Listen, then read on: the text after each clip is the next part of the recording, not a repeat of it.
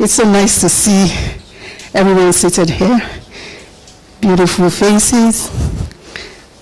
God bless you all. So I'd like to say a very welcome to each and every one of us. It's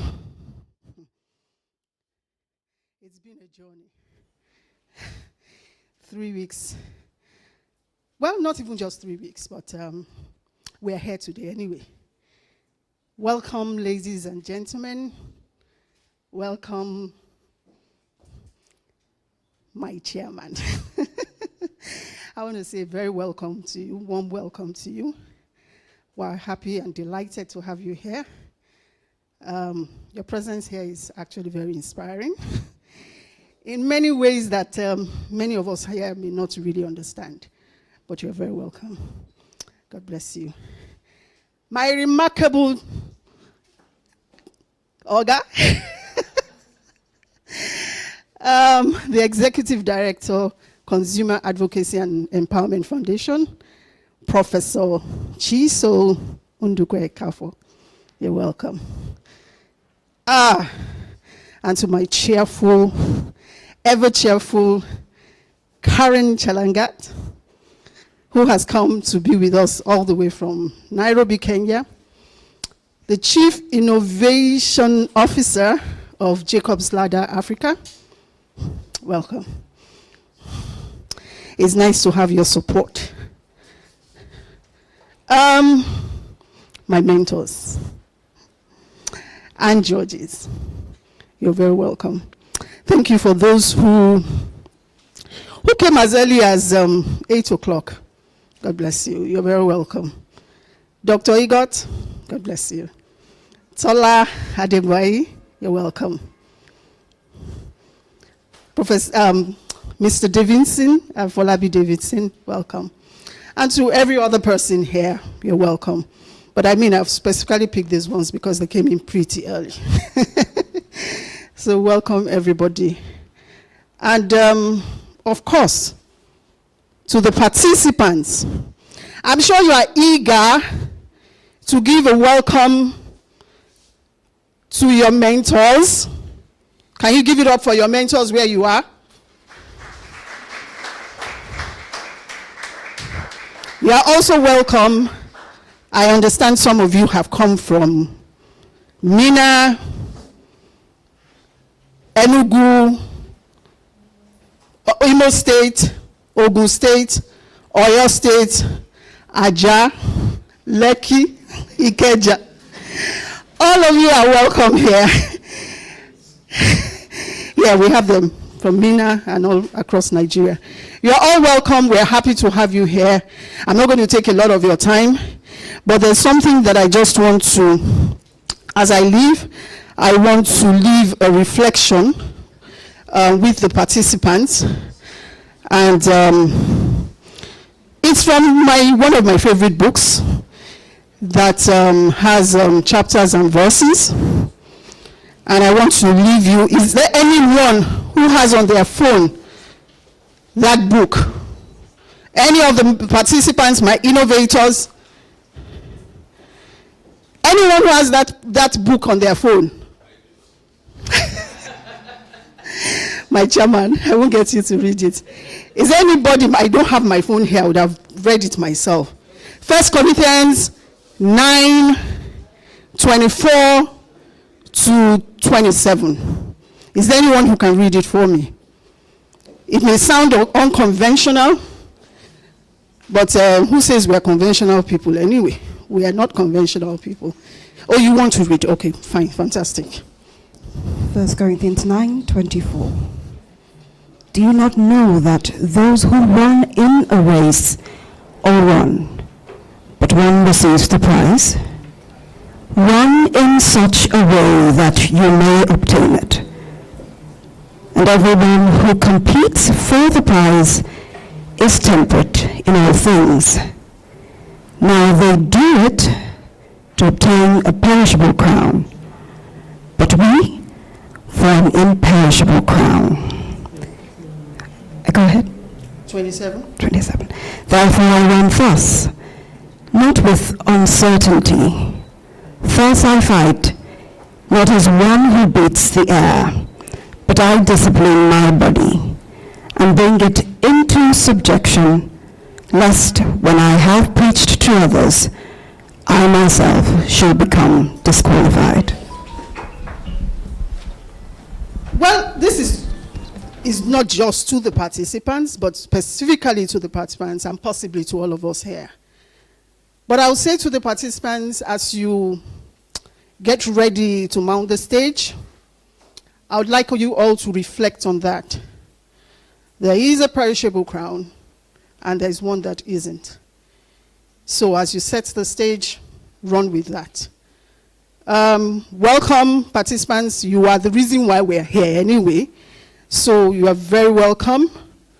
When you come on, remember, put your A game forward, put your best foot forward, bring forth your A game. We're all rooting for each and every one of you. Remember, each one of you is actually a winner, and that's not rhetorics. I actually do mean it. For most of you have, over the first 3 weeks, you've gotten feedback. You've probably gotten a pat on the back. You've probably gotten some bashing from some of your mentors. If they're like me, you will get a little bit of bashing, but maybe they're not like me. But anyway, welcome everybody. And lastly, to the King, eternal, immortal, invincible, and the only wise God. We place you on the highest seat, and we ask that you take center stage. Be glorified, be exalted. Amen. Welcome to Demo Day.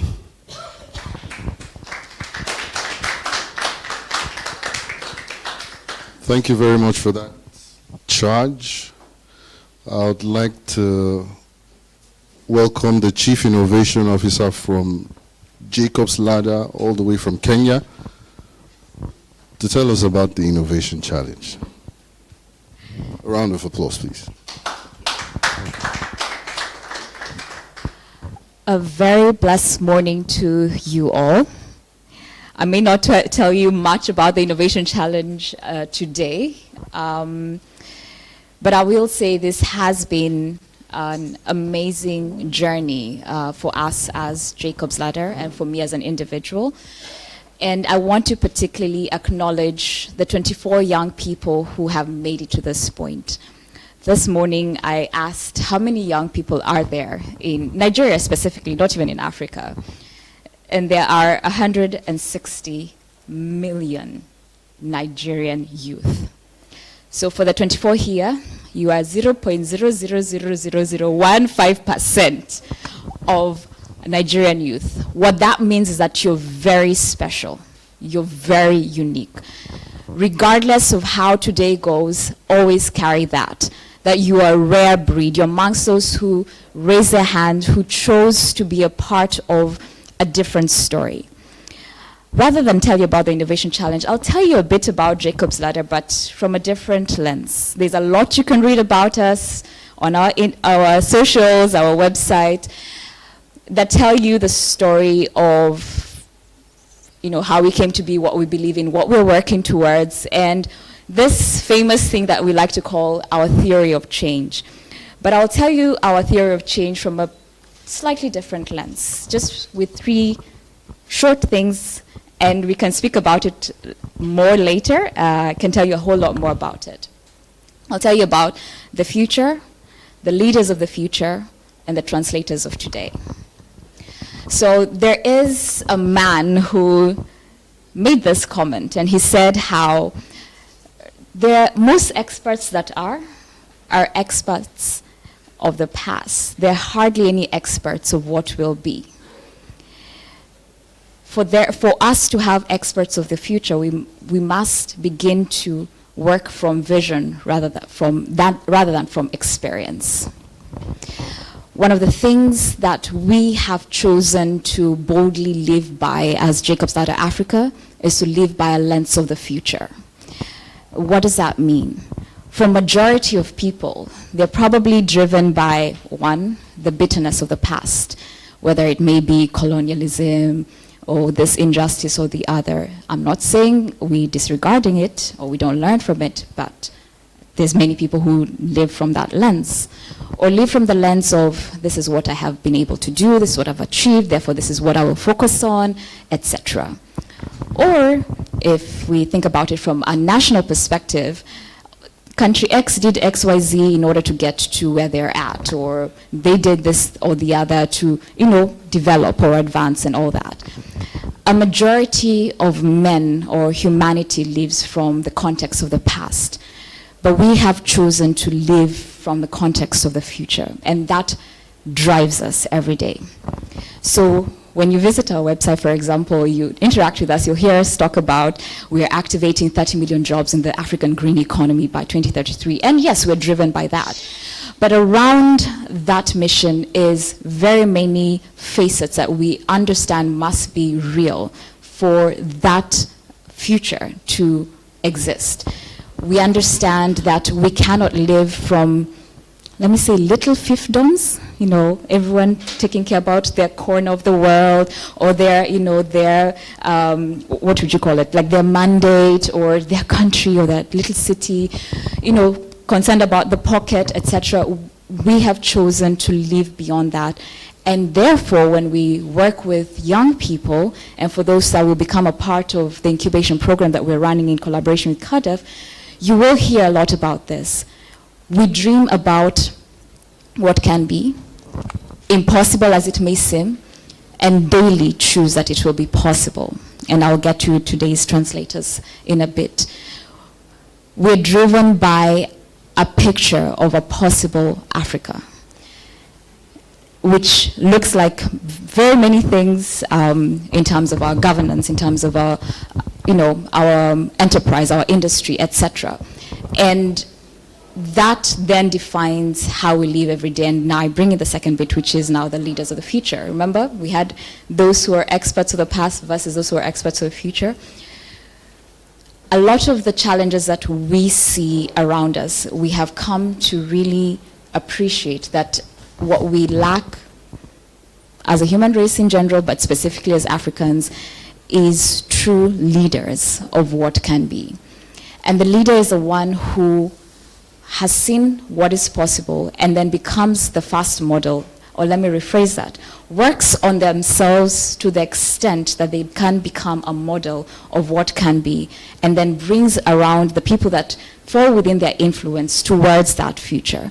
And that's what we do every day. Every person that's a part of the team in JLA lives by the truth that they're a leader. There's a certain expectation that regardless of your role, your position in the organization, you are a leader, first of yourself, the kind of model that you are, and then for the different spaces or different responsibilities that are given to you.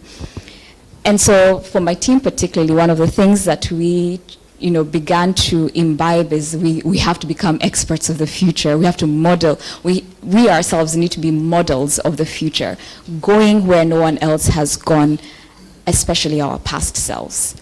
And that consistently drives how we live every day, the way we run our programs, the things that we're doing on a daily basis. And I'll bring in now the third thing, which is translators for today, which basically means that while we have what may seem as lofty dreams, sometimes bigger than ourselves, we keep being asked, how does 30 million become a reality?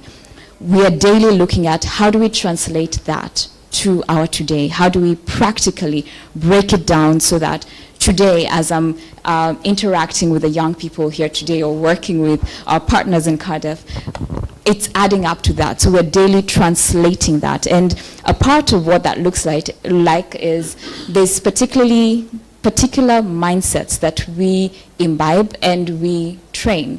And I'm going to give the young people across the room a bit of a teaser of what to expect when they join the incubation program. So there are certain mindsets that we espouse first as ourselves and we train on, and I will very briefly mention a few, which is one, believing that you have access beyond what has been given to you. And I guarantee you, the young people we have worked with have all discovered this. They have sometimes gotten passes, like last year's the Africa Climate Summit. Some of them got passes that presidents were getting. because of that mindset. I'm not kidding. This is real story. They have gotten invitations to meetings that they have not a coin for, but other people are paying thousands of dollars because there's a mind that they have begun to espouse, that they have access to beyond what has been given to them, and that consistently pushes them. And so they're able to translate into today a seemingly impossible future. We are very big on being doers. If you, by any chance, come work with us, and we can welcome interns for a short period of time. We are one team that gets things done, and we will not accept anything less than absolute excellence. And that also then translates to those that we incubate. We are very passionate about being doers because we do see a lot of complaining about the state of affairs, or talking a lot, oh, we need this or the other, but not that many people who go beyond what they say into what they do. And for us in Kenya, we have this phrase that has been has been spoken by so many people. In Swahili, it says, "Serikali saidia." It's a very helpless phrase that just basically says, "Oh, government, help us." And if you watch the news in Kenya, you will definitely hear some woman somewhere crying, "Serikali saidia." We are those who have determined and raised our young people to think about themselves as the solution providers. So when many people are saying, oh, we need this policy or we need this thing, we're like, what can you do? What are you doing specifically? And what that begins to change in them is, I'm not going to wait for this policy to be good for me. I will look for the opportunities that I can execute today, or become a part of those who will influence policy that will then eventually work for me. So doers. There's so many others. Learning and growth consistently, being like a child, assimilating information, never coming with pride of I know it all. That is a killer, I can assure you. But consistently coming to many spaces, with a willing heart to learn. We have Agile Grit. That is a whole other thing, which is how do I ensure that I push through every limitation or every seeming barrier that may be before me. I'll tell part of my story later today, but in brief, for example, for me, as I was, going through the building of this program, I had to go through the barriers of, no funding for a program as I'm starting, but recognizing that this is something that needs to be done, and eventually, the resources that were required, came over time. Or doing things that I have never done before, building curriculum, building a program, etc. It's that mind that has such grit that as you are seeing limitations or barriers in front of you, you're pushing through them. And yet sometimes, and that's the agility part, recognizing that there's some that you will go around. I could go on and tell you so many things that we live out every day and train others, but I'll break it at that point. For the young people that are joining us today, because everyone here, has an invitation to be sponsored into the incubation program, there's an amazing ride ahead of you. An amazing ride ahead of you. You're welcome to a tribe of those who are genuinely building a new future for Africa, and we're excited that you have come this far. And we hope that you will actually, journey with us further. To everyone else that has been a part of our journey so far, thank you so much. Every mentor that has put in time to help these young people, genuinely grateful for the time that you have put in. God bless you. For our judges, thank you for your time today. I look forward to seeing or hearing, your thoughts about what will be presented. Thank you for joining us. To our chairman who plays so many roles, God bless you. Thank you. Sorry, finally to Cardiff for agreeing to work with us. Thank you so much. God bless you. Thank you very much, Shella. I'll highlight one statement. Welcome to the tribe of those who are building a new Africa. Well, 160 million young people in Nigeria. I'm one of them. Can't believe you guys laughed. Forget the greed that you see here and there. It runs in the family. And you will understand why soon. I'd like to invite the person I look like. That's why you see all this gray. So we'll get a message from the chairman. Sir? A round of applause. I'll use the same microphone. Thank you very much. I am grateful to God, particularly for the fulfillment of the things that one foresees, and then with time it comes to pass. But I do have an observation, and from that observation, technically a lot of things arise, and some of the things that will happen here and have happened and will keep happening come from certain observations. One of them, considering our nation, Nigeria, and the context that it's all over Africa, one of them is a very interesting, now that they've started with scripture, very interesting scripture. It's in the 22nd chapter of the book of Proverbs, in the 6th verse. It says, if you train up a child in the way it should go, when he becomes old, he will never depart. If there is a challenge in this nation, don't blame it on the leaders. Blame it on the crumbs of training that we have all received, whether consciously or unconsciously. And unfortunately, most of us don't pay attention to the fact that these crumbs are before us and we are all following it. There's an example that I experienced once, and that was years ago, fuel scarcity. And the fuel pump attendant became like a policeman. There was no difference. Give me, you get. And I'm thinking, oh, if I went to a government office, the behavior is exactly the same. It didn't matter where. I went to the conductor, if I'm getting into a bus, not that I did, but assuming I did, the conductor is looking for a way to gouge me. So I realized it's not the high-ups as much as the crumbs of trail we left. That's one. The second one is in Isaiah 51. In the 18th verse, it says that of all the sons she raised, there was none to guide her, and none to take her by the hand to the destiny that it requires. Therefore, the young people here and all of you here, the intention is not for us to create jobs. That is the means to the intention. The intention is to raise a people who, no matter where they are, the patterns left in their mind will make them answers. If we don't have that, in every profession in our country and in Africa, there is a way we all behave alike. The idea is, let's start somewhere and change things.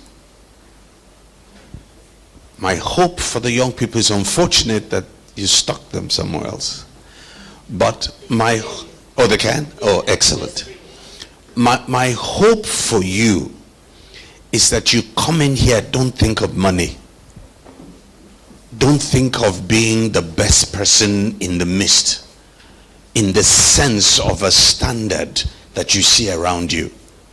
Think only of your ability to represent a story that has never been told before, and be the picture, like she said, of the impossible becoming possible. I will end on this note. I had a conversation with her once, and she asked me a question, that she had an idea that the incubatees with her she wants to expose them to table etiquette. I said to her, this idea will be the greatest thing you've ever done for them. That you will draw them to a table, and these are children who have no concept, and show them how, when you live with the people who say they are civilized, this is how they function. And the idea was, teach them what they know so that they don't become inferior in their minds, and then teach them how to curate what authority more than us. So if they come as IMF and give us ideas, what do? We take them. We never ask ourselves, the people giving us the ideas so that they're following, is it the same idea they have that we have? It's way more than what they pay when they take the same money. With the same issues you have. And all of you, it's all our money. And no one is asking himself, why must we continue this way? So that means that at the end of the day, those who have access to successful businesses have found that doors open to them.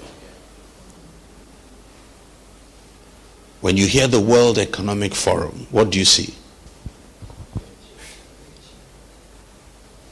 What do you see? Aliko will be invited there, but you won't. So that means that we can use the financial part of our ecosystem to raise a people who, by reason of their success, can bring incredible impact. And what I wish all of you young people is success, to bring impact, and to glorify God, and particularly for Nigeria, that let it never be said that she doesn't have sons to guide her to her destiny. That sons and daughters of this land will guide it to a future that is very different from the way we anticipate now, the way things are, and we're going. God bless you all. God bless you, sir. It's a wonderful time to be young. Thank God I'm young. Next, we'd like to meet the judges who will be scoring the participants today. I'll start from here. Just introduce yourself briefly, as much as you can. I know the profile is long, but do try. All right, thank you so much. Ojedun Babalaji is the name. I'm an AI and automation expert. I also do research in computing AI, and not just only AI as regards computing, but also sustainable environment using AI. So this is my heart, and we're also looking at how to reduce carbon footprint, especially with the use of computer or IT gadgets and all that. So, and with all I've had today, sincerely, the best crop or the best, the newest breed of Africans, they are here already. The 0.00000015 will make a difference. Thank you for having me. Thank you for being here. Okay, hello, good morning everyone. I'm really happy to be here. The things I've heard already, I'm really encouraged, so I hope the young people are also encouraged. You've been here, 3 weeks, haven't you? So, my name is Uzom, and I'm the founder of TechScale Consulting. I have done a lot of things in my 30 plus years career, but let me just say that my main talks would be digital transformation. So I've worked with many of the, many multinational companies and banks in Nigeria to put in really innovative solutions. So I'm looking forward to some of these ideas, cropping up. I know that the young people have lots of ideas. I'm also, as my colleague here said, AI is the new sort of frontier, if you will. So I'm an AI governance fellow. I'm currently doing another fellowship in AI. So really, I think it's one of those things that we follow the times. You know, we've been having conversations here about, you know, how much should we really invest in, you know, our effort and time and budget in AI. And at the end of the day, if you're not, even if we're not as Africans or as Nigerians investing, it's going on. We need to be at the table. We need to be, you know, we're not saying dedicate the whole 100% budget of Nigeria to, you know, find AI solutions, but we need to be involved in what is going on, because already things are being baked in that affect us, that affect people in the diaspora, that affect us as a country. So I think that today is really, it started off great, and I'm really looking forward to seeing what has been produced. So thank you for having me, and I look forward to, you know, like further collaborations with CADEF. Thank you. Thank you for being here. Okay, good morning, everyone. I think maybe my profile is not as interesting as that. My name is Shegun Anjoni.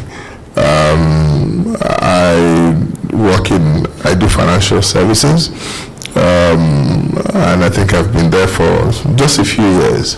Because I'm excited within myself. I was wondering, maybe I missed the dress code. I'm trying to find out that perhaps I should have worn jeans and t-shirt. But I'm really fascinated and excited at the things that I've heard, particularly in terms of bringing forth the future and beginning to see a new direction and being an answer. Which has basically been more of the problems that we've had over time, is trying to do things the same way we've seen it done before. And there are so many allegories to draw from. But for me, I think Olivet is already signaling me, so maybe my time is... But I think it's quite a wonderful thing to be here. And I've come with an open mind and also willing to learn, even as we go through the process, to see what's on display and then come up with an outcome. Well, thank you, everyone. God bless you. Thank you. Okay, to the event of the day, without further ado, but I would like to just state the house rules one more time. Please put your phone on silent so that you don't break the flow of the participants as they do their thing. Also, if you need any assistance, there are young people dressed in cream t-shirts, and they have tags. They'll help you with whatever it is that you need. So the first participant, one more thing before they start. At some point, we'll be voting the audience favorite. We'll look at all the projects, but then we'll be voting the audience favorite. So please take note of the names of the projects. That's how they'll be identified when you're voting. Okay, we'll share a link, something digital. That's how we'll be voting. So the first project we'll be looking at is Waste to Light. You have the floor. 3 minutes. Happy New Month to us all. Good morning, ladies and gentlemen. My name is Abba Emmanuel. I'm the founder and CEO of Waste to Light Limited, a renewable energy startup under 3 years in Nigeria, currently producing wind turbine from discarded materials that could have ended up in the scrapyard. Now, what motivated me was that I came from a place where having electricity was a luxury. Studying as a secondary school student, I never had access to electricity. So at night time, I and my sister would fight to use the lantern in our rooms to read at night. That was what, and it broke my heart. That was how I went about building my own lantern. I went to discarded places, I picked up lanterns and then built my own torchlights then. And then the ingenuity grew into what we have today as a startup, Waste to Light. And today we are not stopping here. We want to see how we can produce this turbine in Nigeria 100% so that we discourage importation. The current installation of wind turbine costs about 50 million naira. And we realize that not everybody can afford this. And so we've come up with this solution, and not just wind turbine, we want to also have solar system integrated into wind turbine, because we know that people already have solar. So you can have all year round electricity, so that we use AI. Thank God someone made mention of AI now. We are going to meet you, so that we use AI to monitor this, so that in the daytime, the solar can charge your system, and then at night time, where there's no sunlight, the wind turbine can charge your system. And during rainy season, we realize that there's low sunshine, which affects the power output. Then the wind turbine can also power your system. Next slide. Sorry, I'm with you. Okay, I've explained it. So we are currently targeting rural off-grid communities. We realize that 85 million Nigerians lack access to electricity, and 45% of this population is only from the rural communities. So, according to World Bank, Nigeria loses about $29 billion annually from poor electricity and over-dependency of fossil fuel. Now, we have to depend solely on fossil fuel, and which causes CO2 into our environment. Then, renewable energy demand. Nigeria have a target of 2030 to meet the energy transition mission of the SDG goal number 7. So, sorry, what is happening?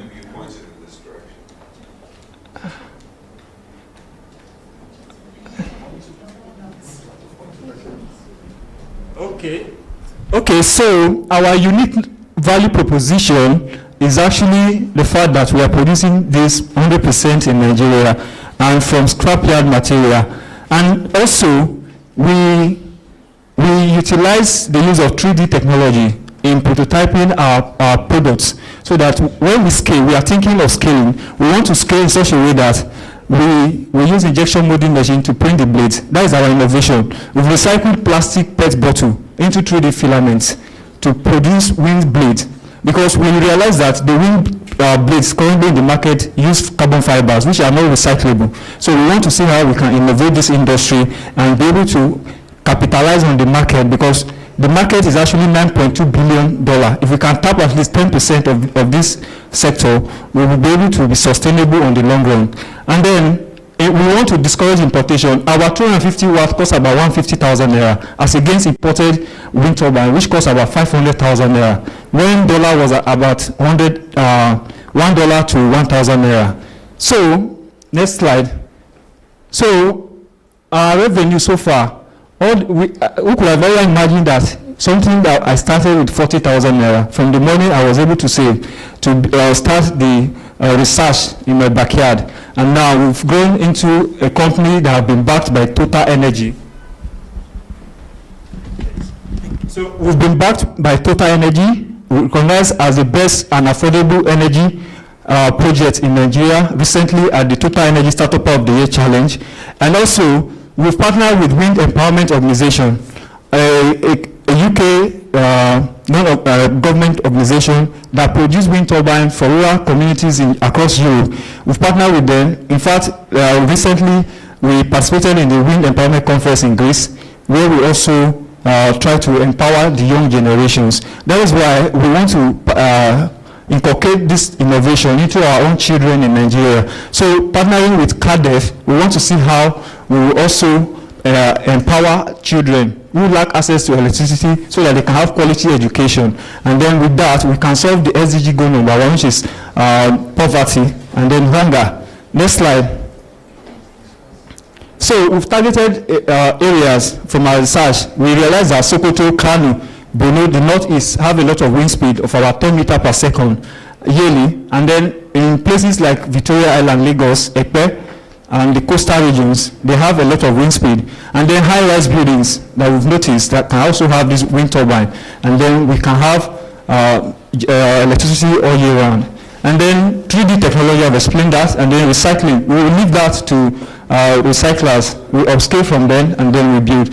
And then local manufacturing, local content. This is our major target. We want to see how to show the world that yes, Nigeria have the capacity to build this innovation in Nigeria. Next slide. I've already talked about the market size. Next slide, please. Then the thing, I realized that I could not do this alone myself. I built the first prototype I built. Took me 9 months. And so I met this Simeon Tiffer, he's a toy inventor in the United States, and he said, "No, do you know about 3D technology?" I said, "No." And I said, "Get a laptop and train yourself on how to 3D model." I did that, and I was able to 3D model my blades. And with that, he was able to support me with a laptop before I learned how to use AutoCAD. And then from there, we have Peter Breukner from Netherlands. He has been building wind turbine for over 25 years. I met him online. I've never seen the two of them physically. So they support me in my research and development. So all the money that I've been getting, we use it back into research and our development. And at this stage, we want to commercialize and go into the market because we realize that the national grid has been collapsing all the time. And we have a co-founder who is from my school, Federal University of Technology, MENA. And also, we realize that our team has to be comprised of both genders. We realize that gender equality is a major problem when it comes to employment. That's why we see that we want to balance this. Next so far. So because of the weight of our turbine, I couldn't bring it down here. I just hope that our video can be played here. Next slide. Next slide. Thank you.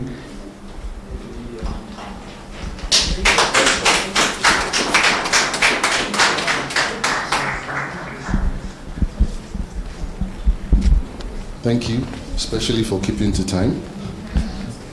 We'll take 3 questions, 2 from the judges for clarity because they will need to score, and then 1 from the audience. So do you have questions? Thank you. Emmanuel, this is fantastic. Fantastic. Well, I wanted to clarify. First, how many pieces of this turbine have you made thus far? That is 1. Then number 2, you highlighted the areas where you have the high wind speed. Now, those areas, are they areas that are willing, that you have people, organizations that are willing to subscribe to this product? Because there is one thing to, let me just leave it that will not explain. So, have you done your research on those areas you listed, Kano, Sokoto, Ekpe, and VI? Yes, and probably the third one. In terms of the collaboration, the people you mentioned, except for your co-founder, the prof, the other persons, you mentioned them as though they are contributors to the prototyping. So basically, I can just say 2 persons there. You, the prof, and probably the other lady. Yes, these are just the important. Can I answer? So just take the 3 questions. Okay. Right. The first question you asked is about how many. We've actually produced 7 prototypes already. That's why we want to patent our innovation before going to the market. We realize that if we do not patent this innovation, it's going to be taken away from us. That's one. Then secondly, the second question you asked about the research. Yes. The reason why I said we've targeted those areas is because they have high wind speed, which means we want this startup to be sustainable in the long run. Then as further as we progress, we will continue to make more research and see how we can streamline our product. I'm sorry, before now, we were just focusing on wind turbine. It was because of this innovation challenge that we had. After the judges gave a review, and then we went back to our drawing board and realized that we have to cater for those who do not have access to electricity before. That's why we brought wind solar system. So, the last question. The team members. Yes, please, the video, I will need it to be played here, please. Because I'm in school right now. I'm in my 4th year. So I have team members in my school that we currently work together. I'm not alone. So the reason why their picture is not here is probably because most times they work behind the scene. And even the last person you see on that video, if it is being played, please. Does that answer your question? Flow, you have not, I've not seen a complete flow of the technology. The wind turbine itself will not drive electricity. You need to store the energy somewhere. Yes. You didn't connect that flow. We are just in wind turbine. So where does it store the energy, or does it drive the energy from the wind straight into the grid? Sorry, sir. There's actually a video that explained everything because we didn't bring our prototype. But yes, we store the generated electricity. The difference between wind turbine and solar is because solar use the sun and then the wind use the wind turbine. Then they store them in battery for later use because we know we don't have them all the time, just like I explained. That's why we've come up with this innovation to be able to have electricity all year round.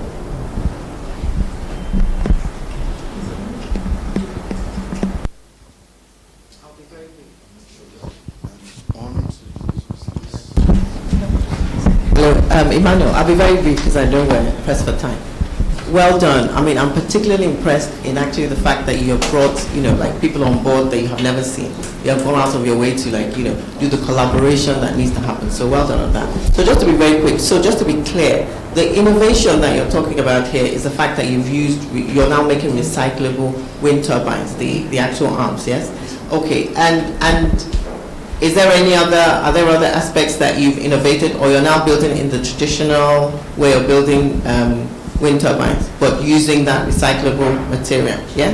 Which is very more cost effective and important. Yes, sir. The generator, we also build it here in Nigeria. Good. Yes. Okay, good. So the other thing I was very interested in is the wind and solar combination. I think if you haven't already, that would be a good place to elaborate. Perhaps we'll see it on the video. But again, those are things that will give you that USP. Do you understand? Being a local, innovator, to use the resources that we have here in abundance. So well done. Thank you very much.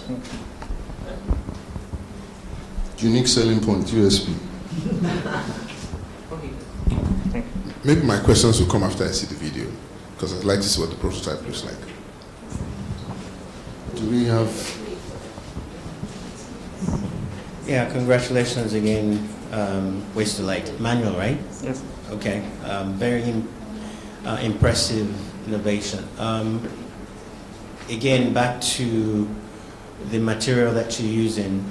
You said it was recyclable plastic material.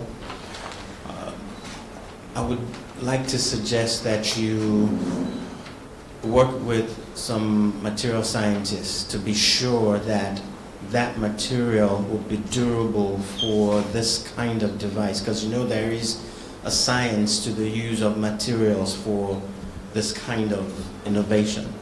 So if you speak to material scientists, they can probably come up with some better material that you can use so that your innovation would be very durable and would be marketable. Thank you very much. I wanted to add to. Yeah, Sorry, sir, just a quick comment. We've also started research in rice husk. We realized that rice husk contained about 70% silica, which is a natural fiber as against carbon fiber. So we're also doing that when we scale. Then we use injection molding machine to combine plastic and rice husk as composite. Please, okay, one last question. Good morning, everyone. I'm Emmanuel. It's a very brilliant innovation. I noticed when you were scrolling your slides that you said you have installed in some institutions. I believe that would have been, it would be, like Madam said, USP for you to mention where your innovation has been used, where it is currently being used, so that it's not just, on paper, but it's something that is currently going on, something that is happening. Thank you. Thank you very much. A round of applause for Waste to Light. Without further ado, the video will be played for the judges when you go to them. Okay, wonderful. Because of time, we'll play the video. So we'll take the next project immediately, and he's here.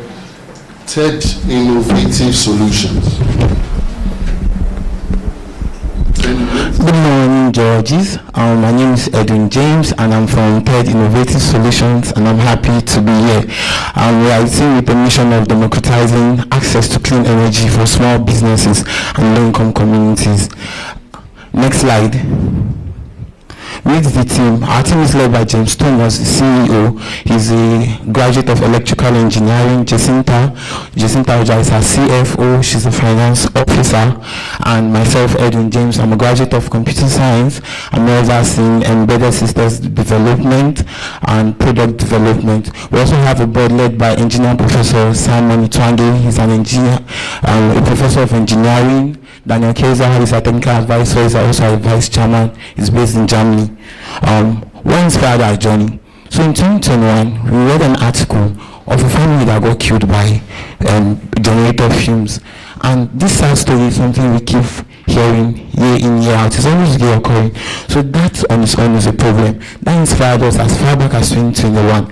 And we took action where we developed the first version of our fearless generator, which we've now improved to the evergreen generator, which we are pitching today. What is the problem? 86 million Nigerians lack access to stable electricity. 55 million Nigerians are forced to rely on fuel generators daily, costing us over $275 million in revenue lost every single day, with 1.32 million tons of carbon and greenhouse gases being emitted, which is not good to the environment. And looking at your current collapse of the national grid, it has become more obvious that we need alternative solutions.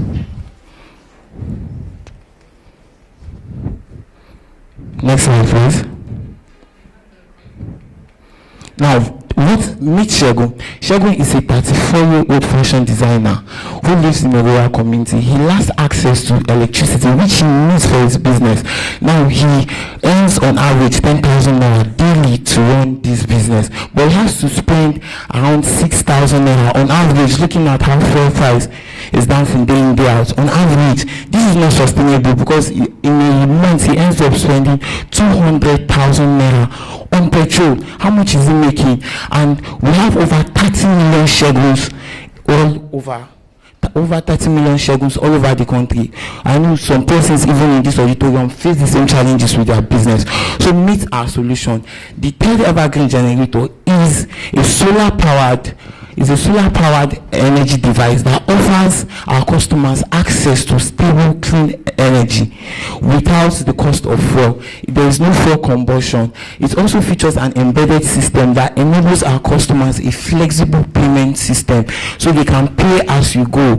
And after they make every monthly payment, the payment is spread across 12 months. And after they make every payment, they receive an activation token, or in easier terms, a recharge card that they use to activate the device while they are using the device. But in this case, they're actually buying the device, not just recharging for somebody else. So at the end of the payment tenure, they own the device.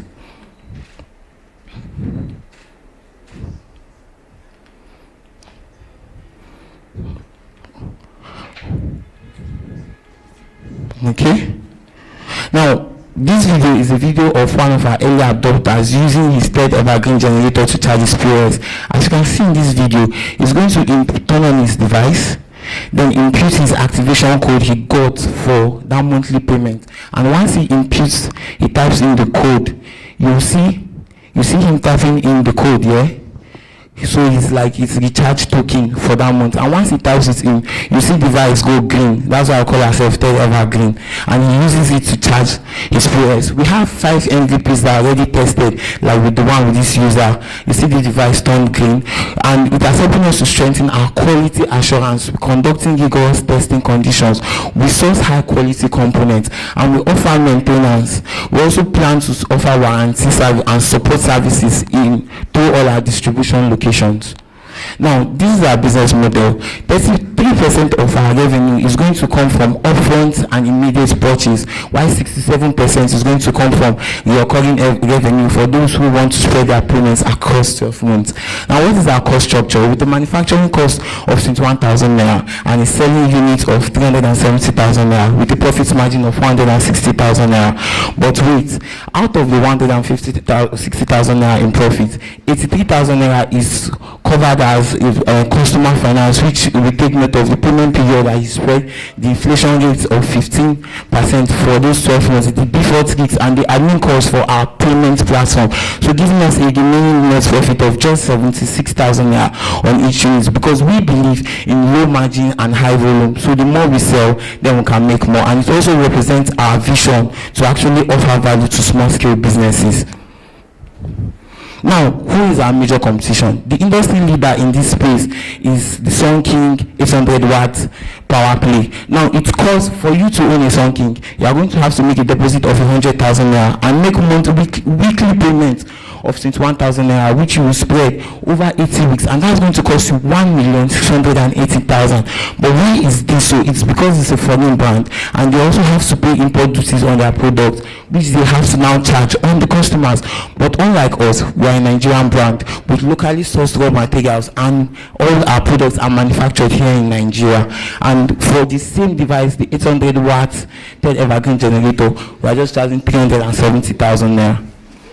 Now, what is our short-term plan? In 0 to 18 months, we intend to launch our pilot phase with 50 units. Our medium-term plan is from 18 to 48 months, scale manufacturing and implementation, and expand into more markets. And our long-term plan, between 48 to 72 months, is to expand into the sub-Saharan market. Now, our pilot phase, we aim to manufacture 50 units, but we plan to fundraise 5 million for pilot phase A, fundraising 5,250,000 naira to use it to manufacture 25 units, and for the phase B, we plow back the revenue we get from phase A to cover phase B of manufacturing.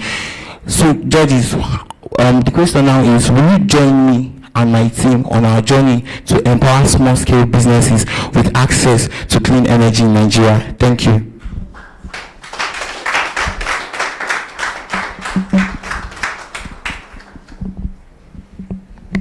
Questions?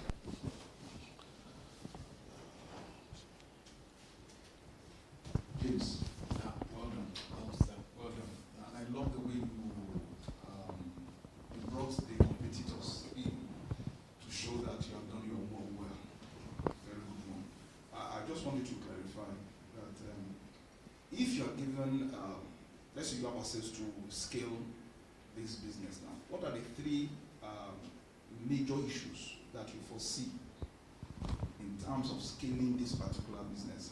And the second one is the product itself, the magic box. Let me call it magic box. Yes. You have embedded both the storage and the access control to it. Where do you source your material? Or tell me the source of the materials for that, because the box is the main focus now. The solar panel can be gotten anywhere. So for the box, what is the source, your raw material? Okay, sir. Do you mean the contents inside the box or the external box? The whole box. Okay, so all our components inside, we source them in any major markets. For this unit, we got most of the items from the Alaba International Market. While the box, we custom made it using CNC machine and computer-aided designs. Then for the first question, the major challenges we expect to face. Yes, 3 major challenges. I think the first challenge is for how we can break into the market, because we are a new brand and we might not be trusted. That's why we are going with a low-cost strategy, building confidence within our customer base, and hopefully through marketing we'll be able to acquire market share eventually. The second challenge we might face is getting access to machineries, because once we want to scale up in large scale, there are a lot of machineries that we might need to import because it's not manufactured here in Nigeria. High-end and CNC machines. Currently, we make use of a factory. There's an engineering factory in Benue State, so we make use of our CNC machines. We are just recent graduates who can't afford one ourselves. So that's one of the major challenges. And the last challenge would be funding to some extent, because a project like this is capital intensive, if we are being honest. So funding is also a challenge. So well done. Congratulations. You guys have obviously done your homework. So quick question for you. So what would you say is the difference between you and that competitor that you mentioned in terms of innovation?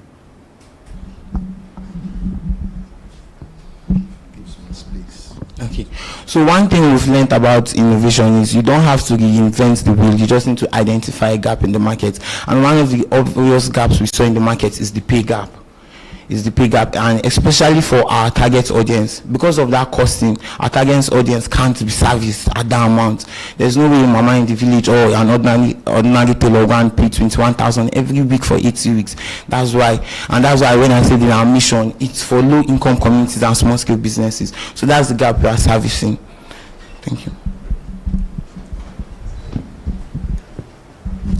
Thank you. Just one or two questions. The first one, the prototypes that you've manufactured, how long has it been in use?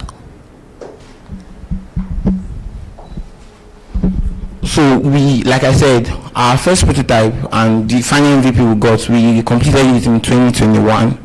And it's been in use since then. We were able to use it to participate in the Nigerian Science and Technology Innovation Challenge, and we were part of the top 3 winners of the challenge way back in 2021, and it's still running tonight. It was actually that prototype they sent a video from for us.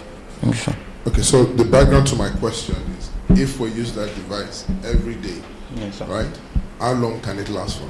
Okay, now the device itself, so I can confidently say for 3 years. Now we know the battery has a shelf life because our batteries are built from lithium iron cells, and it has a shelf life of 2 to 3 years. But of course, if you go and short circuit it, then it gets damaged. But that's a different conversation. But so the battery cell has a shelf life of 3 years. Then you have to replace the battery cell, and as I said, we will set up support services to help our clients to do that in their locations. So we have a shelf life of 3 years for the battery, and the device has a shelf life of at least 5 years. Thank you, sir. My apologies, that's the last question.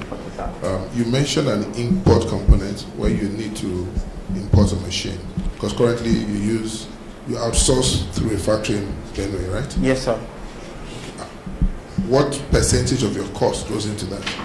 So CNC machines now, we were doing research and we've seen affordable CNC machines, both brand new and second hand, from the cost of 2 million. 2 million you can get from 2.5, 3 million. So at the end of the day, we would have to take a look of what we have on ground and make an informed decision. We won't carry our entire capital just to buy CNC machine and don't have money for raw materials. We won't do that, sir. Thank you. Well, you might need to rework your numbers, eh? Okay, sir. Inflation is about 30%. Okay, sir. Thank you, sir. Thank you very much. Please put your hands together for TED Innovative Solution.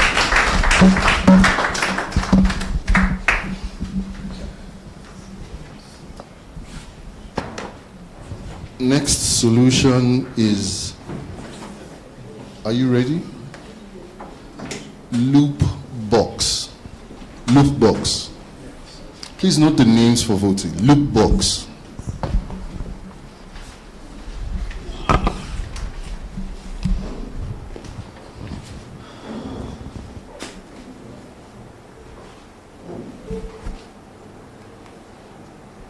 Few years ago, while I live in a coastal waterlogged community in Naija, Lagos, I came back home after 2 weeks of flooding with no power supply and flooding. When I was in my room, I had a loud cry. I washed out, and the news I got was the unfortunate demise of Ade, my neighbor's son. Ade was my friend. Ade of age 3. Had died from a preventable waterborne disease.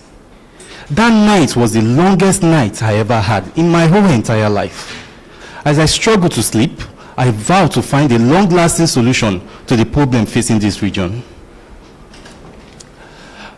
In Nigeria, electricity is a ticking time bomb. Over 80% of households does not have electricity, either unserved or underserved, with less than 4 hours of electricity per day. Not that only. If I may ask, have you ever imagined drinking from your pool? It is irritating, right? I bet it is. However, over 90% of households in Nigeria is drinking water contaminated from human pool. It is as a result of the use of local septic tank, popularly called soakaway, whose content goes into the ground, contaminating the nearby wells, borehole, and other water source. This problem leads to the death of around 17,000 children annually in Nigeria alone, and this is the highest number ever recorded for any nation in the world. Climate change is also adding pressure, according to UNICEF. In the bid to solve this problem, I co-founded POD, where we design and develop life-changing biotechnology solution, Loopbox. Loopbox leverage lease-to-own model to empower people at the base of the pyramid, low-income households, by advancing access to clean energy and sanitation through our AI solar-powered Loopbox solution to replace local septic tank in new and existing households. Loopbox also treats our human waste and recycle it into reusable water, while it provides access to electricity up to 8 hours per day, while treating nearby wells, borehole, and other water source into potable water. It also leverages AI to kill harmful pathogen causing disease, and also to moderate its temperature for efficiency in coastal, waterlogged, and flood-prone communities. In our market size, Nigeria currently have 43 million households in Nigeria, but our beachhead markets, we've mapped out our beachhead market of about 100,000 households, and our solution selling at 400,000. And we've also researched this market. They are spending about 800,000 naira on septic tank solution with a recurring expense of 120,000, as the water from the ground will constantly seep into the septic tank, so they need constant re-evacuation. We are selling our product at 400,000, with a mapped beachhead market of 200,000 households, not 100. So with 10% of the total, with 5% of the total beachhead market, that leaves us with 10,000 households. At our product selling at 500, that leaves us with a total serviceable market of 5 billion naira. Our unique selling point is that it's cost about $1 million naira to build conventional septic tank in waterlogged, coastal, and flood-prone communities. And yet, about 120,000 naira is spent annually for a recurring expense on evacuating this septic tank. This is as a result of the water that seep out of the ground that constantly fill up this septic tank and need constant evacuation. So they evacuate at least 3 to 4 times in a year. Our solution, which is cheaper, and also we integrated financial assistance to this community because we believe they can't afford it at an outright payment. So they lease to own, whereby they pay on installments till they completely pay off this product's fee. And with our solution, they will never have to evacuate their septic tank because it constantly treats human waste into reusable water, ideal for landscaping, and giving them access to 8 hours of electricity per day.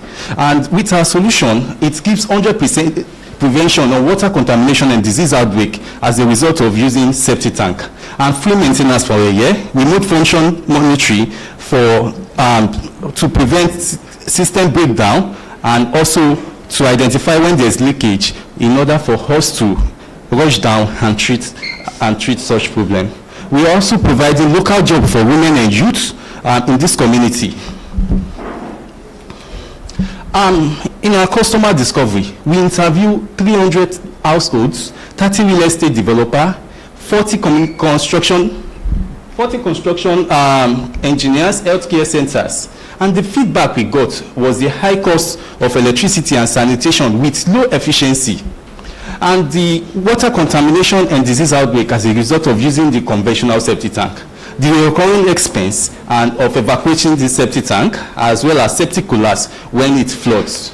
And this was the yardstick we used to build us to make it more affordable and highly efficient, giving value for the money of their products, and as well as help solve water contamination and disease outbreak as a result of local septic tank, and they do not need to evacuate their septic tank any longer with no more septic collapse. You can see that's a great one. We are not the only one in the market. We've identified some of our competitors, which are better future technology. They also focus on waterlogged, flood-prone, and coastal community. But what their solution does not solve water contamination and disease outbreak, and they still use bricks it only helps them treat their human waste into reusable water, but it does not, the water contamination problem is still present there, and their price goes for about 700,000 here. We have the 700, I mean, it's a mistake, 700,000. Then we have this local septic tank, which also is very prominent in all Nigerian households. It goes for 800,000, which is the major cause of water contamination and disease outbreak. And we have the Olivet as well. They focus on households. It's soft water contamination, but quite expensive due to the importation. And in our users' journey, we leverage on media, marketing, and also community engagement, CDA. After we've been able to identify a customer, we assess the site for your appropriate size of installation. Afterwards, we install, we offer free maintenance for a year, and after our solution is being deployed, with us 40 years of lifespan, we recover this product to be recycled into new products. Our business model is very simple. We partner with financial institutes and real estate developers, engineers, and governments. Why we partner with financial institutes is to help get these products in the hands of our customers, and so they can lease to own those products and pay on installments. And our revenue, we generate revenue from the sales of loop box. We generate revenue from the sales of microbial bacteria. We sell to our customers for easy decomposition of human waste into eco-friendly water. And we also generate revenue from loop box maintenance. On the climate angle, our solution helps customers adapt to heat waves that leads to heavy rainfall and flood in these communities. So with our solution, it helps reduce the cost of water contamination and disease outbreak as a result of using the conventional septic tank. And on the carbon side, we recycle materials. Is a circular economy model that reduce carbon emission associated to waste disposal and new material production. And since these products, when they evacuate this waste, it's being disposed of in the ocean, our solution avoids that, so it's limited by biodiversity as a result of water being disposed. This is our solution. It's being powered by solar, and it has an advanced IoT solution that helps monitor against system breakdown, and at the same time identify when there's leakage. And it works on anaerobic digestion, which break down the human feed into, and this is our milestone so far. We've been incubated by the Nigerian Climate Innovation Center. We've received recognition from Vice President Osibanjo with a $1 million grant. We've been supported by the UK Tech Hub side, where we were the second runner-up, and we won the BFA Global Techathon Award as the second place winner. And we've been selected as the 12th African startup for the Village Capital Accelerator Program, and GCIP in partnership with Rural Electrification Agency. Thank you. Thank you. Please put your hands together for Loop Box. I'll take questions from the judges. Thank you, and very well done. Yeah, thank you very much. I'd just like to ask, in your industry review of the competition, it would have been good for you to show the capacity of what the other solutions can provide. Okay. What I saw there was the target market and also the cost. Okay. So that we can see clearly, what your proposition brings to the table that the others don't provide. Okay, sir. Yes, but if you want to speak through it, it's fine. Yeah, so as I said, the first one, which is the Better Future technology, they helps to recycle human waste into usable water, into biofertilizer. But the idea, the concept of how they build their solution does not help solve water contamination. They still use block, which make water impervious into those solutions. So water can still penetrate into the septic and it causes water contamination. And we have the local septic tank as well, which is definitely that one is even worse, because when it floods, it collapses and the conventional septic tank serves as a breeding ground for pathogens. So in that case, the disease spread within the community, and we have vulnerable children between the age of 1 to 5, and when they get in contact with such pathogens, they actually fall ill and eventually die. And that's why the numbers has skyrocketed for Nigeria, as 117,000 children dying annually. And these are the challenge we are trying to solve with our own solution. Well done, congrats on the efforts so far, and I can see the accolades that you've received, and also I see the passion that you have for it. So continue with that passion. Thank you very much, ma'am. Some maybe difficult days. I'm sure you'll have very good days also. Okay, so quick question would be, what would be, just very quickly, if you can list the things that a household will need to do to deploy this. So a household would be, they need to change the septic tank, they need to do this, just quickly. Yeah, so for new households, if it's new household, what we just know, we deploy, we train youth and women on this installation. So firstly, they go with the digging because it's been installed just the same way the local septic tank is being installed. So they dig, we put our products and we connect straight to the water closet. So that is very easy. But when it comes to existing households, what we do basically is two ways. If the customers want us to just go through that route I just described, or probably we will break down the local septic tank, then we fix our own solution into that same sensor, then just connect it to the water closet, and that's all. It's such as simple as that. So it's not much of an effort. Thank you. Thanks so much. Yeah. Look box. A quick one. Number one, I just want clarity. The look box is a biodigester. Yes. Okay.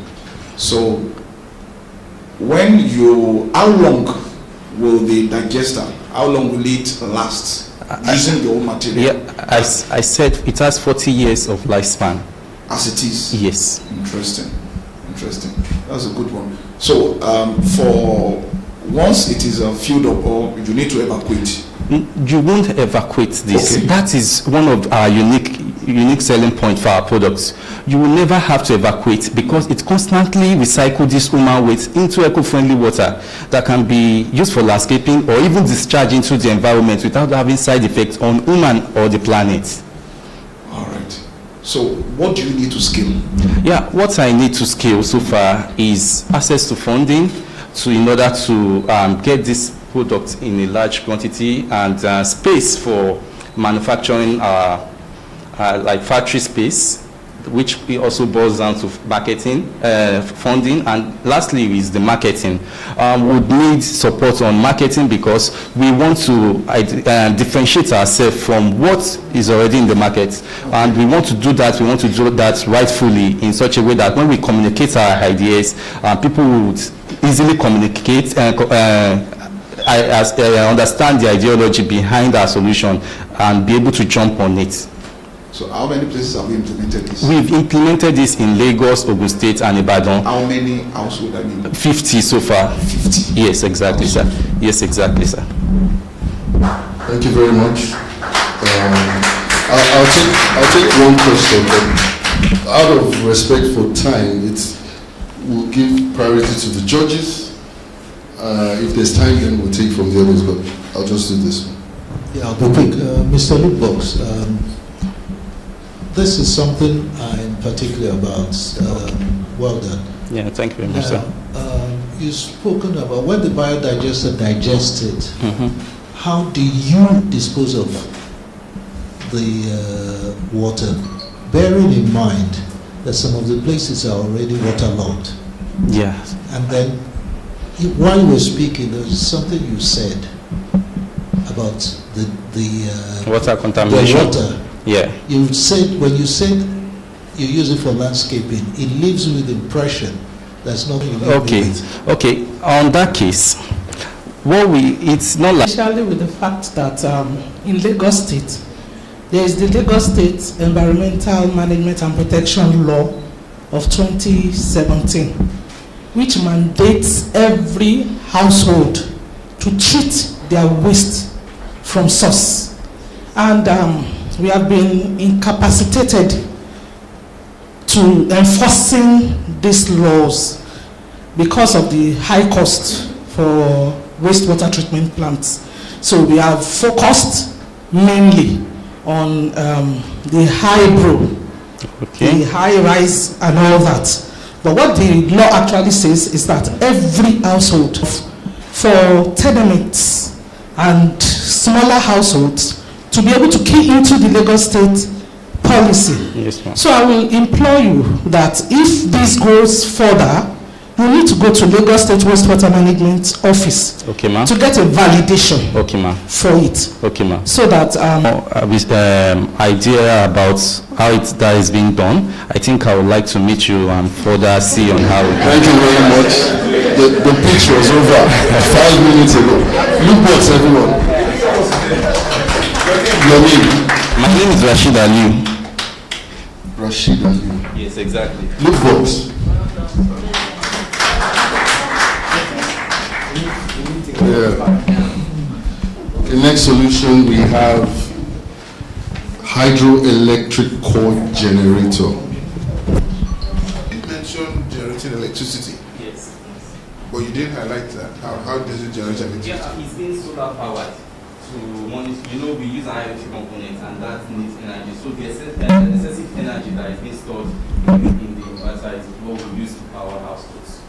Okay, so essentially, to power households. Sir? To power households or to power the device? We power the device with it. So the excess energy is what we store and then we use it for powering of fans, charging of phones, and all sorts of things. Like that. All right, thank you very much. Good day, everyone. My name is James Emmanuel Ikena, and I'm a student of Imo State University, Department of Mechanical Engineering.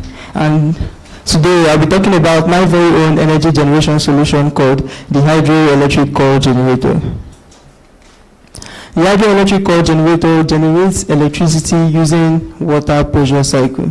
This is a new system that has not been done anywhere in the world, and the first of its kind. This project aligns with 6 Sustainable Development Goals: SDG 3, SDG 7, SDG 8, SDG 9, SDG 11, and SDG 13. Our world currently is filled with a lot of greenhouse toxic gas emissions, as we know it, and the majority coming from the internal combustion engine. Also, the external combustion engine as well also produces CO2, which is a major promoter of climate change. And growing up, when I was younger, as we were traveling interstate with my parents, I used to throw up a lot. And the reason being that whenever I perceive this petrol smell and the toxic emission coming from the bus, would always want me to throw up. So I threw up throughout the journey. And yesterday, while coming down here from Imo State, I was also prompted to throw up again. But I had to beg the passengers to please close the window so that the gas would not choke me up. Yeah. So talking about the cost as well of the internal combustion engine is very high. Currently, the price of 3 kVA generator petrol is 500,000 naira. So you should know how expensive it is. And the internal combustion engine is also capable of causing explosions, as we know it. The cost of solar as well is not a very good alternative, because solar during rainy season and winter, where we don't have enough sunlight to power up the batteries, the solar panel becomes nearly unfunctional.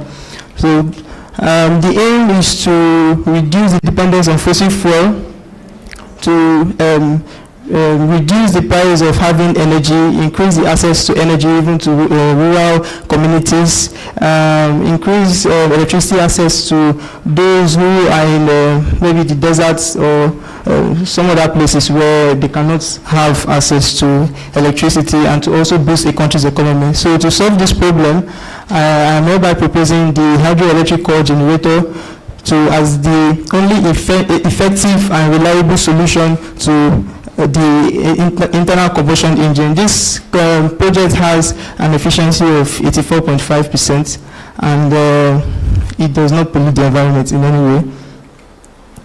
This is the previous design I made. So after some modifications, I had to arrive at this. I'll explain this step by step. The design starts from having a tank, and then inside of the tank we have a pump. This is a customized pump anyways. And these protruding shafts here are connected to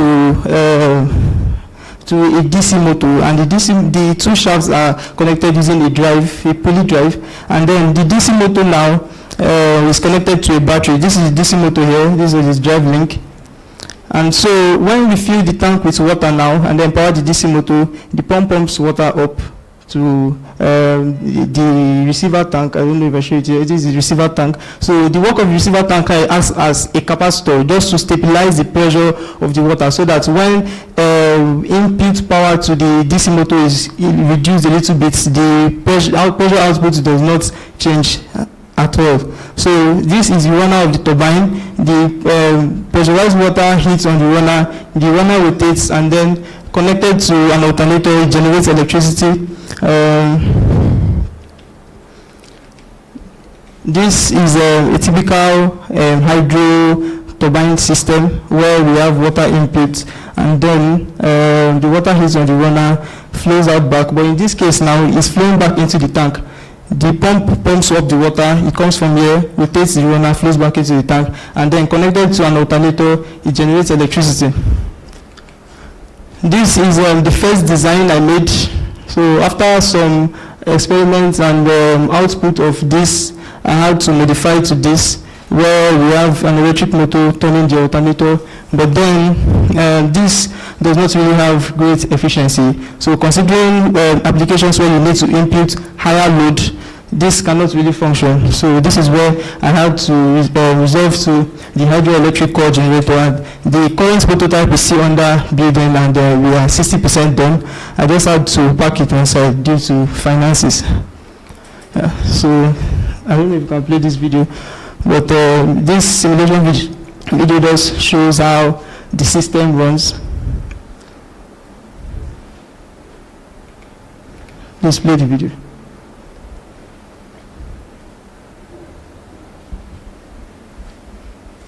Okay, don't worry about it. Well, this is the pump. Pumps water up to the turbine, rotates the turbine, falls back into the tank, and then the cycle continues. This system maintains the integrity of our water reserve. Should the case be that I decided to break down water to extract hydrogen gas used for combustion, produces work to generate electricity, and then it would add value to water. And so people start holding water, and then would make water more expensive for easy access. So this is the reason why I had to resort to this. The value proposition of this machine is that it is scalable and flexible. It can be implemented anywhere, in cars, airplanes. I'm looking forward to electrifying airplanes so that we don't have to pay much for transportation fee. It also reduces the toxic gas emissions, thereby reducing climate change. This project also improve energy access to local communities. The expected impact of this project is that by successfully implementing the Hydroelectric Core generator, we can expect a substantial positive impact on the environment and also on the economy of the country. Because we know that inflation is currently in Nigeria now because of the high cost of fuel, where the Hydroelectric Core generator can easily sort that out. According to Nova1advisor.com, the renewable energy market, global renewable energy market, is projected to be $1.57 trillion as at 2025. And so we know that this is a very large market, and the Hydroelectric Core generator can capture a significant share of this market. Talking about regional insights, the Hydroelectric Core generator can be implemented anywhere in the world. Yeah, and the Hydroelectric Core generator also has industrial and transportation and commercial applications. So we know that these projects now can be implemented in the 5 sectors: agriculture, education, healthcare, and is also very affordable to them. business model. The hydroelectric core generator, we can offer an attractive return on investment. Talking about a rural community now that we're trying to install this project there, we can easily approach the local government and then offer a deal of them using their money to fund the installation of the projects, and then they get a certain percentage from the total revenue coming from the projects. We can also offer maintenance services as well as support. Competitors, talking about direct competitors and indirect competitors. The direct competitors of the HEG is the traditional hydroelectric power plant, as we know, the Kanji Dam. And but then the Kanji Dam cannot be implemented in your homes, so this is where the hydroelectric core generator comes in. And also indirect competitors, solar, wind, geothermal, biomass, and the rest of them. The hydroelectric core generator stand out amongst these other solutions because it is way cheaper than the rest of this, and it is very flexible to implement anywhere. Also maintains the integrity of our water reserve. My name is James Manuel Ikem. As I said earlier, I am the founder of Meliscomp Innovations. I have 2 years experience in project management, 4 years experience in fabrication. We successfully carried out the version 1 and version 2 of the world's very first Ukwa machine, where we presented Southeast and came second overall in Unizik last year, and further to Abuja to present the project. Currently, we are working on the version 3 of this machine. I have also implemented I have also created the hydroelectric core, the electric core generator for version 1 and version 2, and the project was a success. Currently, there are several other projects that I am included in, even the ones that external investors came to Imo State University, and then they recommended me to carry out the project on carbon filters. Yeah. So I also have 2 years experience in CAD, embedded systems, electrical windings, HVAC systems, and the rest of them. Thank you very much.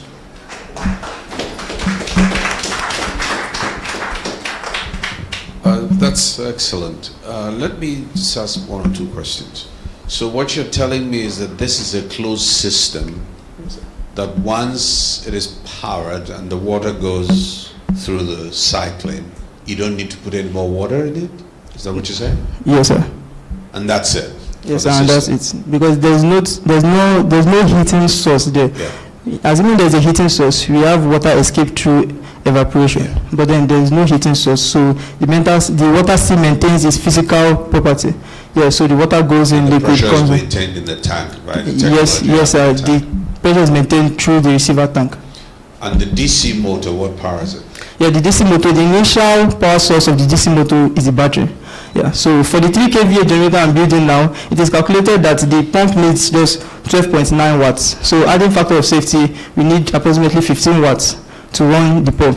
So when the DC motor initially powers the pump, the system starts, generates electricity, then 15 watts from the generated electricity of the 3 kVA comes back to continue and also charge the battery as well. Okay, and how can you scale this? Are you saying you can scale it ad infinitum? Yes, sir. These projects can be built for 7 megavolts ampere, 10 megavolts ampere, even as low as 200 watts as well. Excellent. Thank you very much, sir. Just a clarification. So congratulations on your work so far. Thank you very much, ma'am. Really good solution. So just to understand, so after the initial starting of the water pump with electricity, you don't have to continue with that. Is that what you're saying? No, what I'm saying is that the initial source, the combustion engine, the internal combustion engine has an exciter in it. Yeah, when you draw the gen, the field magnet rotates. Yeah, the residual magnet. So as it rotates, it generates electricity, which ignites the spark plug, and then the spark plug then comes back to continue the cycle here. So that's how this one works. The initial power source comes from the battery. Yeah, so it powers up the system. System starts to run. Then, so that's what I'm. Sorry, go ahead. Then the generated electricity comes back to. There's going to be a smart switch. Yes, so now powers the system. So we don't longer need the battery now. Exactly. So that's what I was saying. So you don't longer need the initial source of power. Okay. Exactly. It can run by itself. Yes, ma'am. Thank you. Great. You have not told us, maybe because this the third version is still in prototype, or you're still in progress? You have not finished? Yeah, it's still in progress, sir. I would have just wanted you to project the cost, your own cost now, the business, the cost. All right, yeah. For let's say a 3 kVA generator, yes, water generator now, how much will finish it? So with that, it's easier to project in terms of scalability and all that. Yes, sir. Following the current economical situation in Nigeria, to successfully finish the 3 kVA model would cost 200,000 naira. Yeah. 200,000? Yes, just for one prototype. Yeah, so selling now. Battery? Yes, I include the battery. Okay. Covers for cost, labor cost, and fabrication cost. So the selling now should be around 220, 230. But that is for one prototype.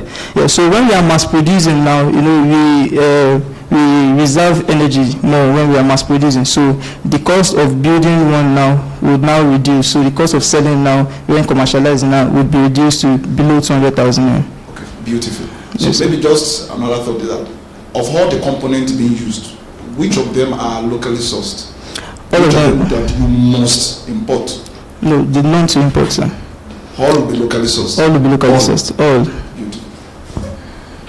Fantastic. I think we have time for question or comment. Well done. I just want to find out from you in terms of your competitors, because you mentioned that this is relatively new. Yes, ma'am. But what is the difference between it and what is called hydroelectric core generator? Not cold, ma'am. Core. Yes, I know. What's the difference? Because I just want to understand the difference between this core generator and Candida. No. And the hydroelectric core generator. I've not actually heard of cold generator. Okay, so can you then find out, because when you said that, I said, okay, so that means there's no competitor, but there is hydroelectric core generators. Core generators. Oh, yeah. Please, may I ask what the core generators does, ma'am? Similar thing. All right, ma'am. So maybe some homework for you. Please put your hands together for Emmanuel, James Emmanuel. The name of his project is Hydroelectric Core Generator. Thank you very much.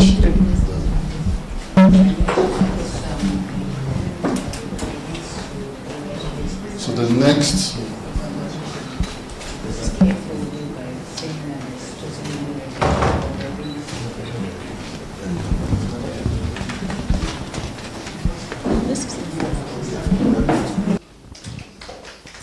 Please put your hands together. Thank you.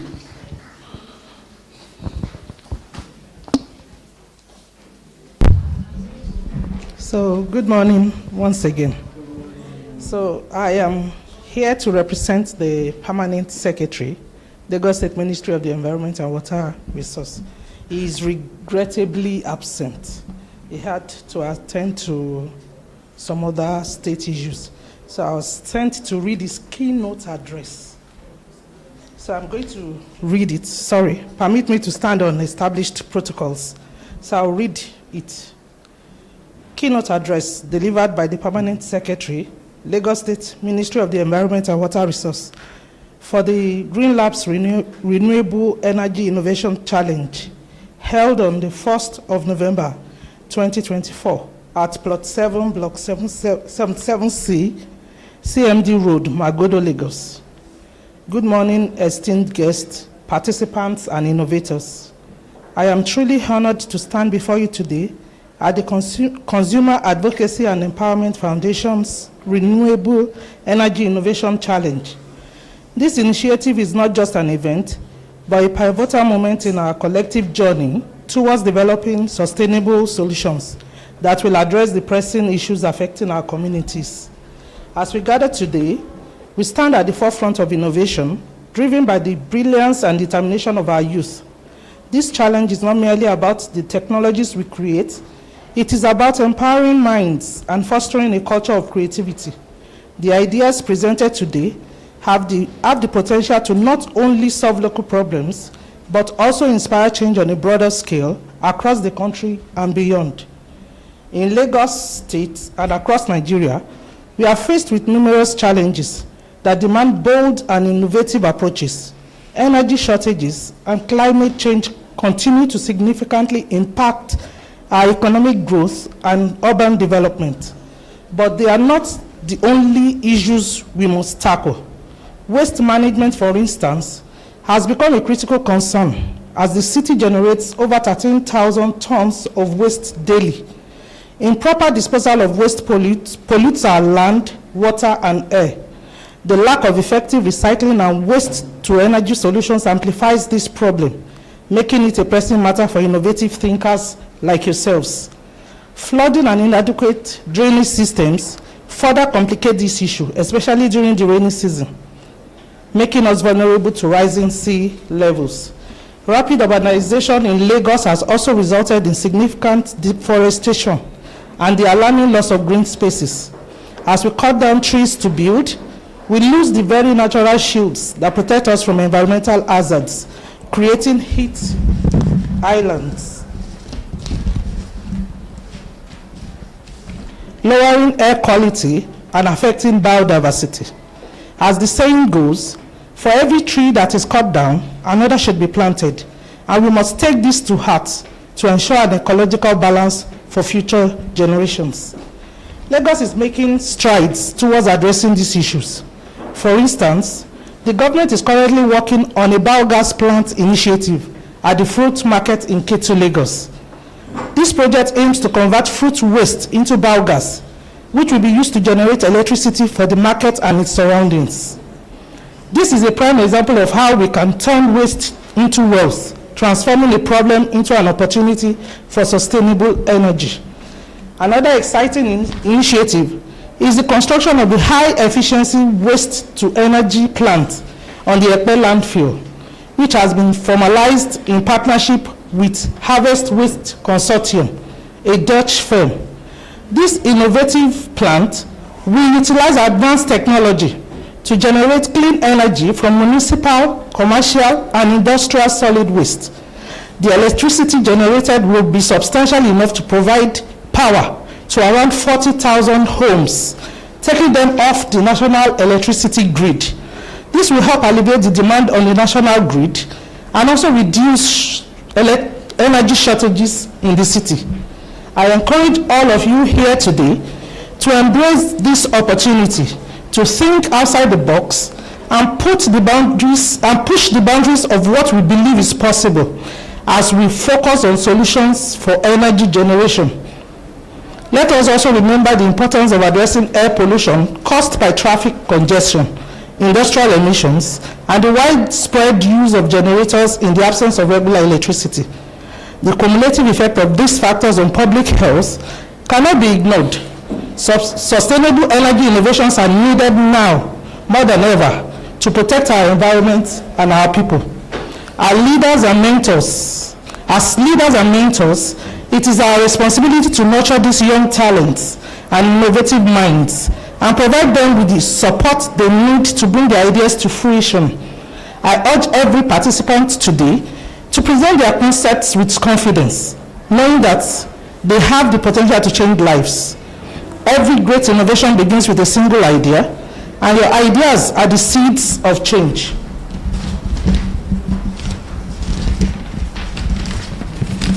I also want to emphasize the importance of sustainability in our approach.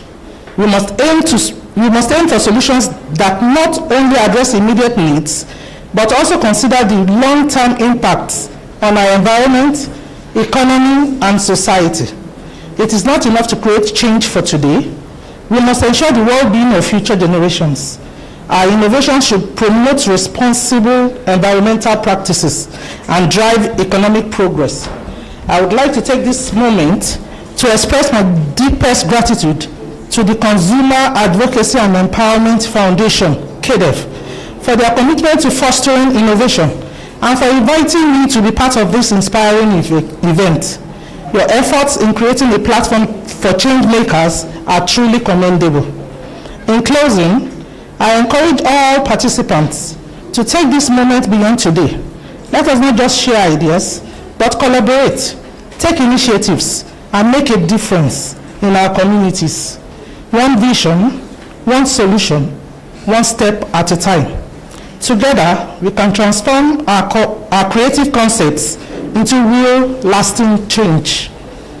The world is waiting for your innovation, so let's make it happen. Thank you, and I look forward to witnessing the incredible innovations you all will share today. And I dare say I've seen very great innovations here today, which I will take back to him. Ìgbéga ìpínlẹ̀ Èkó àjùmọ̀ṣe gbogbo wa ni. Signed, Gaji Omobolaji, the Permanent Secretary, Office of the Environmental Services, Lagos State Ministry of the Environment and Water Resources. Thank you. Thank you very much. I wish someone would translate that Yoruba, but my Yoruba is not that deep. No, I'm not trying. The progress of Lagos State is a collective effort. Fantastic. Thank you. So we'll move on to the next solution. Agro Flow. Please be mindful of the names. Be mindful of the names so that you can vote for them when it's time to vote. Agro Flow.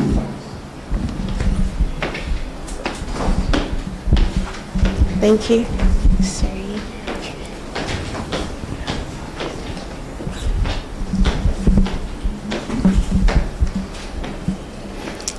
In 2023, the African Center for Strategic Studies reported that 149 million Africans currently face acute food insecurity.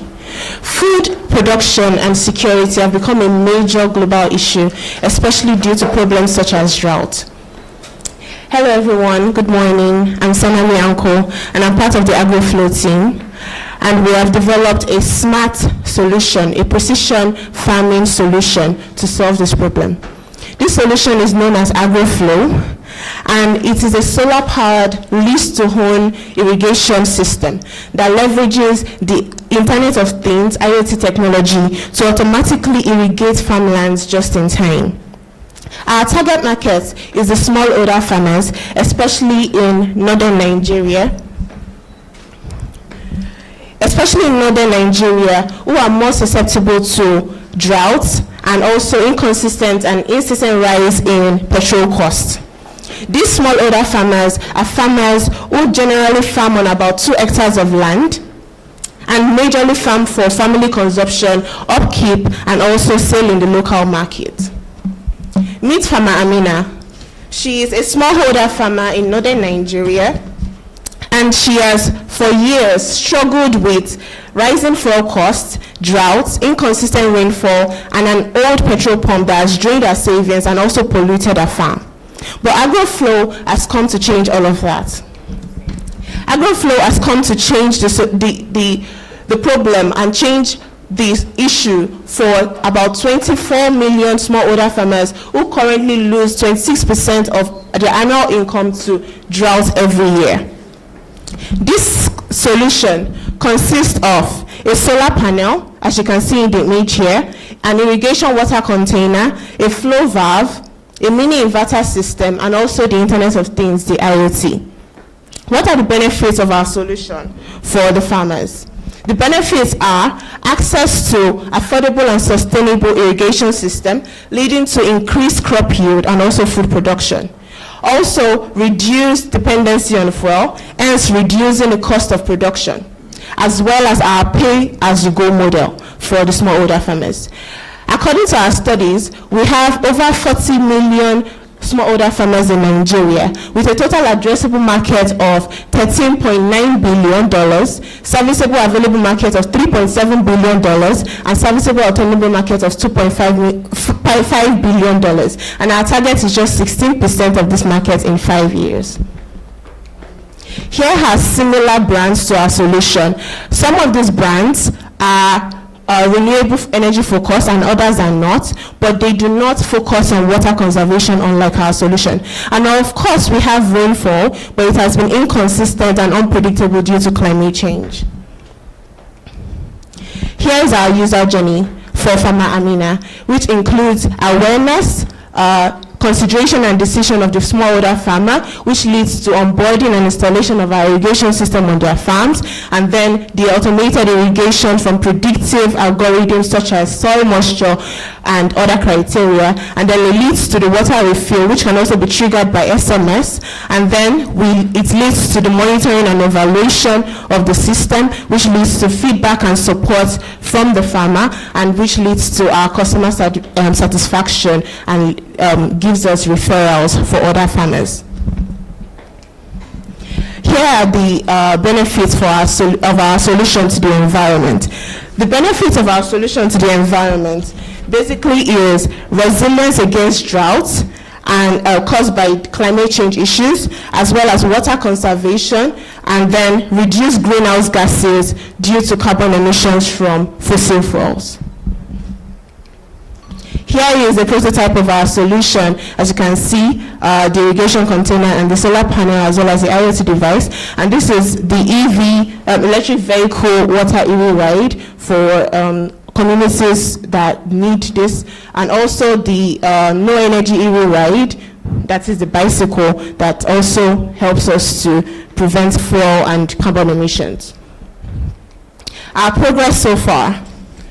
As you can see here is our prototype, the building, the process is here, the IoT device, and the model farming for the IoT device. And also we have identified a pilot farm in Lagos State to test out our solution. Also, our prototype is ready and is currently on a farm being tested and has been undergoing testing for about 90 days. And also, we have also identified and gotten contacts for farmers in northern Nigeria and partnerships for us to reach these people who are currently facing the issue of droughts. Here is the IoT device, our prototype. Okay, yes, a brief video to show how it works.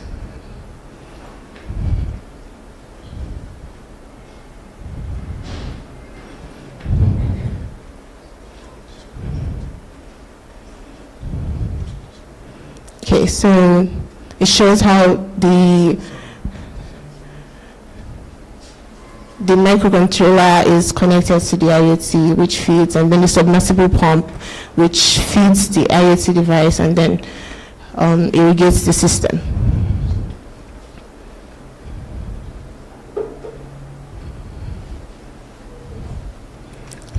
So we're asking for the prize money so that we can further refine our IoT device for further precision and accuracy of our solution, and also for better predictive algorithms to further enhance our decision-making processes.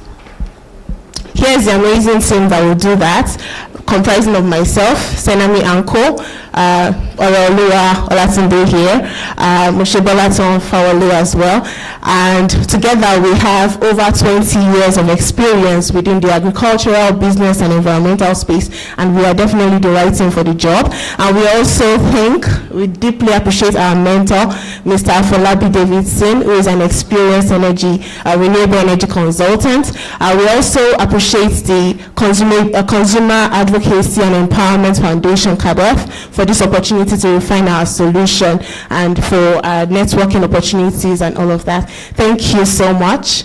Thank you. Thank you very much. Questions? All right, congratulations, team, on your work so far. Well done. Thank you. And I like the fact that it's currently being tested, you said, in a farm in Lagos. So can I ask you, do you know how often you would need to refill this tank? For example, if you had it somewhere in the north, or even if you use maybe your Lagos data, let's start from there. How often would it need to be refilled? And what happens when, and how do you go about filling it? I know you showed the ERI, the no energy EV. So is it that manual process that fills it? Are there other ways? Are there any challenges with that? Or obviously you've told us the benefits of that. Thank you for that question. I would like to give it to my teammate to answer. Thank you very much for that question. Regarding the refilling of the water, when the water level in this container drops, the sensor triggers a notification on the back end, and we send out an ERI rider to the farm. We plan to have farmers in clusters, clusters close to water sources to reduce the travel time for water to get to the devices, to the system. So when the farmers are in clusters, when the water level drops, the notification trigger is sent to us and the farmer as well, and we send out a rider to refill from one of our water sites. How do you also dealing with things like maybe evaporation or things like that? I see the tank. I'm assuming it's not open. No, it's not an open tank. Okay, yeah. But it's a metal tank. No, it's a recycled plastic tank. A recycled plastic tank. Yes. Okay, so that's a bit better. Okay, thank you. Thank you. Thank you. Agro Flow, beautiful innovation. Thank you, sir. I want to ask, what component of this oil pack is your product itself? I hope you understand the question. That of all the different, you mentioned different components, showed up different components. Which one would you say, okay, this is our own customized product? The container and the IoT device. The container and the IoT device. Yes. The reason for the question is that there are possibilities whereby you have like 6 hectares to irrigate. There's no container that will do that. In fact, if you say you are sending somebody to site, run it to and fro, is as good as the same thing. So I'm thinking, is it not possible to have a compact product from you? Discard the container. I provide the container. I can provide the container.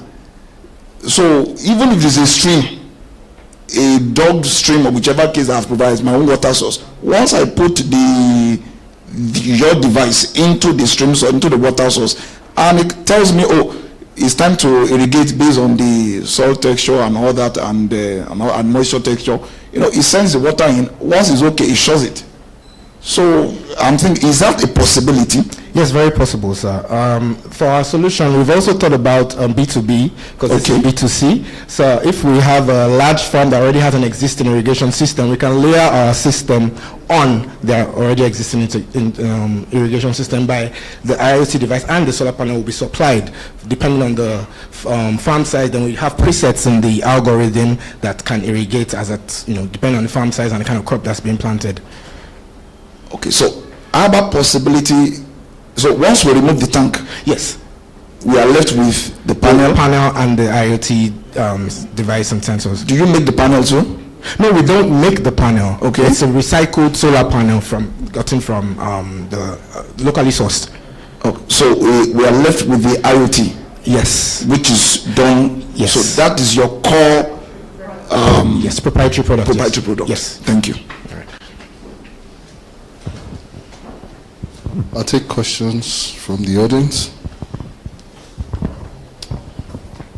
My name is Louis Wajay. I'm part of the team from Jacob's Ladder. Nice to meet you. Wonderful presentation.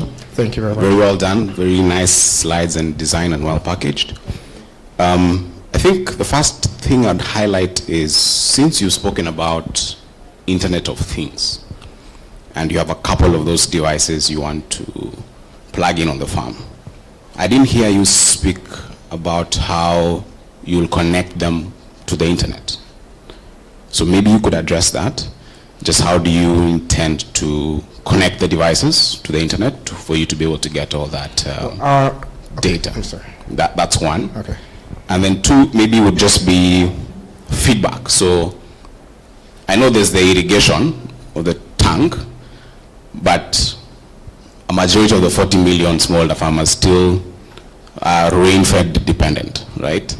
So is there a way you can integrate that to your overall solution? Meaning, outside just irrigation, the times when there's rainfall, are you able to, at least from your analytics and all the data you're collecting, perhaps part of your combination of solution would include,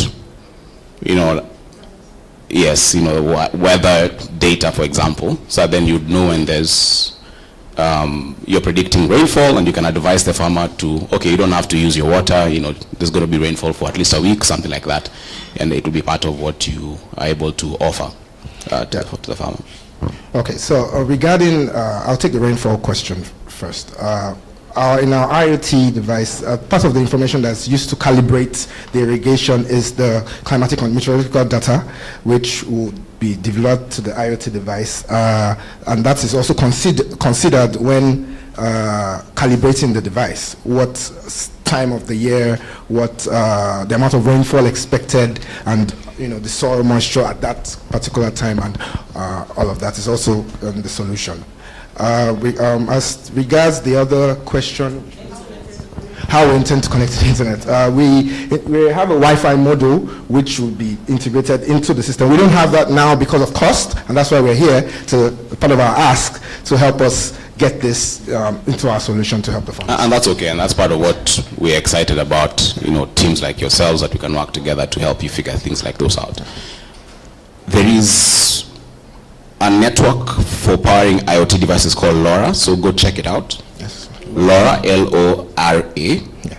It's the de facto standard of how to connect, low-cost connect Internet of Things devices. So soil moisture sensors and all other different types of devices you want to power, you can use the LoRa network. So just have a look at that one, and then thank you for hopefully that. Thank you so much.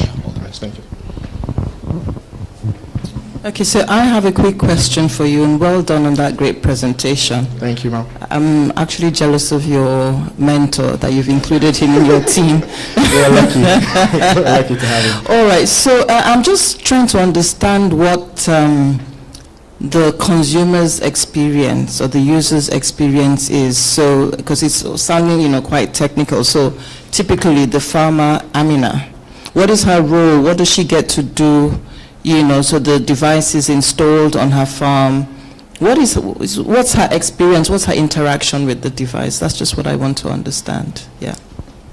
Okay, so when Farmer Amina, for example, gets to know about our solution and decides to get onboarded, we send a technical team to her farm to take specific data like the farm size, the crop, and soil moisture, and all of that. We use that to have presets in whatever IoT device we're supplying to Farmer Amina in particular, and she doesn't need to do much. If she, for instance, she has ugu, our local pumpkin leaves, on one side, and she has tomatoes on another side, we factor in a multi-crop situation where she could just, on the device, she just puts tomato. Here, we've already taken all the data, her farm size, and we know her farm size. We know it's this breed of tomato. We know the amount of water it needs to grow throughout the vegetative period and the fruiting period. And she just presses tomato for that farm size, or ugu, for example, and it's automated for her. So during the onboarding, I'm guessing that there'll be some training. Yes. So I'll have my team member speak to that. We plan to go into partnerships with agricultural cooperatives, government programs, and NGOs, which build connections and also introduce trainings and workshops to help expand the Agro Flow solution to the farmers. Thank you very much. Agro Flow. Thank you. Please put your hands together for Agro Flow. So at this point, we'll take a quick break, 15 minutes break to stretch our legs and perhaps have some tea.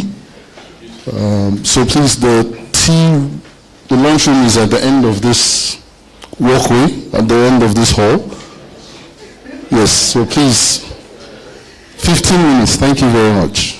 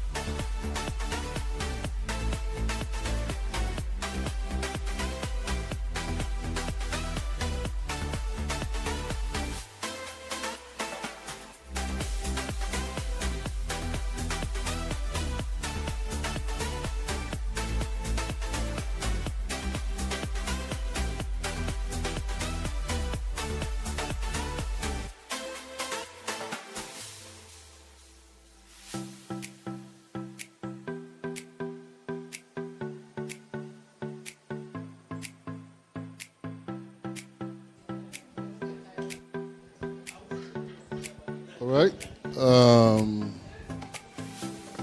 I hope that break was refreshing, at least. A change in pace. We're about to resume.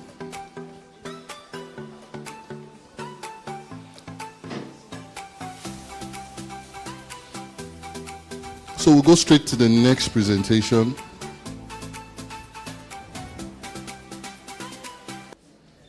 Are they ready? Biotank, the Olivet. I don't know which one you prefer.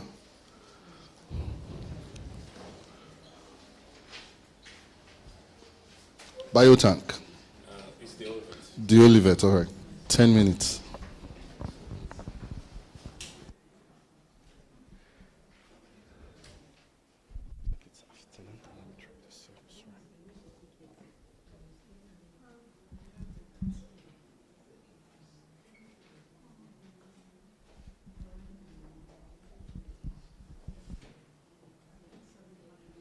Good afternoon, ladies and gentlemen.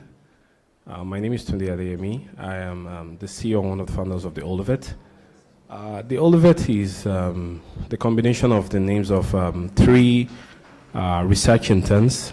We did some project with some organizations. We worked with rural communities as well as agrarian communities, collected data, and then we saw the importance and the need for creating what we call closed loop systems in Nigeria. Our vision is to make sure we develop thriving systems that can turn more than 100 types of organic waste into clean energy, reusable water, as well as agro inputs like fertilizer and livestock feed. The problem is we generate about 100 million metric tons of waste annually, and about 90, this is creating a lot of problem. Also, I want you to note that all the waste we generate in Nigeria, 74% of it is actually organic waste. And now there are some missed opportunities here. For example, for China generates less organic waste than Nigeria. And they are turning their 80 million metric waste of organic waste into 45 gigawatts of electricity and more than 2 million metric tons of cooking gas. And then they produce about 40% of their entire agricultural fertilizer and more than 20% of their livestock feed from this waste. So we believe we can do better with the waste we generate in Nigeria, which is the reason we actually mimicked their technology called the biodigester plant. But their technology cost millions of dollars. Ours is about 65,000 naira upwards. So our technology is actually designed in Nigeria, and we are presently merging it with what we call IoT sensors that can actually give feedbacks in the form of our AI. It can send you text when there is gas. Basically, what we just want to use the AI for is to make sure you can optimize this technology, because we understand it can actually help with some key problems in Africa.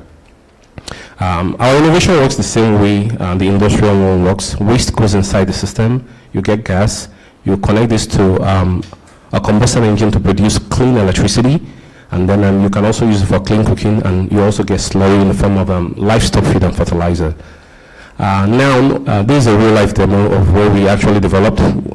Besides just talking about AI, we've developed ours, and it's functional. You can query this. You can tell it, okay, I have a project in this place. We have 100 pigs here. They produce so amount of kg of waste on daily basis, and then it's going to guide you. The only thing you just need to do is actually follow the instructions and feed the system with the waste and the quantity of water you have to dilute it with. And at the end of the day, you get gas. And then with Renewable now, you can actually optimize the gas for, this is an inflated bag of gas in the farm. We are test running it. We just lighted it. As you can see, the fire is not combustile like that of LPG because it's natural gas. It's like eating a lot of eggs and just passing out fat. And it can also be connected to any type of generator, diesel, petrol. It works perfectly. Low sound, zero emission. meaning you are actually protecting the planet and you're making sure that waste actually does not go outside your system. It becomes reusable. Now, when we fully produce the biogas, there is still residue we call bioslurry.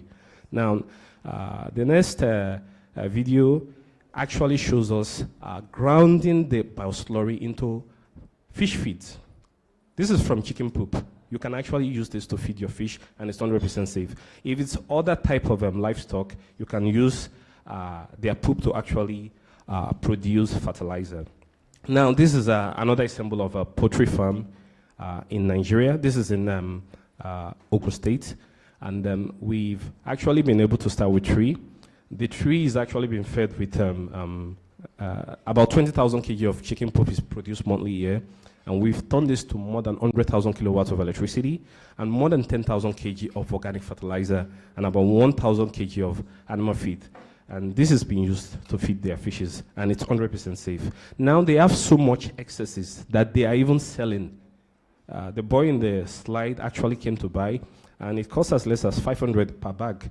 So we've produced enough bags for the poultry. They rent it out to their customers. They go with their bags. This inflated bag can be used for a duration of 3 days to cook. And the uniqueness of what we're doing is many people are doing what we're doing, but what we're doing uniquely is we've done a lot of research. I'm a PhD student, and my focus is actually on how we can actually leverage AI with waste. What can we use waste to do? We call it valorization, so we make sure we get all the full benefit of waste. So innovation is easy to use. Here an IoT sensor powered bioslurry research, etc. like that. So, and then our intention is to tap into the fertilizer as well as livestock feed markets, which cost Nigeria about $1.9 billion annually. We want to get into this as well as into the energy market. We don't want Nigeria to be importing LPG gas or CNG. We produce a lot of organic waste. We can produce our own gas for cooking, so we don't have to import them. So we are targeting 5% of this market by 2030. We make money from hardware sales, service training, hardware support, as well as third-party accessories. Yes, these are our competitors. They are all foreign. And then one of them, the cheapest company among them is called Systema Bio. But their smallest unit system costs about $600. Like I said, ours is just 65,000 naira. So we've been making some impact. We were validated by Carbon Trust and by Footprint Africa. It was a back and forth process. They collected a lot of data from us, and they said we're helping mitigate about 30,000 CO2 emission. That was in 2023, and we've indirectly benefited more than 20,000 people, and we processed about 100,000 kg of organic waste on a monthly basis. We've won some recognition. I was in Florida in 2023, invited by the IE. I gave a speech and I won an award. Also, we've been honored by Agro as well as the Development Bank of Nigeria and other organizations. We've had tractions. We are targeting a sales of 50 million naira this year. And what we want from Cardiff is partnership. Cardiff has strong reach, and we believe we can take this innovation to more parts of Nigeria. It shouldn't just be just for some few people. We want to have programs where we can go to universities, where we can work with large cluster farms, and we can actually deploy our technology. And for the road ahead, we are presently in talk with a consortium called Integral Capital SA. They are based in Argentina. As I speak to you, we have 6 of our teams there. Their plan is to train 1,000 farmers in the country for the next 2 years. And then we also want to turn this AI chatbot into an Android and iOS software where you can have any type of waste. You can query it in Yoruba, Hausa, Igbo language, and you can say, okay, this is the waste I have. What do I do with it? And it will guide you through this. And we're also proposing a name change to Butter Bioorganic Technologies Africa. So we want to change our name. And these are the team. I've done a lot of, written a lot of papers on biodigesters, and my background is in environmental studies. I'm my co-founder, Daniela, and then my other team members. These are some of our partners. And then I trust the judge will actually rule in our favor, so we can actually develop more prototypes for Nigeria, and we can create more impact. Thank you very much. Thank you. Please clap. Yeah, questions. congrats on all the accolades you've got so far. Very good presentation. So I want to ask you about the chatbot, because you seem to be, that's one of the services or products that you're actually making available to consumers, users. So what sort of data have you trained it on to say that, because obviously being in AI, I know that it's about, what data you train it on, and that's what it will be, that's what will provide the reliable answers or not. So it'd just be interesting to find out, how you've done that. Okay, first I want to appreciate the Nigerian government. Through NITS there, we were part, me and another Nigerian, we were sent on a road show to Japan, and then we met companies doing what we were doing on a large scale, and then we discovered they use AI. So that was actually my first initiation into the AI area. And then we discovered there is a company called Weekend PLC. It's a bioresource center. They have the largest bioresources data center in the world. And we went to Weekend and we told them that, can we use your data? And they said, it's free. You can use this. So that is basically what we build all this across. Even then, up to ChatGPT or Gemini or whatever the AI might be, if you want to ask any question that has to do with this, it uses Weekend BRC data, and that is what we use. So that's good. So you're using, like a well-known source. But I was actually going in terms of like local data, because there's a whole thing about like bias and representation and all of that. But you might not need to answer that, but I'm just making the point that okay, that's good that you have that data. Is there a plan to perhaps incorporate our own local data, because there are going to be nuances and lots of other probably advantages that you can get, by having yours actually tweaked to satisfy the Nigerian, African, or whatever market, you understand? So just a comment there from your answer, okay? Yes, I think just the little difference is just weather, because you need some temperature to have what we call an anaerobic process. And then presently the weather in Nigeria, in Lagos right now, is 26 degrees. And then this system works from 10 degrees, so upwards, meaning even when it's raining, it's actually, it's still working. So that is just, with AI, like we said, AI has a lot of positive, aspects. It helps us, and it's, you can also contextualize it to the Nigerian, factor likewise. So thank you, ma'am.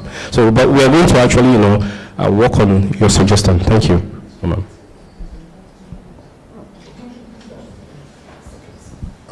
Well done. I'm very impressed. There are two slides that are of interest to me.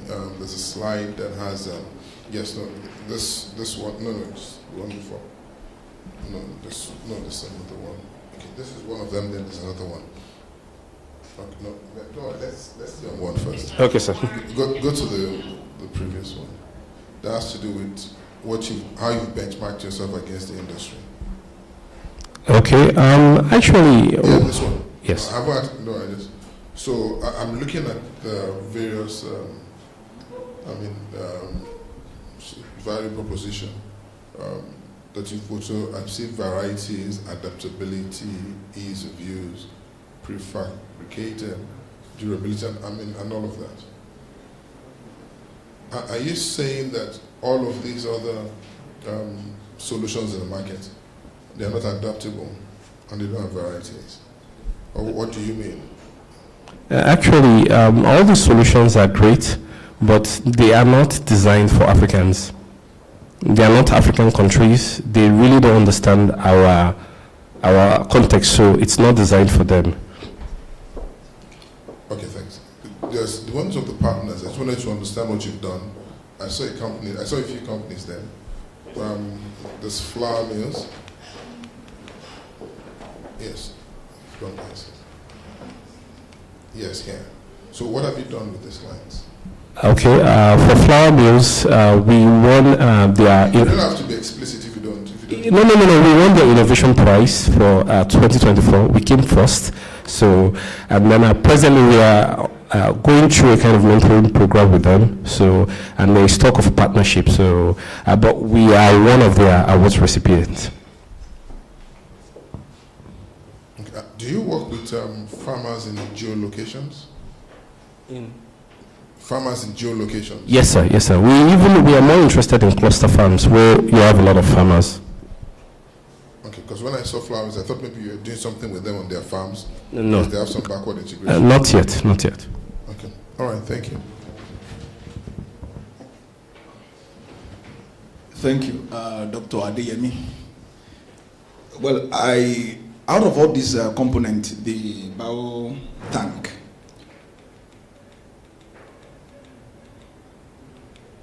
okay, no, to the other one. Okay, which of these, of the bio tank, which one of them, do you have any reusable part there? Reusable parts. Do you have any reusable part? Now, once I buy the tank, $300, I don't need to buy any other thing from you again. I just want to clarify. Is that? Yes, sir. Yes, sir. Okay. So, are you not looking at a business model whereby that if I buy the tank, there should be reusable parts that either they disintegrate, or if I need to expand, I will need to buy from you in order to keep that tie. Because look at it, once you buy a tank once, and I don't need to revert back to you again. There's no maintenance because you can all manage by yourself. IoT is giving me information. So how do you drive sustainability? Is it just by sales of each tank as it is? Okay, thank you very much, sir. Our innovation can be easily copied by anybody. And that is the reason we have this 3 patents.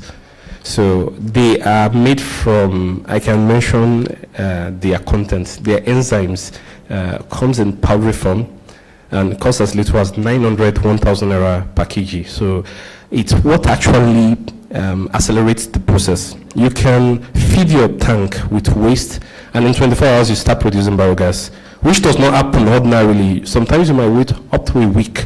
So we've done so much research into this that we can tell you in 12 hours you start producing gas. So, and this is the only thing we use to protect ourselves, because what we are doing is just hardware. Anybody can build hardware. So this is our hedge, and this is where we are protected. So this is your unique selling proposition. Exactly, exactly. So if I buy a tank now, yes, how many of these will I have to buy in 1 year? You don't need it. The only thing it does, it accelerates it. So if you buy a tank, if you install it and it start producing gas, and you are like, it's so slow, then we tell you about this. We don't even tell you about this. As you can see, it's not even in my slide. So this doesn't come with a tank initially? No, it's just a small product. It's inside the paper bags. We introduce this to you, concurrently when you are like, why is this thing taking 3-4 days? I want it faster. Is there a way that we tell you about this? So it's an optional service, but it's one of our key trade secrets. So I think you now need to look into it well, not just as an optional service, because to be very candid with you, everybody, there are tanks everywhere. IoT is almost everywhere. It's almost free now, except for your own proprietary in the IoT model and all that. But for you to maintain sustainability, I think it's very important for you to also incorporate reusable parts. Very important. The Olivet, please put your hands together. Thank you. Onto the Go wind turbine.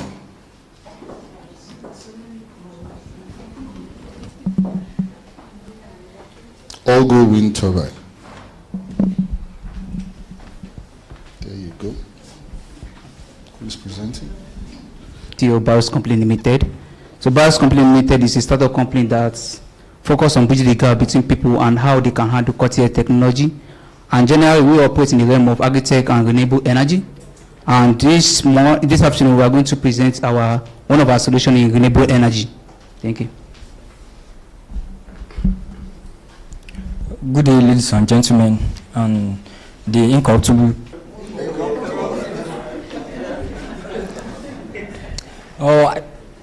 Okay. I want all to picture a community that does not have electricity. There exists a community known as Seme community. It's a rural settlement nestled in the heart of Nigeria, in the commercial hub of the nation, and it is located in Badagry.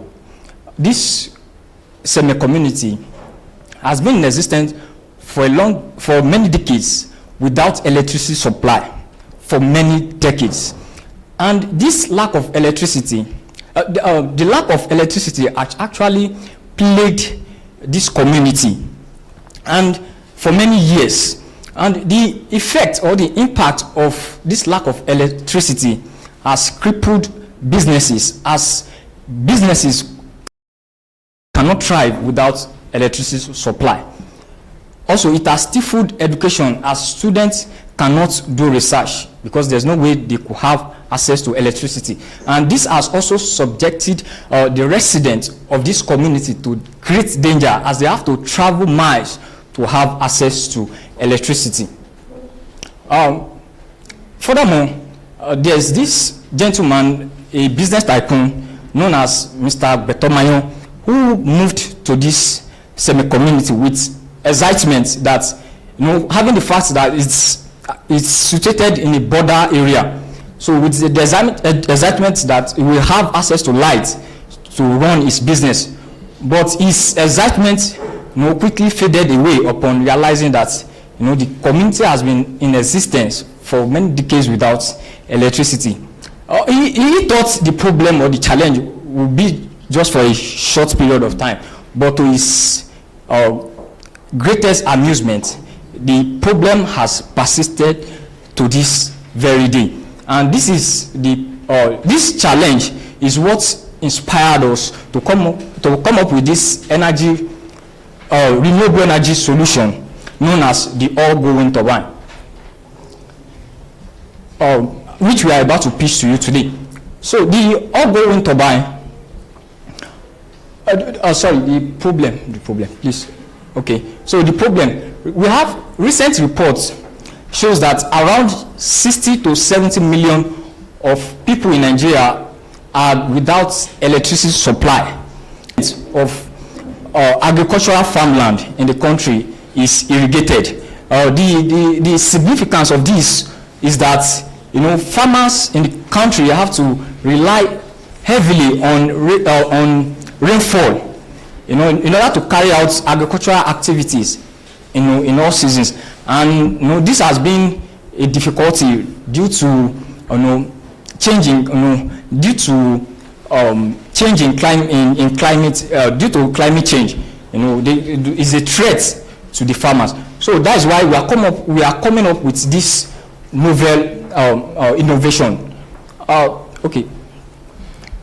All right. So I'll build the build of the wind turbine, and this wind turbine harness the kinetic energy from the wind, and convert it to electricity using our generator. We wind our cord by ourselves, and this power that is generating is enough for us. We have tested it, and on this version that we have built, MVP that we have is 350 watts wind turbine, and the current voltage that is being is around 50 to 60 volts, and this is enough, and is 8 amps, and this is enough to connect to our. We will now connect it, connect the electricity, the voltage to our rectifier, because it's currently bringing out AC voltage. I will connect to our rectifier, which will rectify the voltage from AC to DC, which will now connect to our controller, charge controller. Then from there we connect it to our battery. From after battery we can now connect our inverter to it to power, to supply energy, electricity for houses. Using our wind turbine, everybody will have, especially locals, areas, mountain hills, mountain communities, they will have access to basic electricity. And also we are trying to reduce carbon emission from most of the people. They are using the unconventional means of electricity, which is all these fossil fuels. So we are trying to reduce carbon emission into our environment, and also plastic waste recycling. So we are building the blade of the wind turbine by recycling our plastic in our environment into the blade of the wind turbine. Also access to water for farmers. This version of wind turbine also produces water, in the sense that when the blade of the wind turbine is harnessing the kinetic energy of the wind, then we transfer that motion into a reciprocatory motion, which will pump out water. Like it will be jacking out the water from a borehole, then into a reservoir or irrigation system for farmers, so they can later use that. So it is cost efficient. So our all-go wind turbine is cost efficient. Then the wind turbine is totally made in Nigeria using our local materials. Okay, I will defer.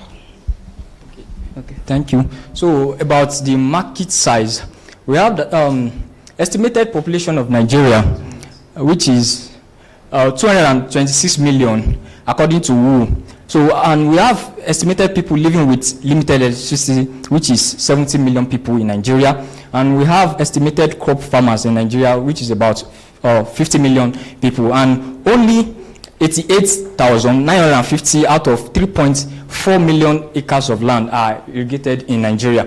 So the target market is, our targeted customers are individual residents, or individuals, residents' homes, crop farmers, people living in mountaintops, businesses, government agric institutions, and also the revenue stream to drive revenue in respect to our project. We have direct sales to customers, maintenance and repair, wholesale to other energy businesses and companies.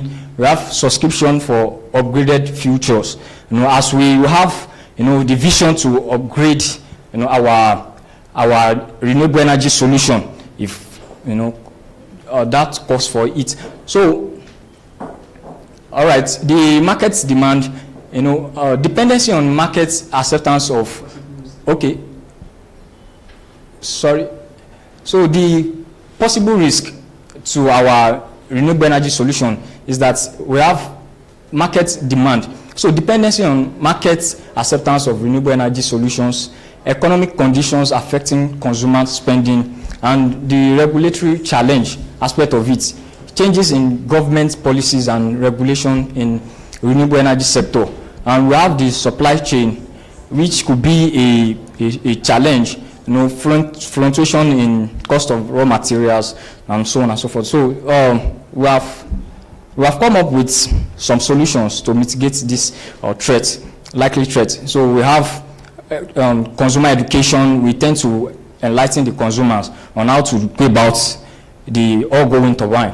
And so about the permission to sell, obviously we would like to have get permission from the government in order to push this renewable energy solution to people out there that are in need, or to our targeted customers. So we will develop a clear project concept of our business with agencies like energy distributions and operations such as the ERC and TCN, registration of business with CAC as a permits and licenses required to operate and stand as legal entity, and obtain permits from Nigeria Electricity Regulatory Commission. And so these are how we tend to have entrance into the market. Thank you very much. Thank you, sir. Questions from the judges? Well done. Whether it's feasible for them, for those household or the farming community or settlement, you need clarity. We need clarity. Community or settlement, you need clarity. We need clarity. Okay, for our 350 watts wind turbine, we are actually projecting a cost fees of $6,000. That is around 90,000 naira for it. For the whole set? Yes. Both the turbine, the battery? No, just the turbine, the turbine and the pole that we hold it. Not the battery? And the other, yes. Another one? Yes. Those ones are not incorporated? They are not incorporated into it. How much do you call it again? 90,000 naira. 90,000 Yes, naira. So maybe with the battery and every other thing to as a whole set? Yes, that is around 180. 180,000. 190, depending on the battery, and also the charge controller, and also the inverter that we incorporate to it. Presently for this, we are using 500 watt inverter and 60 amps battery. How much will an average household there be willing to pay for this? Okay. How much? So currently we have 3 installed in that location, and all the three people, they paid 90,000 naira for it. For what component did they pay 90,000 for? The wind turbine. Just the wind turbine and alone. the pole. Yes. Then what we use is for basically for them. Right now we are using to power light for them. So we build a battery pack, a small battery pack, using our these small batteries, like rechargeable batteries. Okay. We use it. We pack it into the wind turbine, and we attach it to the head of the wind turbine. So it's just basically to power light for them in that environment just now. Okay, so you can say the minimum amount or the optimum amount they are willing to pay is 90,000. 90,000 naira. But it will cost you about 180,000 naira, including the turbine and the battery. For the full installation. Okay. Yes. Oh. Thank you. Questions? Okay. What is it? Why do you have US dollars? So, because I want to relate it to the costs, the other question in terms of naira, but it looks at, if I convert that US dollars, it looks as if it's already out. So we're actually using that US dollar to just calculate how, maybe when you convert it to naira with them. Sorry, just a comment. Okay. You could also infer that your products are not locally sourced. They are locally sourced. So when you're benchmarking in the foreign currency, thank you. When you're benchmarking in the foreign currency, the implication is that the cost of your inputs are based in that currency. So it would be good to, if you need to put it in naira, then put it in naira to show that all of your inputs are locally sourced. Okay. We'll take that into consideration. Thank you. Right, thank you very much. All Go Wind Turbine. Thank you. Straight to the next project. I hope they're here.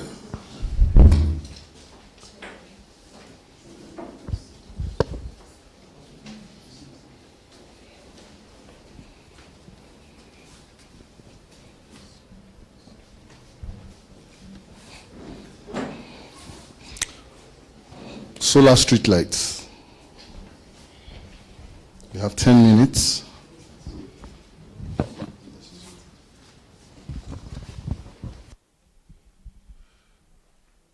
Right, good afternoon, esteemed judges, our guests. My name is Favor Indica, and I'm here with my team members, Peter Aushi and Verity Unko. So I just want to say that we are very delighted to give us the chance to talk about our concepts of locally producing and distributing of solar street lights here in Nigeria. So as you may already know, Nigeria currently imports over 95% of its solar street light components.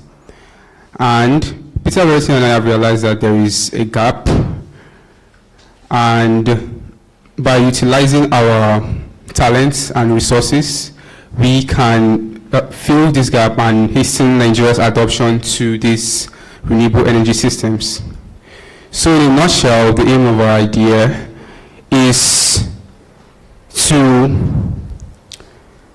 hasten Nigeria's adoption to renewable energy systems, and as well as basically speedrunning it.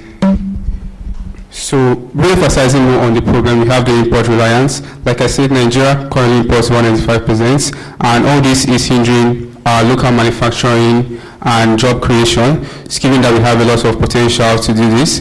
Then in terms of the supply chain risks, we have global disruptions that affect our costing and availability. So we do not control the prices of this. So in situations where China decides that they don't want to sell to us, there's nothing we can do, or in the case of COVID-19, right? So we have minimum access. And so in terms of high costs, we are paying import fees, we are paying transportation, and all these are adding to the costs and make it unaffordable in rural areas. Then the lack of innovation, we are importing these goods, we are hindering our technological innovation, we are not scaling, we are not adapting into using renewable energy in Nigeria. So what then is our innovative solution? The first is local manufacturing. So we intend to set up manufacturing points here in Nigeria, where we can manufacture or fabricate the most sought after components, the lights, the LED. So for a start, we intend to fabricate the casing or the enclosing that houses all the other components. The reason being that this casing can be manufactured with materials that are easily found in Nigeria, that's aluminum and plastic. And the whole manufacturing process is simple and straight to the point. Then in terms of collaboration, we intend to partner with universities and engineering facilities in terms of research and development, and also training of a skilled workforce. Then, to test the feasibility and scalability of these projects, we intend to run pilot projects. So we've identified 3 states, Kano, Katsina, and Benue, given that they have communities that still have limited access to the national grid. Then quality assurance as well, we need to use high quality, we need to meet international standards for these components in terms of pricing and performance. So why do we do this? What are the benefits to our stakeholders? The first is the economic growth. So we aim to create over 200 jobs in the first year, and we are in turn boosting the local economies as well. Then skill developments, every year we intend to train over 150 young persons in manufacturing jobs like assembly, quality control. Then economic impacts as well, we are adding to the economy, we are reducing CO2 gases, so we are projecting over 500 tons of CO2 reduced in the first year. Then talking about cost efficiency, our solution is projected to reduce costs, that's the cost of manufacturing an entire, or cost of assembling an entire solar lights by 20%, making it more affordable to communities. Then in terms of energy security, our initiative would also enhance energy independence, so we don't need to fully depend on other countries or on imports to. Then this is a basic view. Let me see. Projects, and to manufacture 1 unit of this solar light will cost us between 75 to 140,000 naira. Keeping in mind that the cost of these enclosing components you want to fabricate is over 5 to 15,000 naira. So that's basically at small scale. That's about 500 units.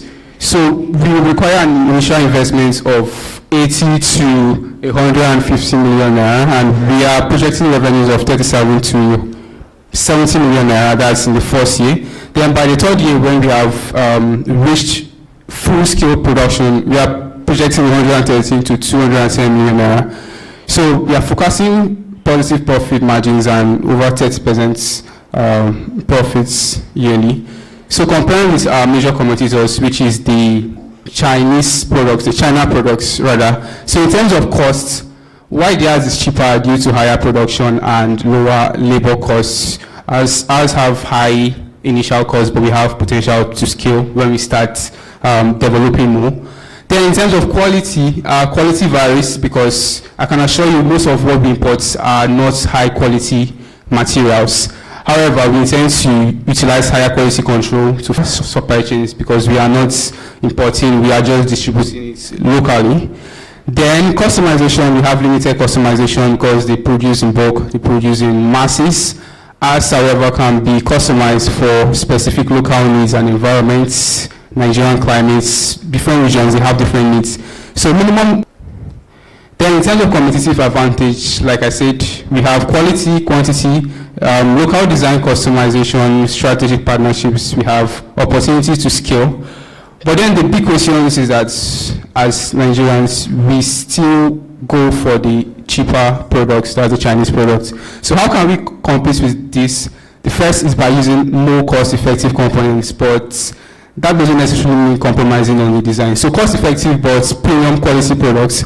Then simplifying the design. So for a start, we can make do without the chips, the complex switches. Then with time, when we see that we have a market, when we see that our components become more sustainable and we can produce more at scale, then we can go ahead and produce. Then local sourcing as well. We are sourcing locally. We are not importing modularizations. So the essence of this is so that the parts can easily be replaced or repaired. So they niche down as well. So while other competitors, they are focusing on the rural areas, on the urban areas, on the schools and universities, ours is niche down to the rural areas, right? So the community centers, the clinics, the rural households, that's our target market. So we have a list of prospective partners we intend to work with, right? So in terms of funding, in terms of collaboration, in terms of networking, in terms of gaining access to these rural communities and other forms of logistics. So in conclusion, I would say that our solution seems to bridge this renewable energy gap and hasten its adoption in Nigeria. And we believe that by soliciting your support, we can make this Made in Nigeria solution work. And if you have any questions, my team and I can clarify. Thank you. Thank you very much. Questions? Okay, well, thank you. Good presentation. Thank you for your time and effort. So I just want to, quick question. So what's your USP? Because obviously we know that there's solar-powered streetlights out there. I know you said yours is for the rural areas, but what is the, why can someone who's doing it in the city not just go and do it in the rural area? Okay, why in the rural area? Because rural areas... No, not why the rural area. As in, what's your unique thing? Like, if I'm the one doing it in Lagos here, can I not just go and start doing it in the rural area? So your competition, can they not just start doing what you're doing exactly? That's what I'm saying. Okay, our competitors are not manufacturing these products. 95% of them are buying them abroad and they are assembling them in Nigeria. So the reason is because we do not have the, the facilities to manufacture this complex equipment in Nigeria, like the chips and all that. So they buy them and assemble. So what we intend to do is to take the first step. We manufacture these components. When we see that we can scale it, when we see there's a demand, we move on to the next components and so on. So you've been manufacturing locally? Yes, locally. Okay, yes. Right, thank you. Sorry, have you done a cost comparative analysis? That's with our competitors? Yes. Yes, we did a cost comparative analysis and... No, go ahead. Okay, we did a cost comparative analysis and our solution is reducing the costs by over 20%. Right. Yes. Okay, it would be good if you could just go back in your slide, if you could, so that when you're presenting, you've gone past it, sorry. One more? Yes. Here. I think it would be good if you can somewhat contextualize this so that it becomes easily relatable, when you're making a pitch. So when you put the cost, it's good if you break it down. What's the cost of acquiring 1 unit of the Chinese product? What was the cost of shipping? What was the cost of clearing? And so what you're trying to show that if I'm producing locally, right, and I can match that cost, or even if it's higher, there'll be other incentives that you can provide as a local manufacturer than somebody who's going to import. So along these lines, if there's a way you can make it somewhat relatable to whoever you're speaking with, that way it becomes easier to appreciate. When you mention longer supply chains, it would be good to give an idea. I mean, ship from China to clear might take you 6 months as well. You said the customization can be done for specific local needs and environment. So what kind of local needs? Okay, local needs like the climate, like countries we're importing from, they don't have this kind of issues, right? So the street lights stay on from once it's dark to to dawn, right? Yes, sir. So what's the difference with this one? Okay, the difference with this one, like I said, first is the customization, right? The ad is not customized to fit local needs in Nigeria, like the Nigerian climate. If you check, the climate we have in Nigeria is different from what we have over there. And most times their components, they don't last. More like adaptability than, because when you say customization, it should be something different you can, your product can offer, right? That is customized to the environment. Maybe it's, I don't know, because when I can't think of the difference apart from when it goes on and then when it comes off. Or is it sensor, is it motion censored or something? No, it's not motion sensor. I was referring to the external conditions. Okay, all right, well done. Please.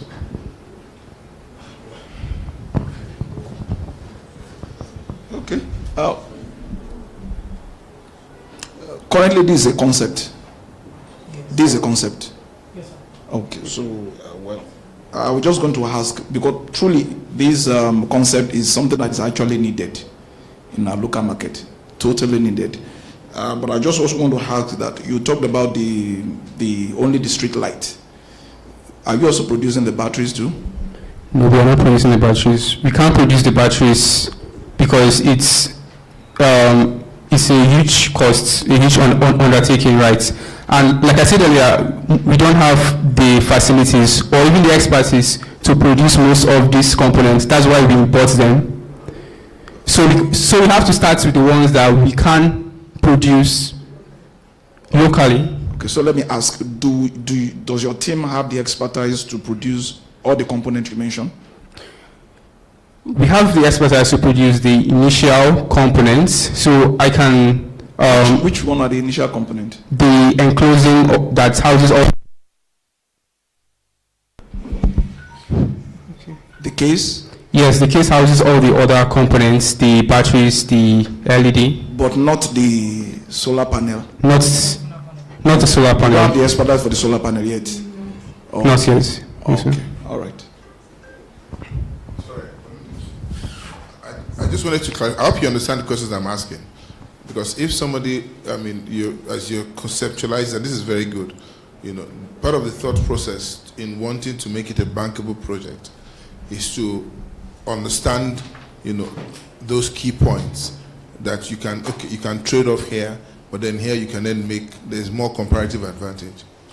I hope you understand that. Okay, well done. Thank you very much. Please put your hands together for solar, thank you. Solar street lights. That's the name of your project. Thank you very much.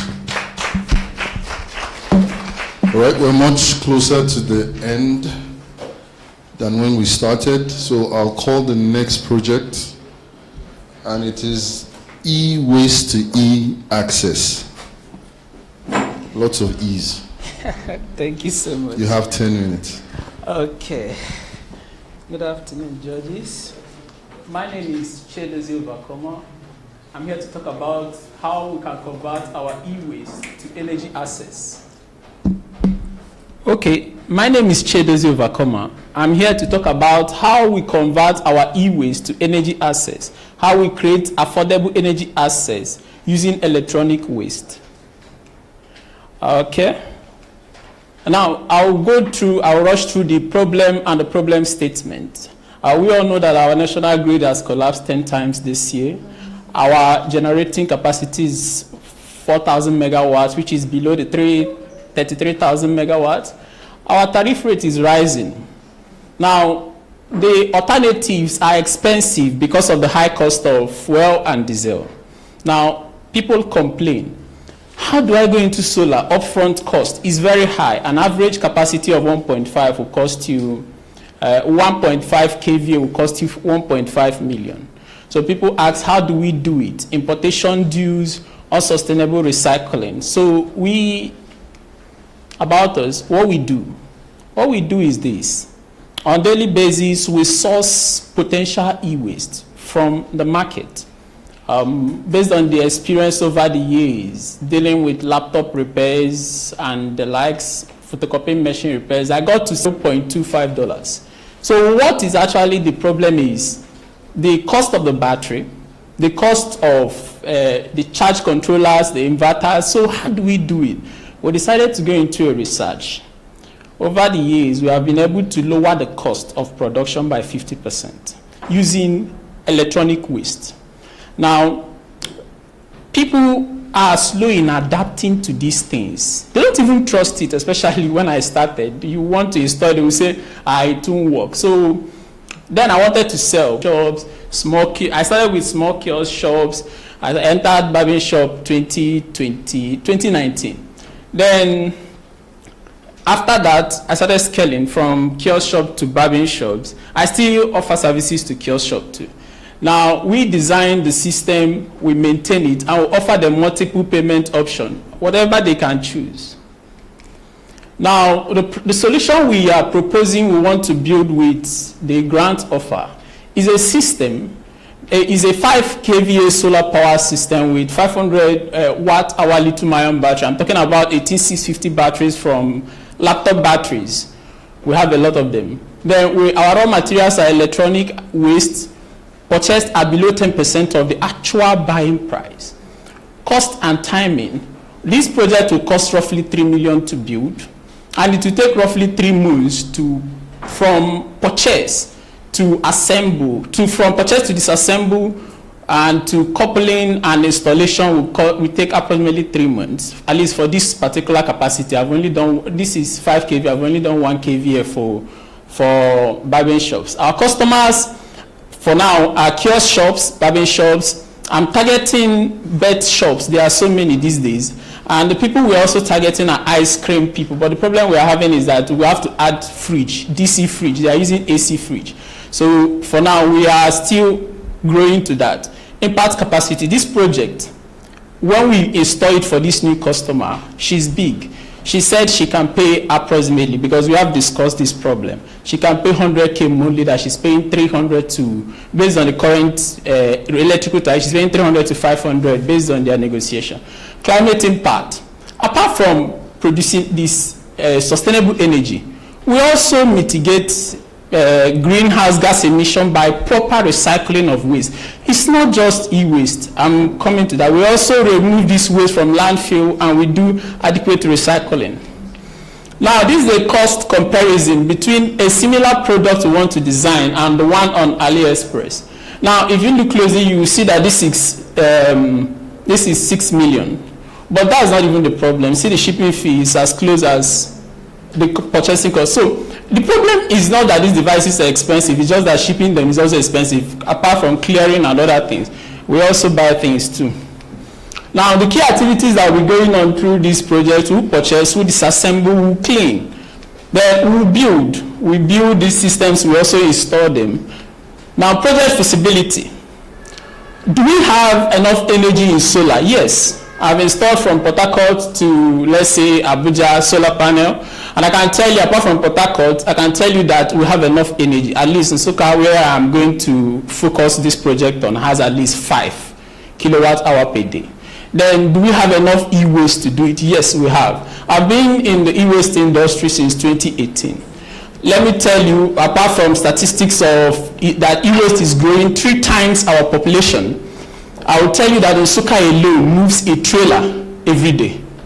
Moves a trailer every day. Now, I have also been into this energy assets since 2019. I did my master's in renewable energy. I did training with Green Age technology over the years. So to get this e-waste, I started first from undergraduate laptop repairs. When I was doing it, I saw a lot of batteries. It didn't have value then, now it does. Then I was buying them at low rate, packing them. Now I can now use them, but I have access to a lot of batteries. Now, end of product life. Somebody will say, when I started, I said, we are an e-waste company, we're not even a renewable company. Do you know that this product, our raw material is e-waste? Our product, yes, is renewable energy devices, but at the end of the day, they come back to e-waste. The trick is this. A transformer I purchased in 2019, and the motors I purchased at 1,500, the copper inside them is currently 8,000, 7,500. I mean, these devices are working, just that you have to do minor repairs and expand them. Now, when this product goes through its life cycle, it comes back as a waste, we still sell it. And this time around, we sell it for higher. After getting values from it over the years, we still sell it higher than we purchased it. Impact of this is going to give affordable energy at 50% cheaper than the first life counterparts, the first life, and we offer multiple payment options. Is going to, we offer the greenhouse gas emission due to proper recycling. They burn it. You see how they burn it. This is my partner working. We also create jobs. Apart from the jobs, yes, the jobs are important. I'm interested in the impact it makes. The 50 people, we have a lot. I'm coming down to, okay, when I was screening, you saw a lot of kids get involved in what we do. Then on monthly basis, we're expecting a revenue from this particular project. We're expecting a revenue of 100 to 150,000 naira on monthly basis. The customer is willing to pay. Now, on the market value, statistically, Nigeria, yes, over 85 million is said not to have power at all. I mean, they don't have pole, for instance. They don't have pole going to their farm. Then we have energy deficit that is very large, and over 29 billion is spent yearly. That is not just all of it. Another thing is that we're increasing in size. Nigeria is constantly increasing, so this energy is coming down to 90, instead of 33 megawatts, we are coming to 90 in a few years. Who will do this? Because our grid cannot carry us anymore. So we need more energy access from waste. Our business focus is that over the years, we want to be able to build 10,000 kilowatts into 100 kilowatt hour, and we want to extend it to 1 megawatt hour. This will not just produce energy, it will remove tons of waste from the waste stream. 1 minute more. These are our key partners. We have a lot of partnership with e-waste. You see, they burn them a lot and release this thing. This is the team. These are the references I was requested to add. Thank you so much. Thank you so much. Oh, you're going to use your last 45 seconds. But Sorry. Questions? Sorry, I didn't see the timing. Well, Chidozie, Yes. beautiful presentation. Okay, sir. Beautiful. Just a quick one. The box you created for the barber shop. Yes. I'm interested. That box, you said is how many kilowatt? Oh, that one is just 1 kV. 1 kVA. How much does it cost, the box? That bus, let's say that bus costs roughly 50,000. No, be sincere. You have to give the cost to the waste you have generated. I know you did some parts that you had before. Yes. So you need to cost everything because you raw material. I did the costing. I had to remove it. They said the volume of is too much. So no, I mean the normal presentation was voluminous. So I had to remove some things to compress them for the 5 minutes we were initially given. So it cost you 50,000 naira just for that small box. Even now? Of course. 50,000. With 50,000, I'll do how many things will it power? Will it power? Yes. First of all, I force them, or I do it myself. I convert them to DC. They are bobbin clip. Okay. It's DC, it's rechargeable. So if we convert it, so the only thing we are running now is just their fan. It powers the fan, it powers the warmer at MNN, the one at MNN, powers the fan, powers the warmer, powers the clip, the light. Even at night, it can take them up to 10 p.m. All right. Yes, sir. Good. Thank you, sir. So what will you need money for? Oh, what we need the money for? Since the waste are all there. Okay. It's almost free. If you go to Halaba International Market there, and you tell them, please, I want to partner with Halaba. All your tons of waste, don't give it to Abuki again. Don't take it and give them to me. It's almost free. Look very closely. You can see we are working outside. Can you see we are working? This is my father's house. Now, what we need your money for, apart from buying the waste, which is always free, it's less than 10% of the actual buying price. We need funds to buy them. And when we say 10%, if a solar is an inverter, is meant to be sold 500, we're talking about 50,000 naira, 10%. So we need money to buy it. Secondly, we need to put these facilities into proper recycling system. While we recycle them in an open place, we need a place to recycle them. We need machines to like spot weather we use. I locally designed it. I want to be able to get a good spot weather. Now, I have a lot of kids who come to learn. and you don't charge them money. They are transport, like her, throughout her undergraduate days, from second year to fourth year, before she built a fruit harvester from e-waste. I transported her from school to come and learn for free.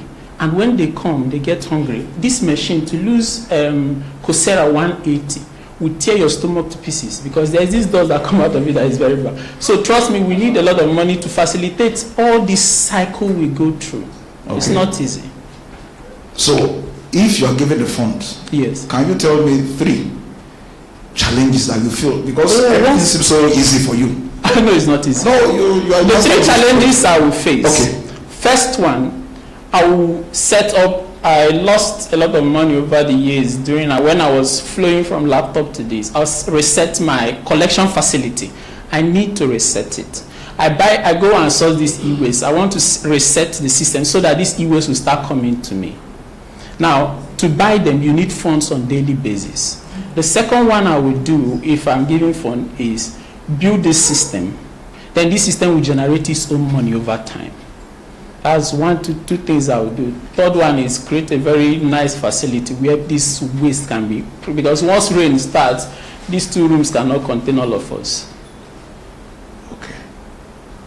So, but is there any arrangement with, because you mentioned something that even when you produce the system, everything comes back as a waste. Yeah. Do you have a system in place, a business system in place, so that anybody that buys your material, your product, final product, it must find a way back to you? Oh, that's why that's the thing. They're not even willing to buy. I don't sell the product to them. Okay. I sell them energy. They pay on monthly basis. They don't even want, the customers, they don't want to pay. They said it's too high. They don't want to pay. So the system is mine. The solar, everything is mine. At the end of the lifespan, which the first is to die, is the battery. Once the battery dies, I recycle it and put another battery system there. That same battery that died has increased in value over years based on inflation, dollar exchange. Its value is rising as it's staying there. So a battery we purchased in 2020 at 500 naira. A set of it is at 2,000 naira now. All right. So averagely, how many years will it take your final product to return back to you as a scrap? Oh, for now, the product I installed in 2019, up to now, is still running. So I would say that they say that lithium ion is 10 years, but this is, I reduced the depth of discharge so that I can get more value. I added more batteries to it. We don't reserve materials, we have enough material. So averagely 5 years is my target. 5 years, yeah, return back to you. Before it returns back to me. Okay. And in 3 years, in 2 to 3 years, I'll get the money invested in the business till the product is still mine. Okay. Fantastic. Very insightful questions you asked. Do we have any more questions from judges? Just a very good presentation. Thank and, you. Good points.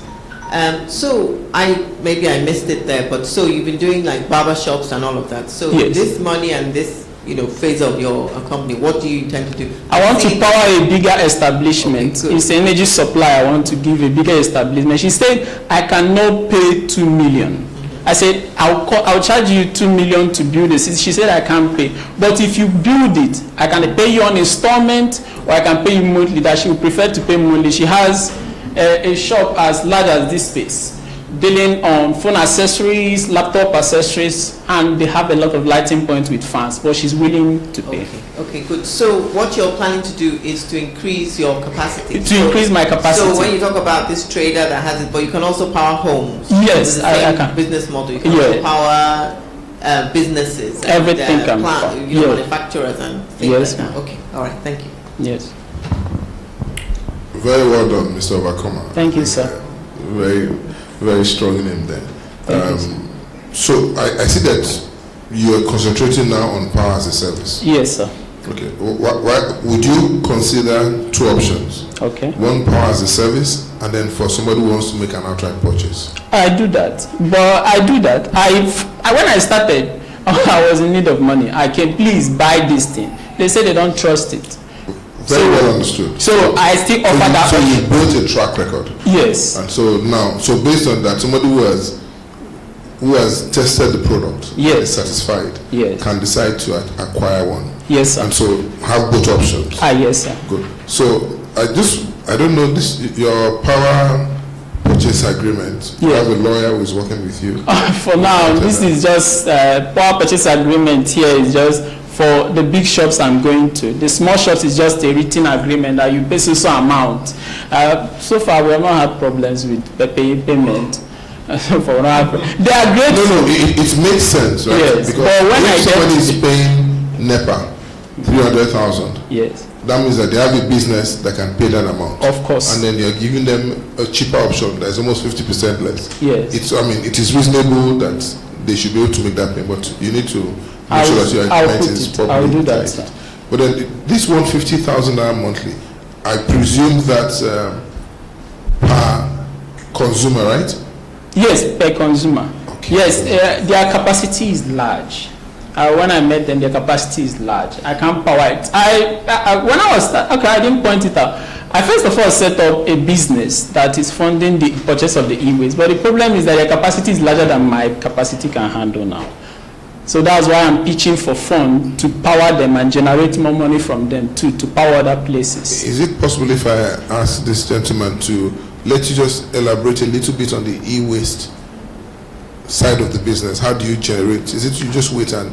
Okay, how do I generate? No, you see what she's disassembling now is a photocopying machine, let's say made in the late 90s.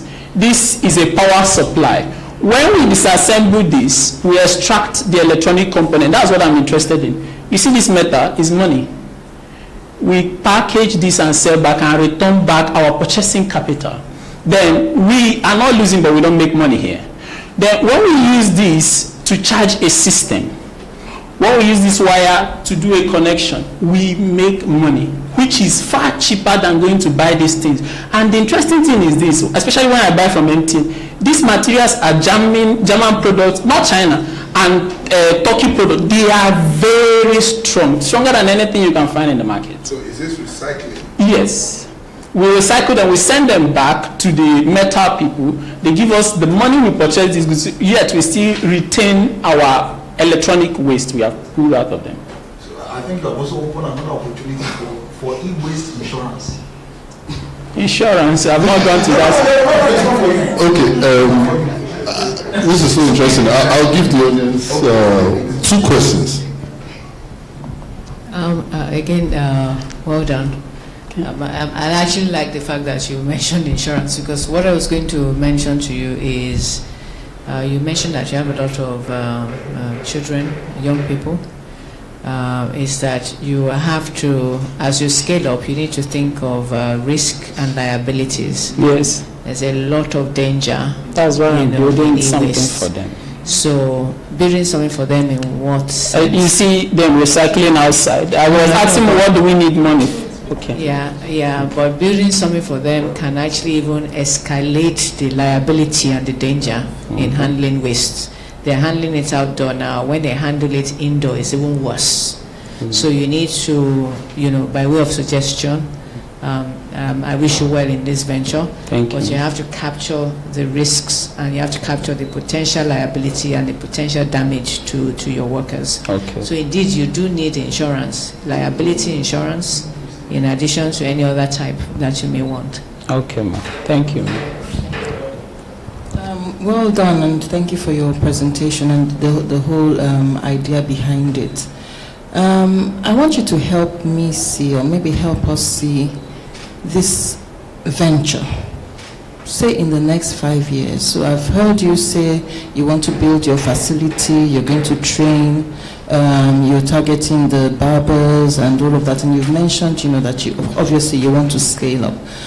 But I want to see the business side of it. So in the next 5 years, for instance, who would your customers be? Who would your clients be? Yeah. The customers I'm targeting currently are 2.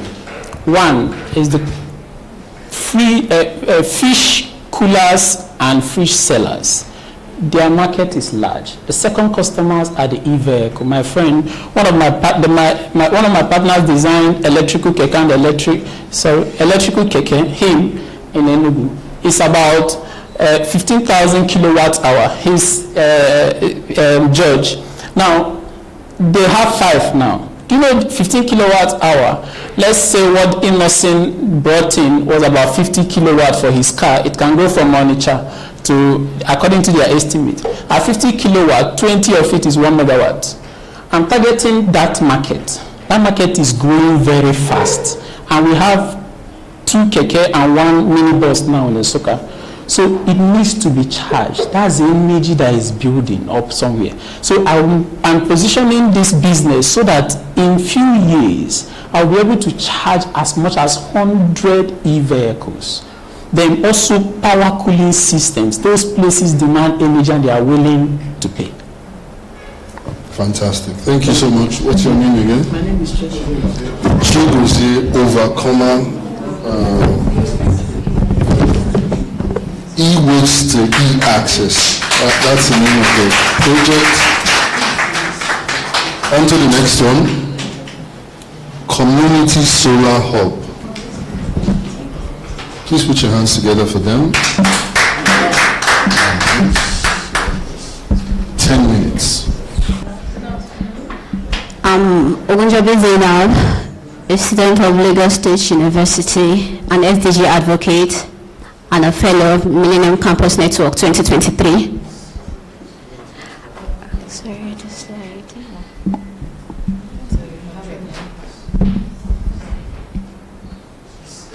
Good afternoon, everyone. I'm Bakari Awao, a student of Lagos State University, and we are here to show you our innovative, our innovation. Thank you. So the slide might not be as interactive as expected because we're preparing for exams and the notice was kind of short, but I'll try as much as possible to make it as interactive as possible. So Illuminating Nigeria, the Community Solar Hub Initiative. We all know Nigeria faces an energy challenge. About 85 million of the population lacks access to energy power supply, and this is what that causes. 80 million Nigeria lacks electricity access. Rural community rely on ample diesel and kerosene, leading to fossil fuel generation and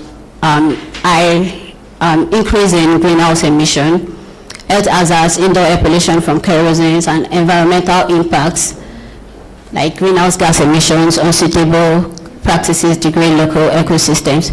So the consequences of the energy gap are economic stagnation, limited electricity stifles business growth, productivity remains low in energy, poor communities, students struggle to study after dark, digital learning opportunities are inaccessible, healthcare challenges also.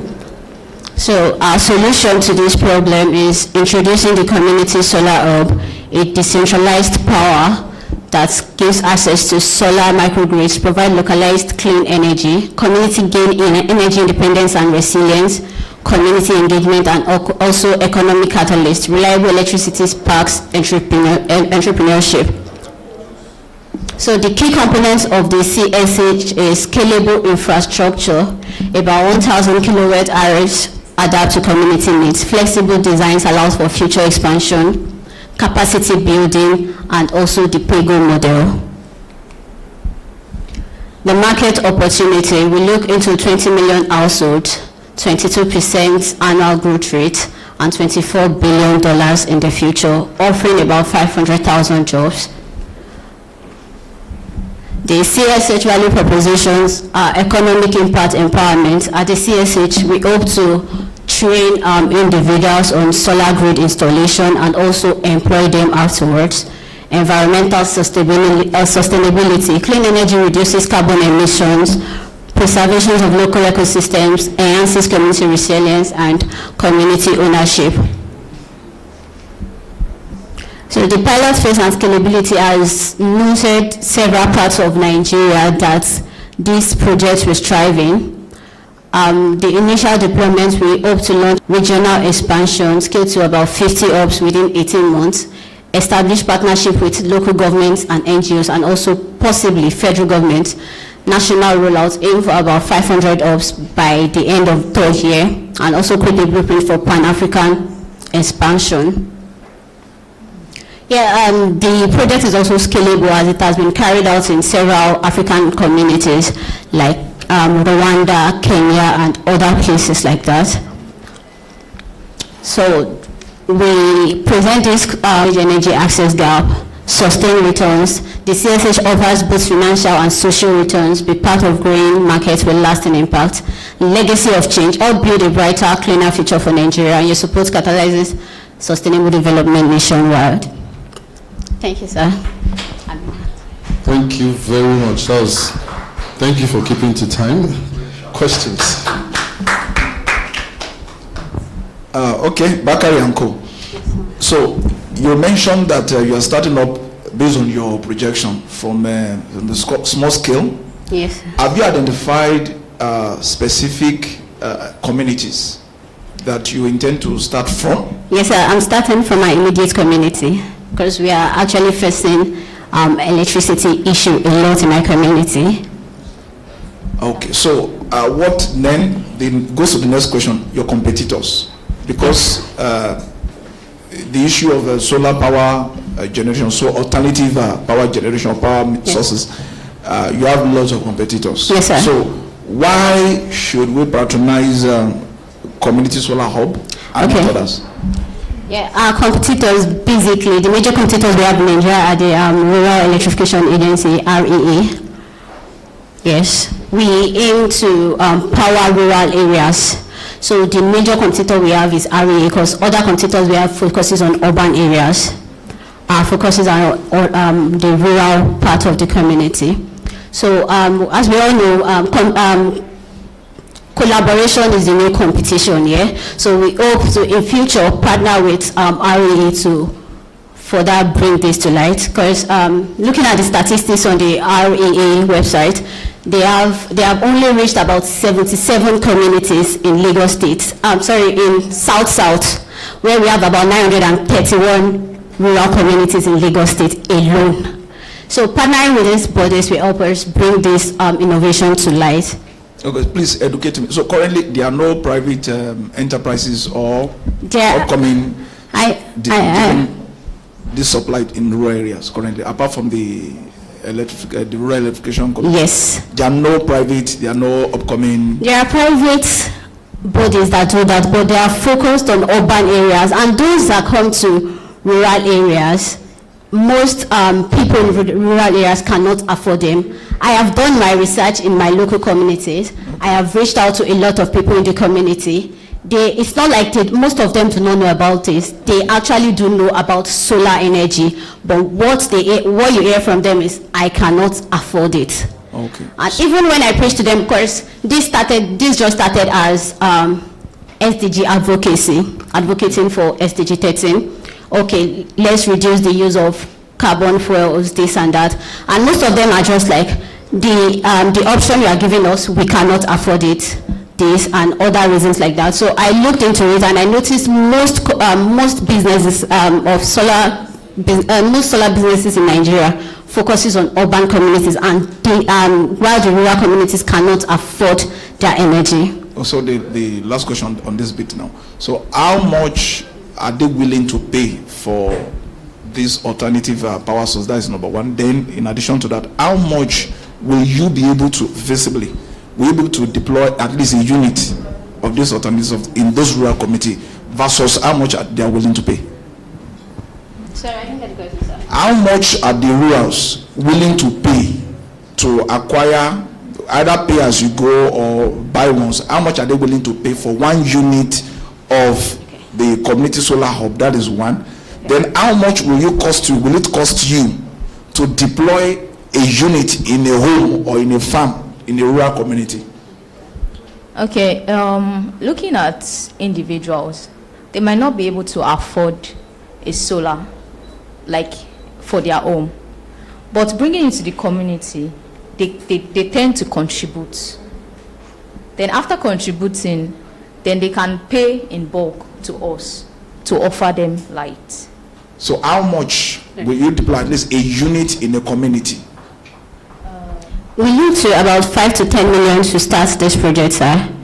So doing that, we hope to partner with other organizations there are several financial aids available to sponsor this project, like the World Bank's IDA. They offer about $750 million for renewable and clean energy. So we look to getting financial aids, and also the Bank of Industry also has finance. Sorry to cut it. That is not what I'm saying. For example, this is a community. This is Magudo community. Is a rural community where we are seated now. How much, based on your feasibility studies, if you have not done, just let us know. I just want to know so that I can evaluate your sustainability. How much does an average community, how much are they willing to pay in terms of Naira and Kobo? How much are they willing to pay for you to deploy 1 unit of, to subscribe to your solar, community solar hub? Okay. Then how much, based on your own estimation, to will cost to deploy that solution? Okay. Do you understand? Yes. All right. So how much they are willing to pay per unit of electricity, right? So there's this, we've not carried out a research about how much they are willing to pay, but according to the latest news we had about Nigeria having to pay 200 naira per unit for electricity, we can compare the prices, and if we can't bring it down, yeah, but we can make it equal to that same amount and make them understand the reason why opting for solar energy is better. So how much will you deploy? How much will it cost you to deploy that unit? You yourself to deploy that unit in a rural community, for example? We've not done that research. Okay, so just a quick question, but I think maybe you've answered it. So I wanted to just get an understanding of where you are in your research, So if you come here, you just tell us, where you are, and this is where we are, and then from that we'll ask you the questions. So from what you're saying, let me not put words into your mouth, right? So just very briefly, so where are you in your research? Have you done your costings? Have you done your, so just we've done the costing for deploying the whole idea in the community. That is getting the solar panels, the energy storage, and the energy distribution system. So what we did was general costing. So, and according to our research, we noticed an average home in Nigeria uses about 1.6 to 2 kilowatts of electricity per day. So if we are able to work with the statistics we have, we expect a community to use about 100 kilowatts, which will not warrant a license, and we do not think that will make us spend more. Thank you. Yes, ma'am. Just, I had 2 questions. I'm trying to find the second one, but I just, the first one is maybe more like a comment. Well done, guys. And, thank you, sir. And I like your vision and passion. While I was asking you a question, a thought came to mind. Can you modify your definition of communities to include clusters of people? That cluster can be a market. So for example, whereby you can then deploy this in a market. Let's say Alaba International Market. Let's say whatever it is. And it will be, so you already have a cluster of people who have similar needs and they can contribute. The fact that they're a market increases their ability to pay for the service, so that you're now going to offer it as a service and then they pay you rental over time. When I find the second question, if you're here, I'll still go. Thank you, sir. Right. One question from the audience. Okay. There was a comment. Oh, okay. All right. I just want to know a little bit about your team. So there's both of you.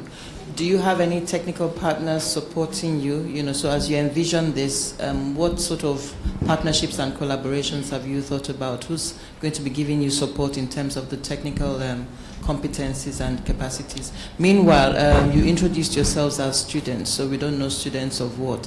So I'm thinking in terms of the technical backing that you need, where's that coming from?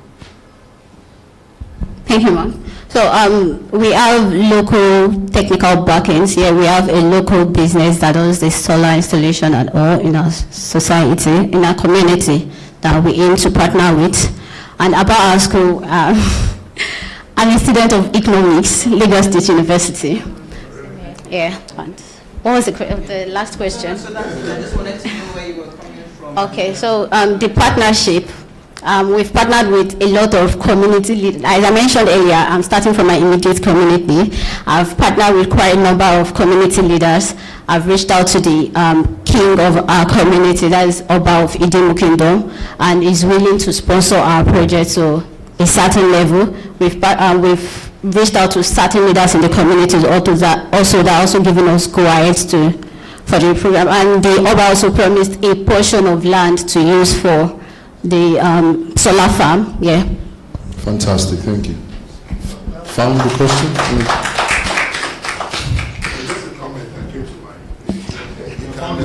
No, I'm still searching. Just a comment that came to mind. There are different ways you can structure what you're doing. One of the suggestions I thought about that can be two ways, because you did mention some grants that are available. So some could be you partnering with some of those grant providers to provide this in communities that are probably like bottom of the pyramid.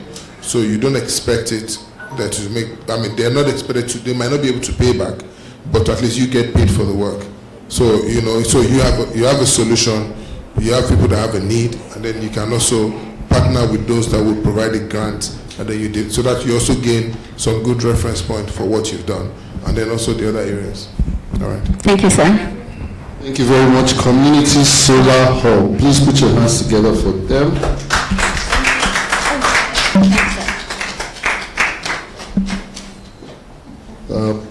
We're going to take just a few seconds for some housekeeping.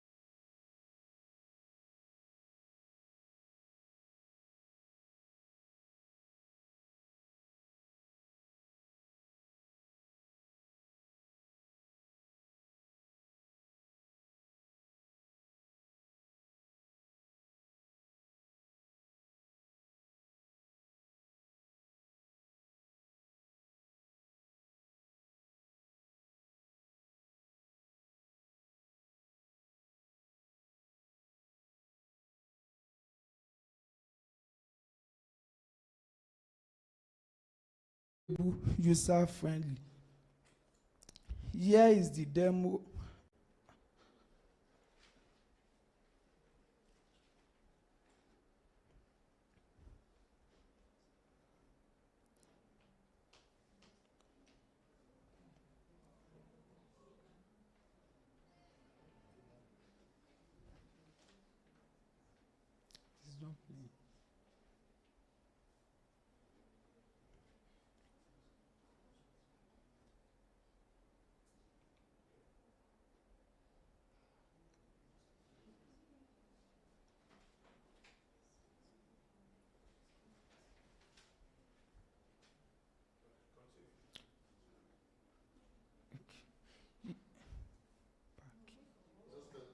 Here is the demo of our device. You can play it. Next slide. The cost of production of our solar power station is 50,000 per unit, while the selling price is 80,000 per unit with the solar panel. Here is the banana connector, and here is the AC charger where you can plug in if you want to charge directly from the light. And here is the multiple USB outlet. You can decide to charge. It is charging. You can decide to charge your radio. It is charging. You can decide to charge your phone also. It is charged. So our market projection is that conservatively we are going to sell 100 units and we are going to generate 8 million naira in total revenue from the sun sales product in a year, achieving a profit of 37.5%. Some product will prove to be a financial viable venture, and I have sold more than 30 units at Kwara State University. Next slide. Yes. Our market share strategy is that we are going to build awareness through local campaigns and social media marketing, selling 200 sun per unit to households and businesses, establish partnership with local government, businesses and schools for bulk orders, launch a referral program to encourage adopters to promote sunpod, and launch a rental model for sunpod in urban areas prone to blackouts. Next slide. The environmental benefit of our sunpod is that it's zero carbon emissions.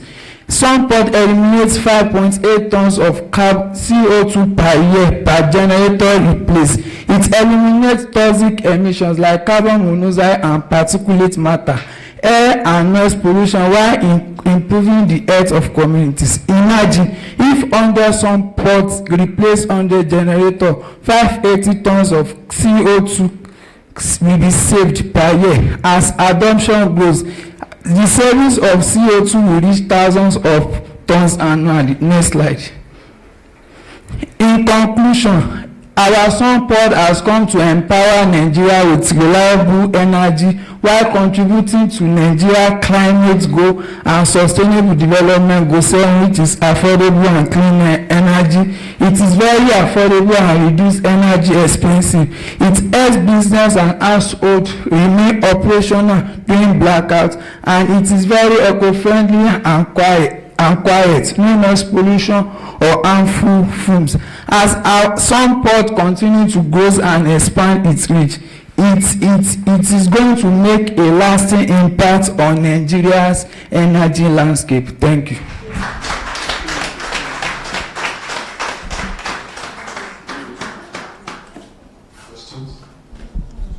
All right, congratulations. Well done. Thank I can see that it's out there, it's working. It's working. So, it's charging. So I was just wondering, so how does this work? So for a student that buys it, where are they going to put this, the actual panel? The panel, it is going to place outside. There is some. It is not important to place it on the. Once it sees just a light, it is going to attract protons, begin to charge. Yes. Okay. So they can just put it outside the Yes. and after they can bring it in. Yes. And all of that. Yes. Is there an indicator? Yes, there's an indicator. Charging. Yes, it shows the bar and the number. So it's either you are checking the bar or you are checking the number. So there's an indicator for it. Perfect. So the only question is, of all these materials, Okay. Which of them do you source locally or do you import from China? Most of the materials are sourced locally. As you can see, this plastic is the one mostly used in electrical installation. Look at this, it is produced in Nigeria. This plastic, most of them, they are produced in Nigeria, they are sourced locally. That's how it differs from the conventional power stations. So all you do is assemble and then put everything together? No, I did not assemble. I constructed it myself. As an engineering student, before you be able to build any engineering product, you have to have a schematic design of how your products will be. So there's a schematic design. There's a demo. The demo video is not showing 3D. So that's what I did before I'm able to manufacture. Have you patented it? That's it. So I'm here to patent, but as I'm still here to patent, I'm still selling it as I'm still here to patent. Sir? It's dangerous. Yes, you need to do your patenting as fast as possible. Okay, sir. Because if you have this novel idea, the more you keep selling, if somebody takes it over and duplicates, and you don't have any documentation, you can't lay claim to it. So I think you need to do that as quick as fast, with the speed of light. Yes. I'm making my research on the patent already. All right. Good one. Congratulations. There's a product in the market that does something like this. It's being sold at total filling stations, right? Do you know it? A product like this? Similar, yes. Similar. There are other solar power stations, like I've said earlier, and the differences of this number one, it is very affordable. How much is that one? I said it costs 80,000. No, the other one, the other one, it's around 350 to 400,000. A Sun King now will cost 350, and we know that an average Nigeria, with the way economy is going, cannot afford that. Thank you very much, Emmanuel. Thank you very much. SolarPod. SunPod. My apologies. SunPod. Please put your hands together for SunPod.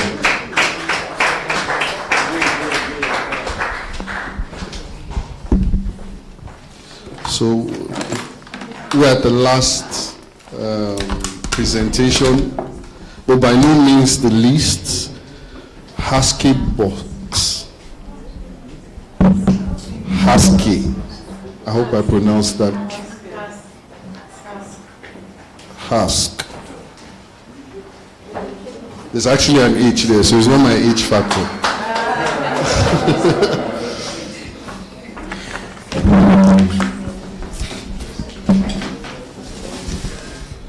All right, you have 10 minutes. Good afternoon, ladies and gentlemen. My name is Tim Steve. I'd like to play this video. Okay, next slide. All right, I would like to talk about Renewable Energy Innovation Challenge. Next slide. So I'd like to talk from the background down to the financials. Nigeria is a country that's highly blessed with, human capital index, very high, but the citizens are not shining. We currently produce around 5,400 megawatt of electricity, which is not enough to cater for all 200 million plus people. So only 10.75% are being catered for. The distribution of energy, only 10.75% gets to enjoy it. It's actually very sad that out of almost 24 countries, Nigeria ranks #1 as poorly, that's distributing energy in a poor manner.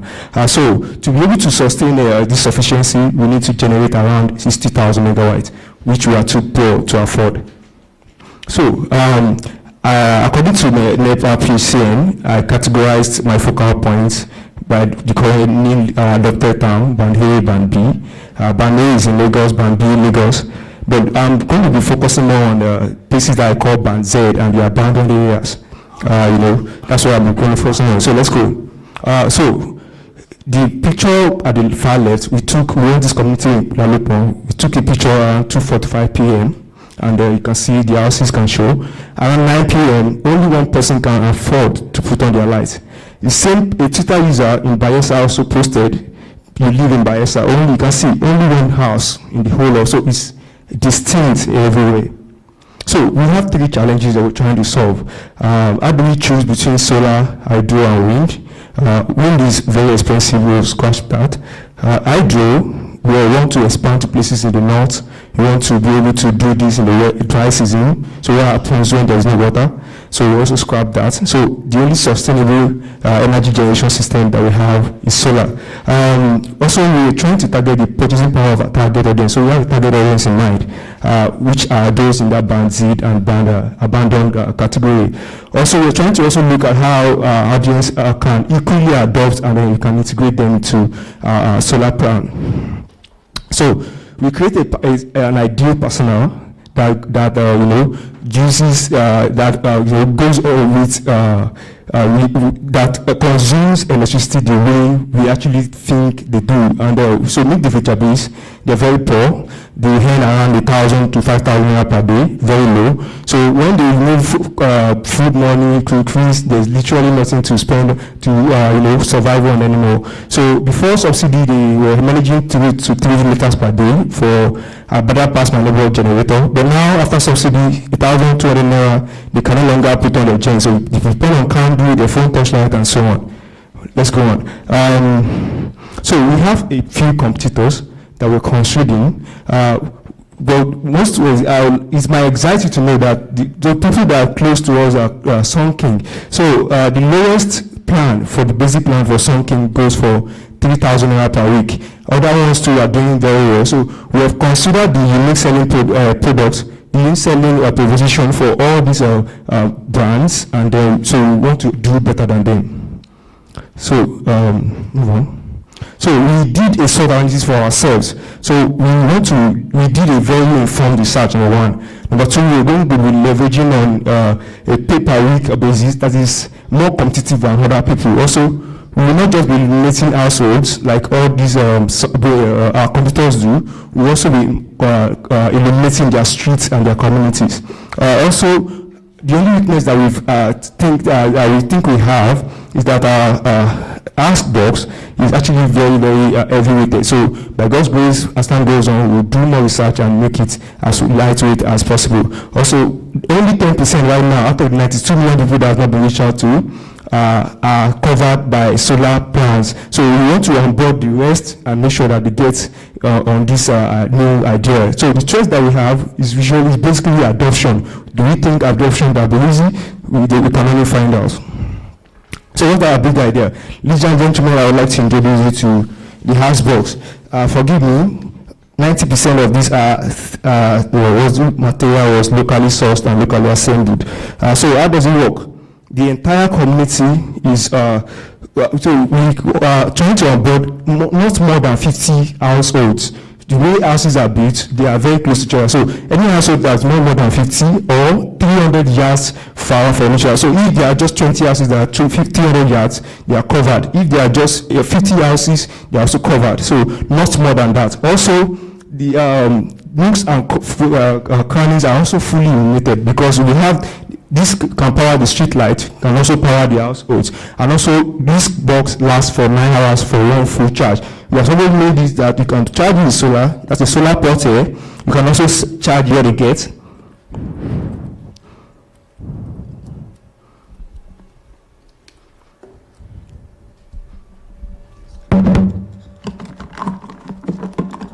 So this is what it gets for the street lights. You can see very, very sharp.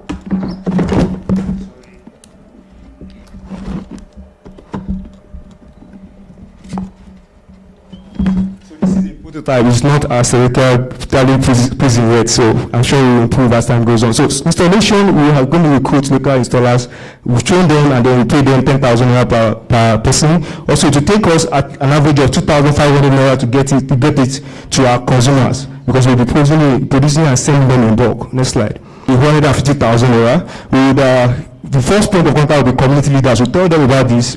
They are excited, and I'm sure they will come on, and then they now tell their people to come up on it. So 50 households, remember, 50 households, 300 years. And then, so when they start, we want to, so the payment structure, one household pays 250 naira per week for 12 weeks, and then the full support will be people, by 6 million, everybody has to breathe, because it's actually very affordable. Come on. So in 6 months, we hope that people will be able to, in 6 months, as a chip inside, people can pay, the LED lights will go off, so they will have to pay and then to get a new one. We are the only one that can give it to them. Also, in 1 year, we hope that the battery will have, or 1 to 3 years, the battery will have gone down. They will pay to get a new battery. And in 3 years, we want to come up with a G-heater solutions. That's green heater, because most of them cook with firewood, which is fossil fuel. We want to eradicate that completely. In 5 years, we want to have a private sector bad partnership, and then in 10 years, we want to go into all solutions. So far, we have expended around $2,000. We started in 2017. That was my final year project. And then we've gone to spent a lot on product development. We kept failing and failing until we have this, which is still considerably a failure anyway. But I'm sure we can do more and achieve greater success with this. So go on. So what we need about $15 million. 65% will go to make this more aesthetically pleasing. And then once we achieve that, we pay 10% for lease. We also pay 25% for salaries, because we have to bring on professionals. And then finally, our communities can go from this to this. Thank you very much. Thank you. All right, well done. Congratulations on your work so far. So I wanted to understand. So you say the houses need to be near each other. There's a certain distance. Around 50 yards. Okay, good. And you say each household gets one of those sets. Two actually. Two. One in their parlor, one in their room. Ah. One in their parlor, one in their room. So That's it. They have two. Okay, so what? So is it only light they get? Can I charge my device? So which is why you now upgrade to the next plan. You get a USB, and then you can charge your fan. So it's not covered in all of that. This is the first basic plan. Okay, so have you built out that business model, or that's what you're going to do later? It's already in the works. So if I want to, it's in the works? Yes. Okay, so you're doing it, but right now this is what This is what we have. Available. Okay, all right, thank you. Okay. Well done, Steve. And to tell you that this is not a failure. It's not a failure. At least this is a proof of concept. It's not just an idea, so it's not a failure. Let me just a quick one. Really, just like it was mentioned, I think this. What makes it different from Sun King's payment model of you acquire the product, you pay instrumentally? What makes this different from that? So Sun King you pay around 3,000 naira per week, because we're targeting the poor of the poor. You're paying only 250 naira per week, which is basically unaffordable. So that is cost is what makes it different. In terms of durability of the product, ruggedity, this is going to be used in rural community where maybe doors and all that. So have you factored that into the design structure and also the component as well? It takes a lot for this. It takes a lot. We come in, come shine, it keeps working. Okay. So maybe just the last one. If you are given the money now, since you already have all the concept, everything is all shared and everything is set, what do you consider as a major impediment or weaknesses that you feel that even with the money, these are still some issues? Money may not solve all problems. Maybe you have some ideas or some people that can give you an idea. Okay, why don't look at maybe the business model itself? What are the current problems that you're anticipating? Maybe three. I'm actually impressed by what the other participant talked about, especially the last person. Okay. I like that the solution is actually minimalistic in design. So we need to partner with someone like that to make this go bigger. Okay, so portability. Really portability. Okay. Because if you try to move this from Lagos to Ibadan, it's push Ibadan.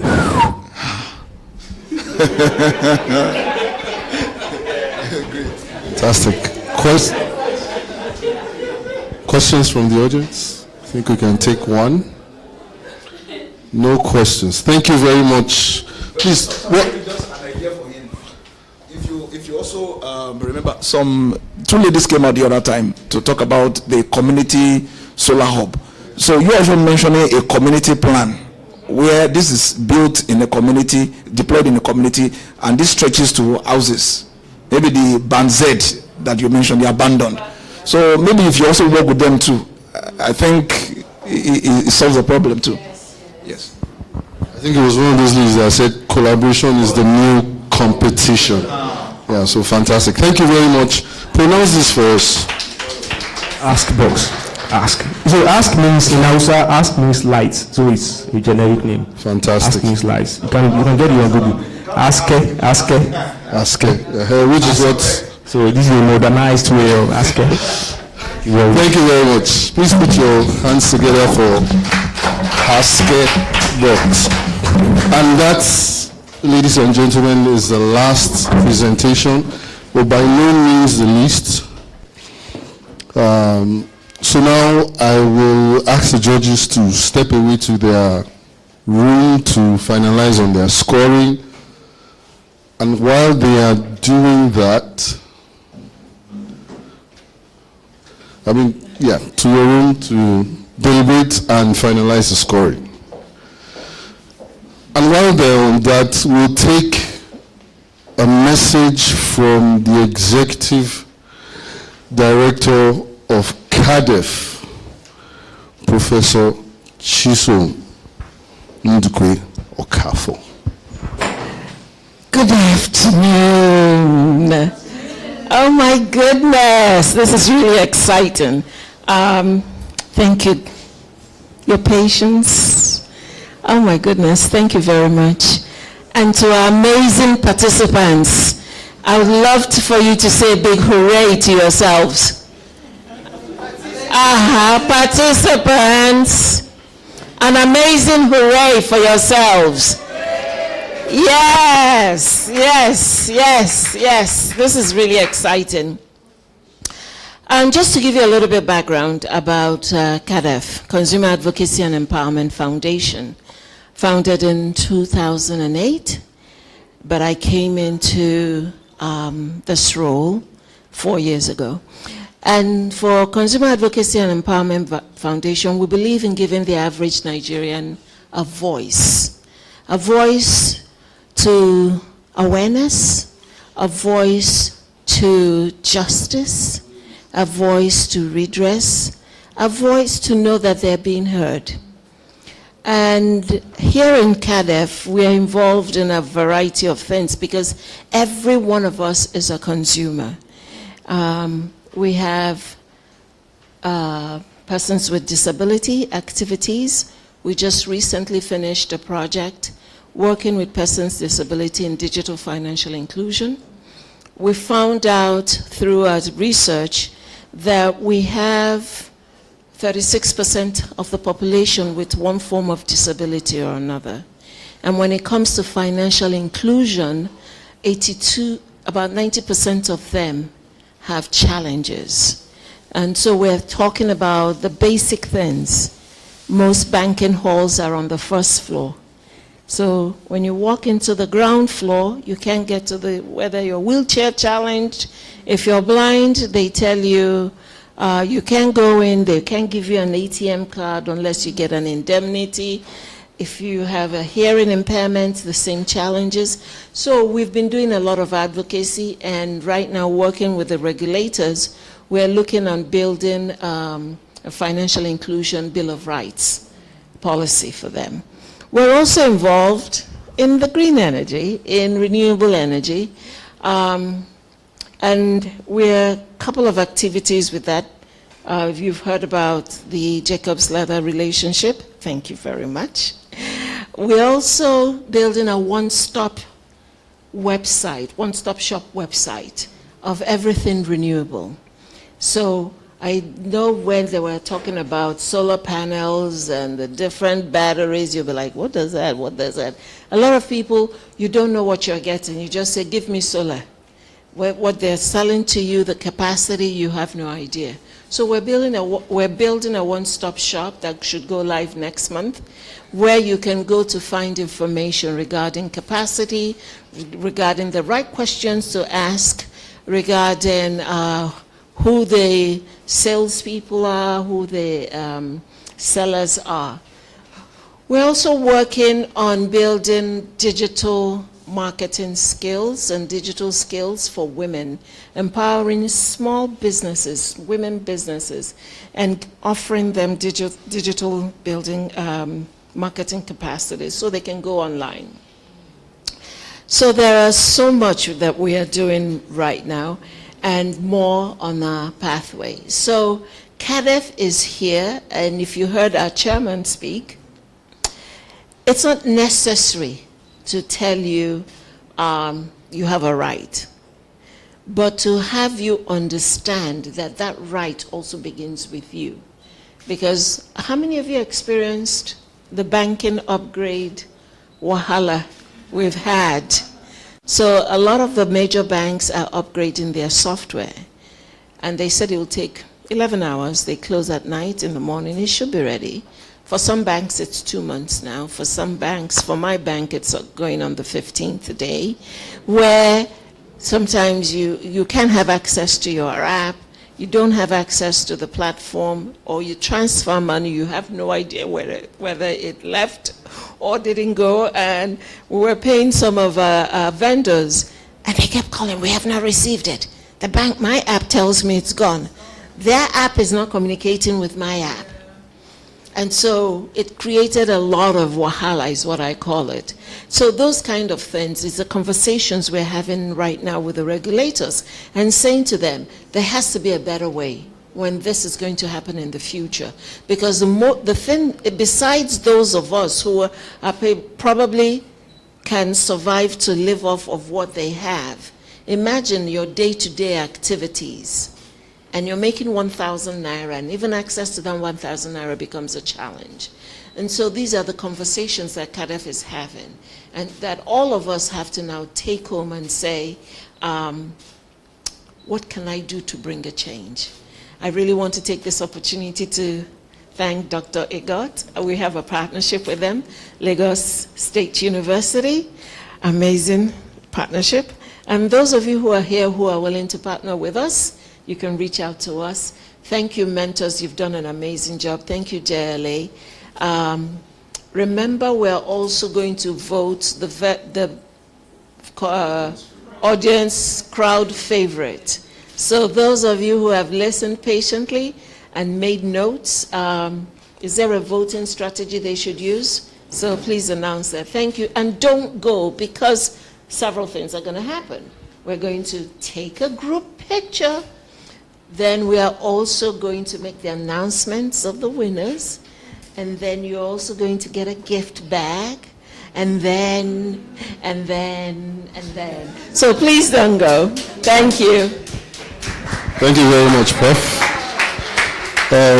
So now, for the audience favorite, we'll be voting. So I need you to project this. All right, so these are the instructions. Go to menti.com, that's the first step on your browser. Just type menti, menti.com.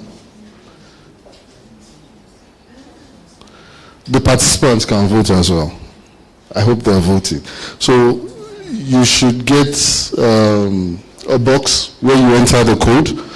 The code is 82692139. 82692139. It's on the screen. And then just vote.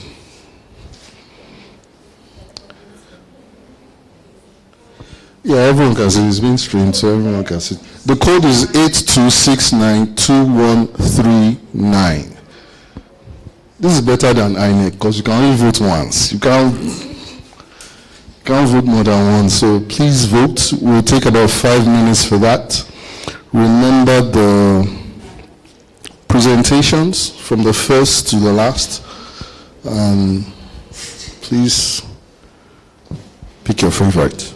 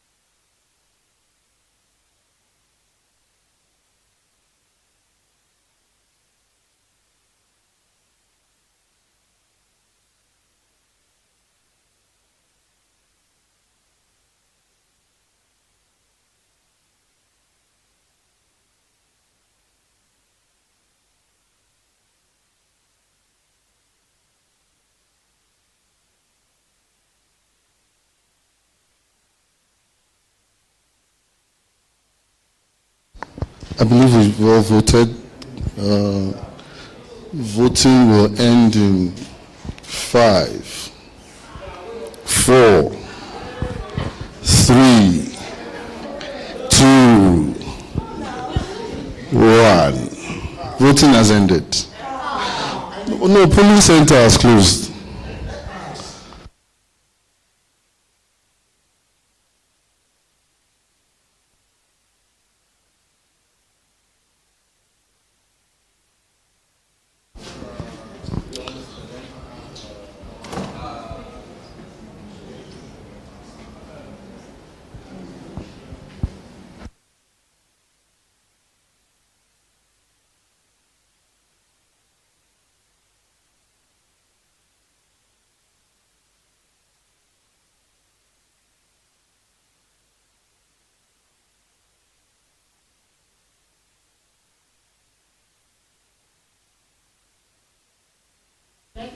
Switch.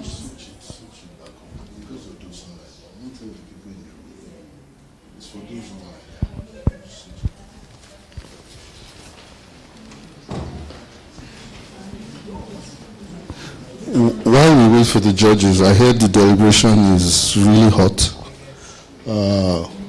Let's just take comments from the room on what you think about the entire process. The other projects that you saw here that you didn't see during the mentorship process. So, who would like to go first?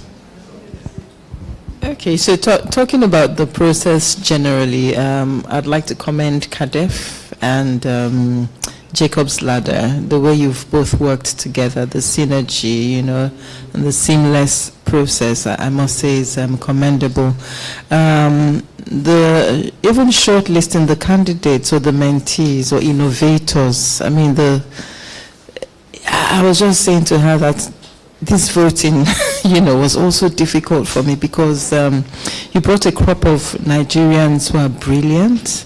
And there's obviously no doubt to, how brilliant Nigerians are. And we continue to say is that, all they need is an enabling environment and the support which a program like this, this Innovation Challenge, is providing.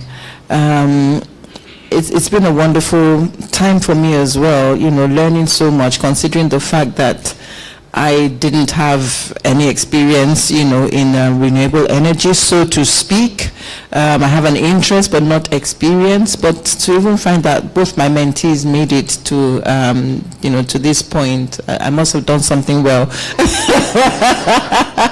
Yeah, but I just want to say thank you for the opportunity you've given me as well to learn, and it's definitely something that I don't even think should end here. So listening to them, seeing all the other projects, I'm thinking, no, we can't allow this to end.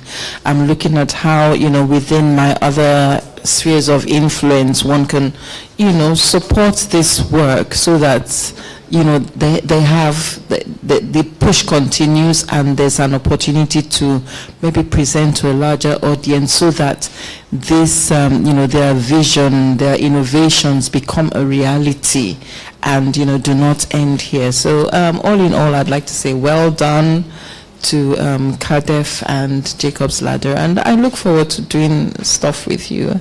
Yeah, thank you. Again, I would like to join that. I don't want to repeat everything that she said. So I'll just add a comment in terms of the timing. I felt it was a little bit too tight. I felt 3 weeks was a bit too tight. Based on some of the people that I mentored, I found that perhaps some of them could have done with going away to do a little bit of more research and then use it to refine their presentations. But because of the Friday meetings, I guess they also did not really have enough time. There were some of them that I think, I don't know about the selection process, but they treated it casually, so they didn't really put much effort into it. But again, that has helped in terms of weeding out the people that really should not make it. So maybe that's to some credit as well. Jacob's Ladder, Cardiff, I like what the executive director said in terms of what you're doing as well. So I wish you all the very best.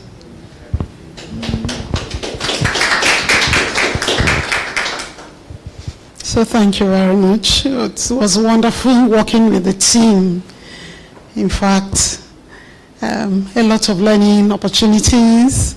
We had late night meetings. I was able to mentor 3 teams. One dropped midway, because that one was always, nothing was ever ready. And at the end of it, it was like, ma, I have an opportunity.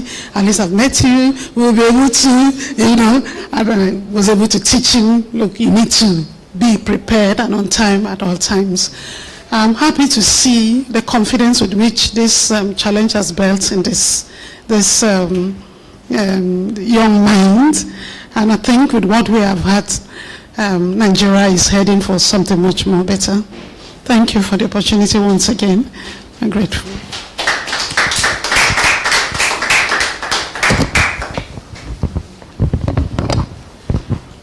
Good afternoon, everyone. Thank you once again for the opportunity given to me to be part of a mentor that mentored some young ones. I want to say the timing really is very short for the mentees. It's really, really short. And even me locating here today was hell for me. But anyway, it's still, everything is still experience and learning process. Like Mommy here said, I want to suggest they have a whole lot of potentials, these youth, and I see them growing and becoming something good. I will want to suggest if they can be room for them to showcase the idea to maybe companies or whoever that at least they can collaborate with so that their work can go far and wide. Even if they choose a winner today, it shouldn't be the end of the program.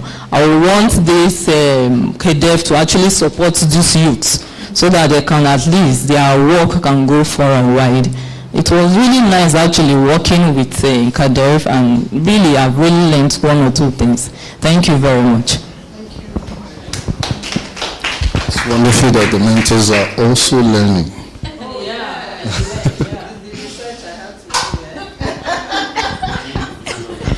I mean, that's amazing, because I think one of the things that we have come to appreciate is that we may not know everything. None of us will know everything. I mean, we have to have experience. So I want to address a few concerns that you have, just to appreciate how this competition fits within a wider program. So the entire program is called Green Labs, and Green Labs is actually an incubation program. So we use the competition model to discover young people, because the truth is a majority of this we will never meet on the streets, so we're going to anywhere and everywhere where there are young people, whether through colleges, universities, youth groups, etc., inviting them to make applications. And that's where we begin to discover who are maybe stuck in a remote area, but seek to bring them to a place where we can begin to nurture them. So nothing ends at the competition. In fact, everyone who's a finalist here actually has an open track to join the incubation program. And so we actually work with them over a 9-month period. The things you're hearing them speak about today, I would say probably 80% are going to change by the time they're done with the program, because they actually go back to market. They talk to real customers, go to the market, really understand, okay, fine, I have this general idea, I have this general solution, but really what's the situation on the ground, and begin to build from the ground up. So we take them through a very rigorous process. I'm beginning to share maybe with them. Okay, they are aware because we did share when they were, applying. But they will come in, and the first phase is really, it's great that you have a good idea, but just park that for 2 minutes. Go and listen to what the customers are saying, what they're feeling, etc. Empathize with where they are. From that, that's where you begin to recreate the solution you're thinking. Then we take them through a process where we call it drinking water for stressful 3 weeks. is that we're trying to look at who has the grit to withstand that pressure within that 3 weeks. Because the reality is entrepreneurship is special. It takes a whole lot, yeah. I mean, you do need, elephant skin. You need grit. And so the 3 weeks is also helping us identify who are these young people who, even with the time pressure, can still put in something. I appreciate the young women who said, look, we had exams, but we're looking at putting things together. That's a trait we're looking for, because we're not looking at the one who come in and, your customers, give you a hard time and you're thinking, okay, I'm done. We really need entrepreneurs who are going to stay it for the long term, who are able to change when situations change. We were just commenting how the Naira rate, the exchange rate has changed significantly within such a short period of time. But an entrepreneur needs to be able to understand all these changes and, and adjust in that sense. So anyway, part of that second phase is really getting them to understand or embrace a lot within a short period of time, build their knowledge, their skills, etc. Then again, we send them back to market where now they're testing, having heard what the customer said, learned all these things. If you were to redesign your prototype, what would it be? Now go back to the customer again. And this time, we're not telling you to tell them what your product is doing. We want you to watch them at, using your product. Is it actually helping them? And exactly. And then would they give you money? Try and ask them to put, even if it's just 1,000 naira, just the basic. If they can't put money to it, you're not solving a problem. So there's something off. Either you have a wrong customer or it's not a painful enough problem for them to pay for. Because we need you to be generating revenue at the end of this. So once they've done all that discovery, then now they begin to pull it together into the final bit of the program, which is now all the other elements, your legal structures. Are you registered? Do you have a brand that is recognized? Do you have the structures basically to run this the long term? Do you have financial systems that work? Because I don't know how I'm pretty sure it's the same as Kenya, Nigeria, where your kitchen account and your business account are in the same wallet. So we're looking at how do you build financial structures that actually will help your business, work in the long term. So there's a couple of other things that come in the final phase. So to assure you, we are definitely not stopping here. Actually, this is just a discovery phase for us, for these young people, and then they come into this longer program. And we'd love to keep working with you guys. I'm speaking on behalf of CADEF here. We would love to continue working with you because they do need mentorship on different fronts. Your different experiences, knowledge areas will add value to where they're going. Thank you. Thank you very much. The judges are still deliberating. It was a close one, you would admit. All of the projects, all 12 of them were fantastic. I wouldn't want to have their headache right now. It's difficult to choose. But we did give you a headache of your own and choosing a favorite, which you've done, and that will be announced once the judges are done with announcing the first three. Let me check with them again. Yes. If the favorites is one of the three winners, yeah. we get to... No, you don't get to revote. But the standard way in which these sort of things are done is that if the favorite, you can't win 2 awards. So if the favorite has won, then we'll pick the next. Yeah. No, then yes, the next favorite. Yeah.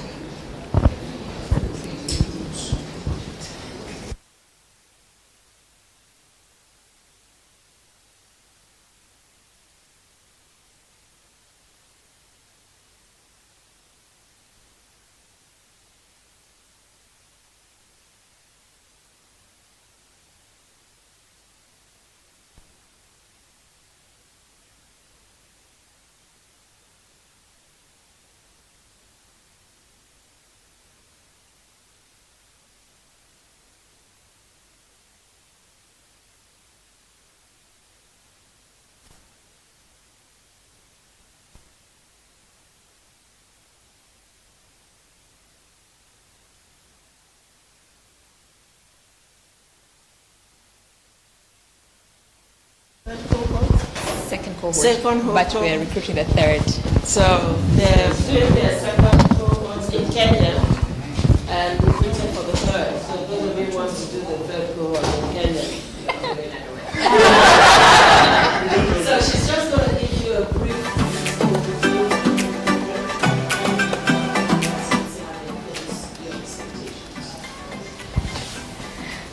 Is this nervous energy or what's going on? Tension. Imagine all of you already are good because all of you have the opportunity to become a part of the incubation program, and that in itself begins to expose you to a lot more beyond what is happening today. I usually give an example of one young man who was in our pilot cohort. He was not in the top 3. I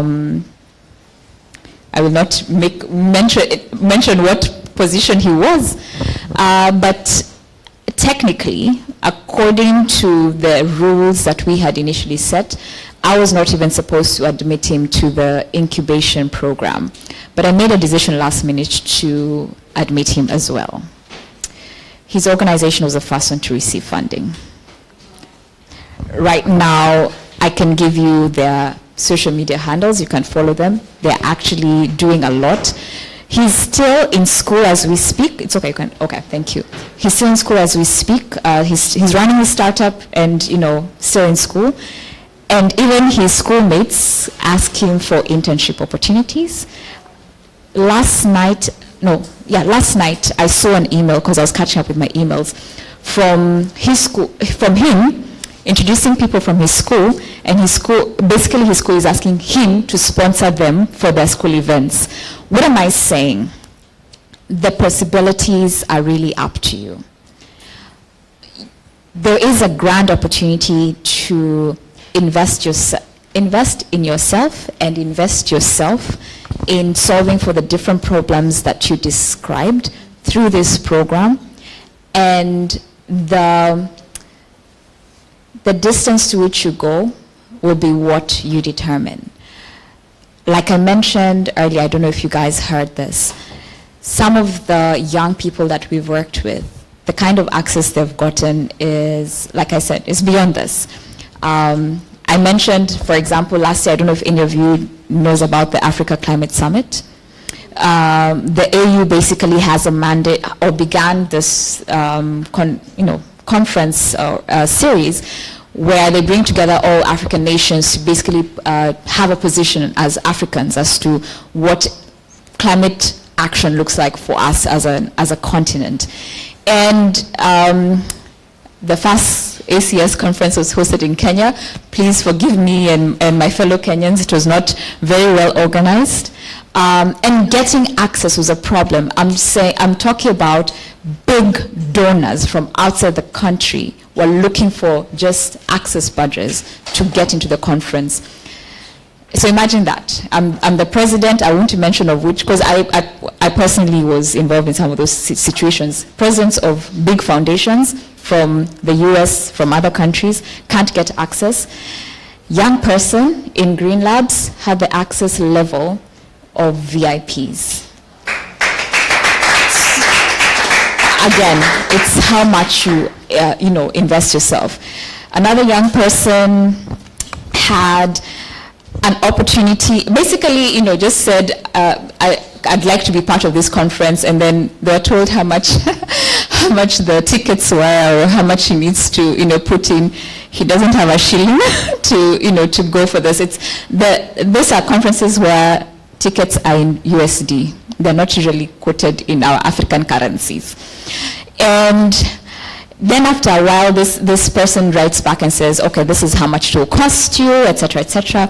Then after a while, he decided, I'll be honest. He wrote back, he said, look, I'm a young person. I've just founded a startup, but I think this is important for me to be a part of. What do I do?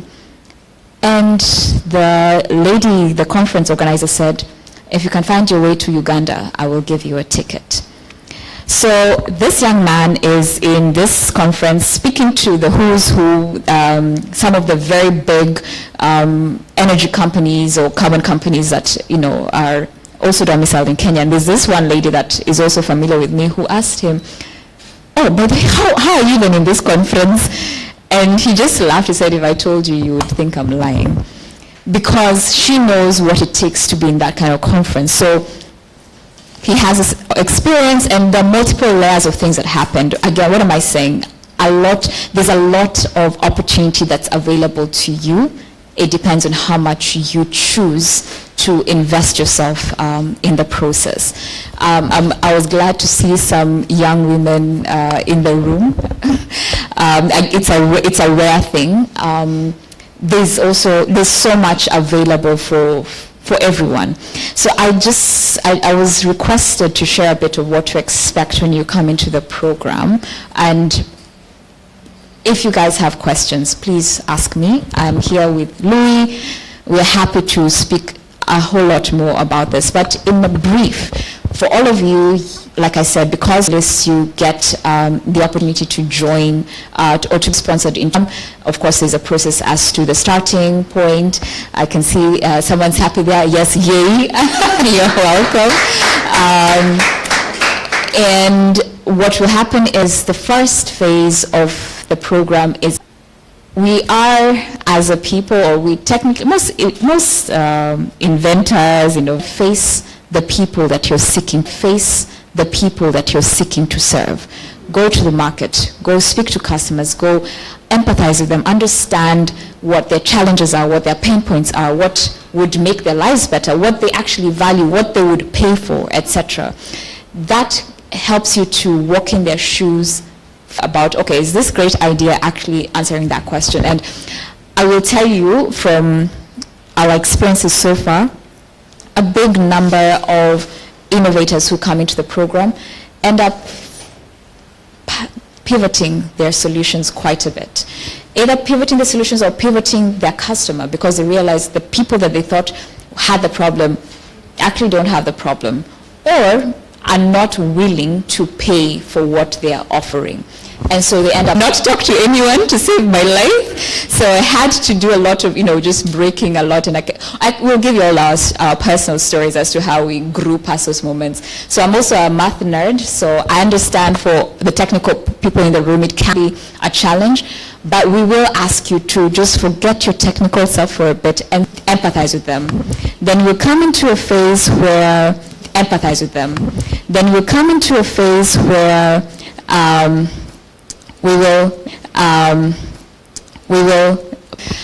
if you're afraid of a lot of work, I'm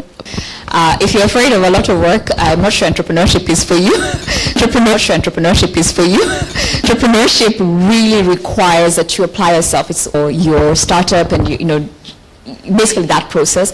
You can speak to those who have gone before you, have had to experience the same thing, because I did hear you actually gain from the whole program. Then after that we can go back into your innovator role.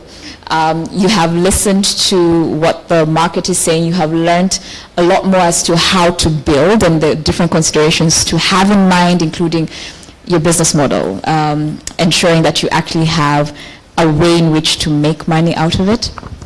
You can redesign the different amazing things that you have been thinking about, and go back to market and test it, and speak to customers as they're using it, observe them using it, and try and get your first customer to pay your first 1,000 naira.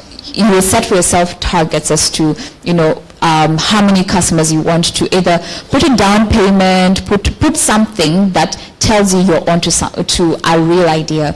I don't know how it is here in Nigeria, but in Kenya we have a lot of Kenyans who will make you very happy about your solution and tell you how it's a good thing, it's awesome. I mean, we actually have a real video. One of Louis, my colleague, one of the startups that he was at, and they talked, they're like, hey, ni mzuri sana, which is like, this is such a good solution. I mean, I think this would be great, etc. Okay, how about you put 200 shillings? About that, literally, that's what the farmer said. And that is real feedback. That tells you that that is not really solving for anything. And so, you probably need to either rethink who you're targeting, rethink your business model, rethink the solution, etc. So you go through that. put together the structures to have a working business. Register with your, what's your registrar called here? CAC. Okay, yeah, so register with your local regulator, put in place, for those of you who may need other licensing, you're getting your licensing, you put in place your financial systems to ensure that this is, workable in the long term. You don't want to get into a situation, like I keep saying, where your kitchen fund and your business fund are in the same wallet. We actually have to create Chinese walls between those two. It's a very bad habit that we see a lot in our part of the world. I don't know how it is here. So you're putting together the structures to ensure by the time you're done with the program, you have first a model that's working operationally, business-wise. You can attract your initial capital, so you're beginning to become bankable, investable, etc. You have attracted your initial early adopters and are beginning to generate your initial revenue. That is the win for us. And so that's what the next 9 months ahead of you looks like, should you say yes to the invitation. But all in all, regardless of what the journey has looked like, we are glad that you are part of this. We remain available, accessible, etc. Please do keep in touch, etc. If there's any questions, I'm happy to take them and tell even more stories. Yes, okay, I have many. Okay, go ahead. The only question I have is that, I'm not sure. Okay, I can hear you. Yeah, I think from the calendar that was rolled out, I think it takes 9 months for all of that. Yes. So why does it take that long? Why is it that long? It's actually shorter than is recommended. For the very early stage aspect of this, very early stage startups, we have observed that the time required to actually get to a place where you are, like I said, bankable, can generate revenue, etc., it takes a slightly longer time. There's actually studies that say up to 2 years. However, we do believe within 9 months, if you put in the work, you can be ready to go into market. Now, the shorter programs tend to focus on slightly more established startups, so those who are in growth stage, etc. So when you do get to a place where you're scaling, etc., there are probably other programs that would be, shorter in that regard. Yeah. Okay, it's fine. So my question is, the bootcamp, is it only going to be online, or are we going to have like physical meetings, or everything is going to be on Zoom or something like that? Okay, that's a good question. So I think the Cardiff team will share more details as to how exactly it will run, but the majority of the program is virtual, but the bootcamp specifically is hybrid. There are sessions that are in person. The mechanics of how that will happen will be... The judges are here, so we have to...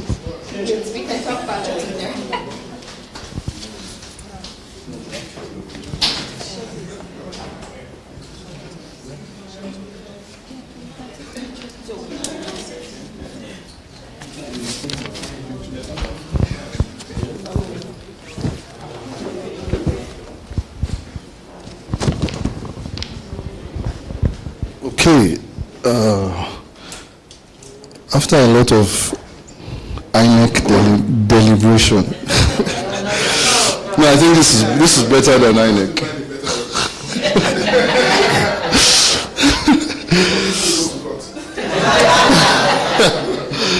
Okay, so of course there are 4 winners.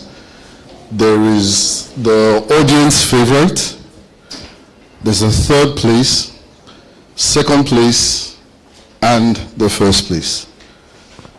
So I will announce the audience favorite.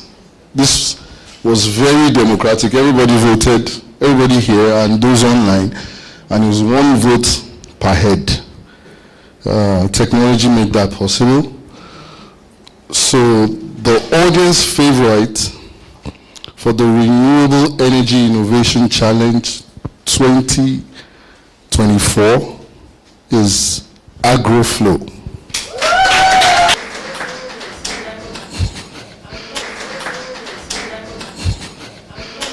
At some point. right, thank you very much. Congratulations to Agro Flow. Congrats, come in. Are you coming in? Okay, they're going to. Okay, well done. Good to see you again. Well done. Okay, all right. So we'll continue then. We'll start from the third place. So we had, I think, rigorous. Discussions around these solutions, and they are all very worthy. Some obviously these solutions, and they are all very worthy. Some obviously are more advanced in research and development than others. There are some that are commendable, even though they're probably quite fresh ideas. And I think also what we would like to panel of judges would like to suggest to the organizers is to say, is we need to have it as a criteria, or maybe to have some mixed teams or something, but it would be good to maybe give that additional support to maybe female innovators, because we know that there are challenges that are facing them that might not be facing others. So having said that, so our third position is we chose loot box.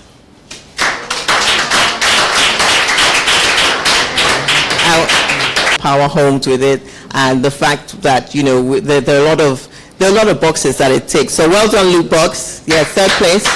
Well done. Woo! Okay. Congratulations. Okay, so in second place, this solution we thought was very innovative, and we thought it could just to e-waste to energy access.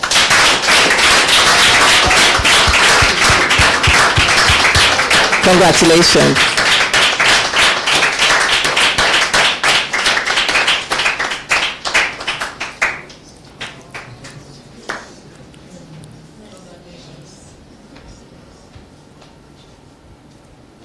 Congratulations. Well done. Okay, drum roll. So, out of the 12, there was one that we thought, was one that needs to be especially recognized as first place. And we thought that this solution, we could see it in, we just thought that, yes, this might be the one that, this should be the one that takes the first position. And that first position, it goes to...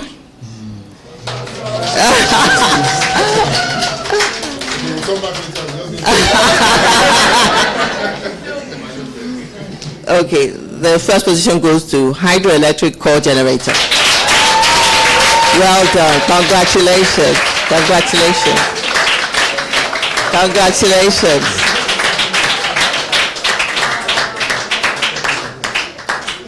Congratulations. You've really done well. As we said, we could see this in everybody's home. It's clean, it's water, it doesn't heat up, it doesn't evaporate. Can you imagine if we had this all over Africa? So well done second place team, well done third, and well done to the crowd favorite. Yes? Sorry? Oh, of course. And well done to every single team that came here. It's so difficult actually to go out there and put something together. And if you permit me, can I also give a special mention to the is it the Solar Hub beginning of your journey? But now is the time to expand on it. But I wanted to give just mention it. But every team has done so well. If I haven't mentioned you, please forgive us. But we could only choose 3, and it was really, really difficult. But thank you very much, and thank you for organizers for bringing us here. Kadef, Jacob's Ladder, thank you very much. Contestants, thank you very much. Thank you. Thank you very much. So I'll now invite the Executive Director of CADEF and the Chief Innovation Officer of Jacob's Ladder to do the honors. We'll start with the audience favorite. Please step forward and receive your award.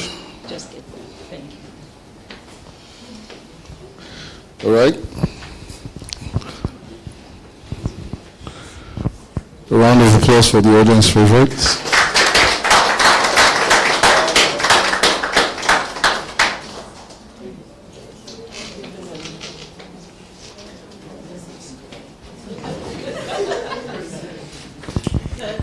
Third place, we have Loop Box.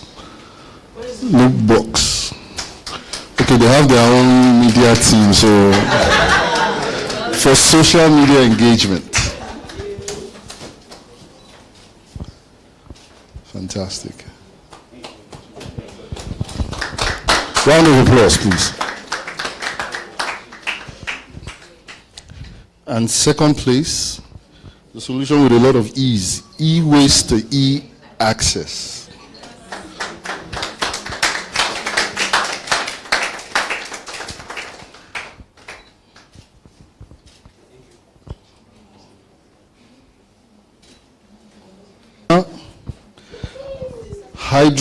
A round of applause, please, as it comes. Hydroelectric Core generator.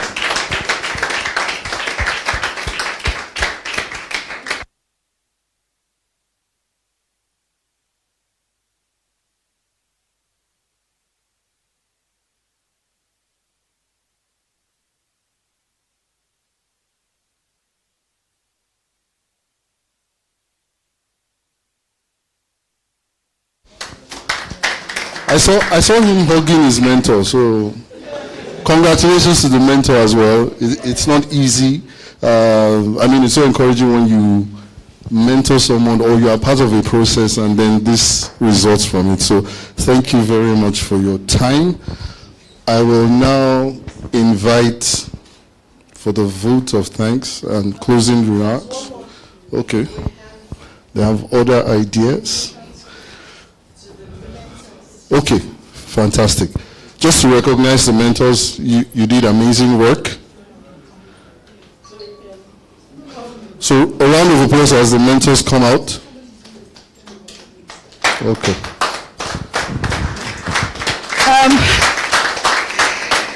I'm just going to start from how you're seated. Dr. Igot Ofom.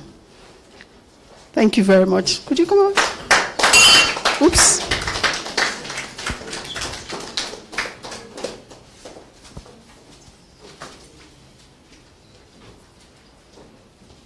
Who was going to present? No.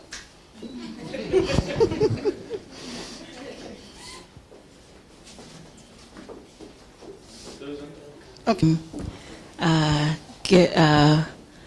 Gift bags for judges. Please bring that. While we're doing that, I want to give a vote of thanks. I want to take this opportunity to thank all of our judges. Your patience, you were here early and you stayed all. There's lunch. We'll take pictures and lunch. Please don't leave before we take pictures. Thank you very, very much. And to our esteemed mentors, thank you so much. I know how much time it took, being there for the participants, the time you gave, the advice you gave. Thank you so much. The program continues. Mentors, the program continues. For the Discovery Challenge that starts November 11th, they'll do an additional 5 weeks and then known that for you, a startup to be successful, you actually need to be mentored for 2 years. So what we've done is try to condense all that you need to 9 months so that by the time you come out, you're standing. And don't think that because you won an award, that's it. This is just the beginning, and I hope you all last through the process. Thank you very much. At this time, do you have it? That's it. Okay. At this time, we'll go downstairs to take pictures. Okay. Thank you. Thank you very much. Yeah, you can carry your bags, so you don't have to come upstairs.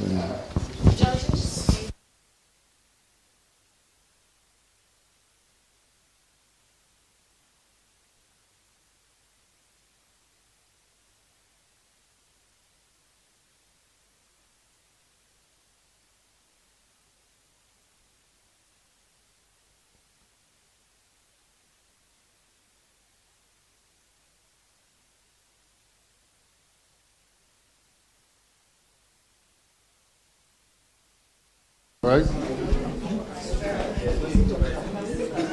You can stand down.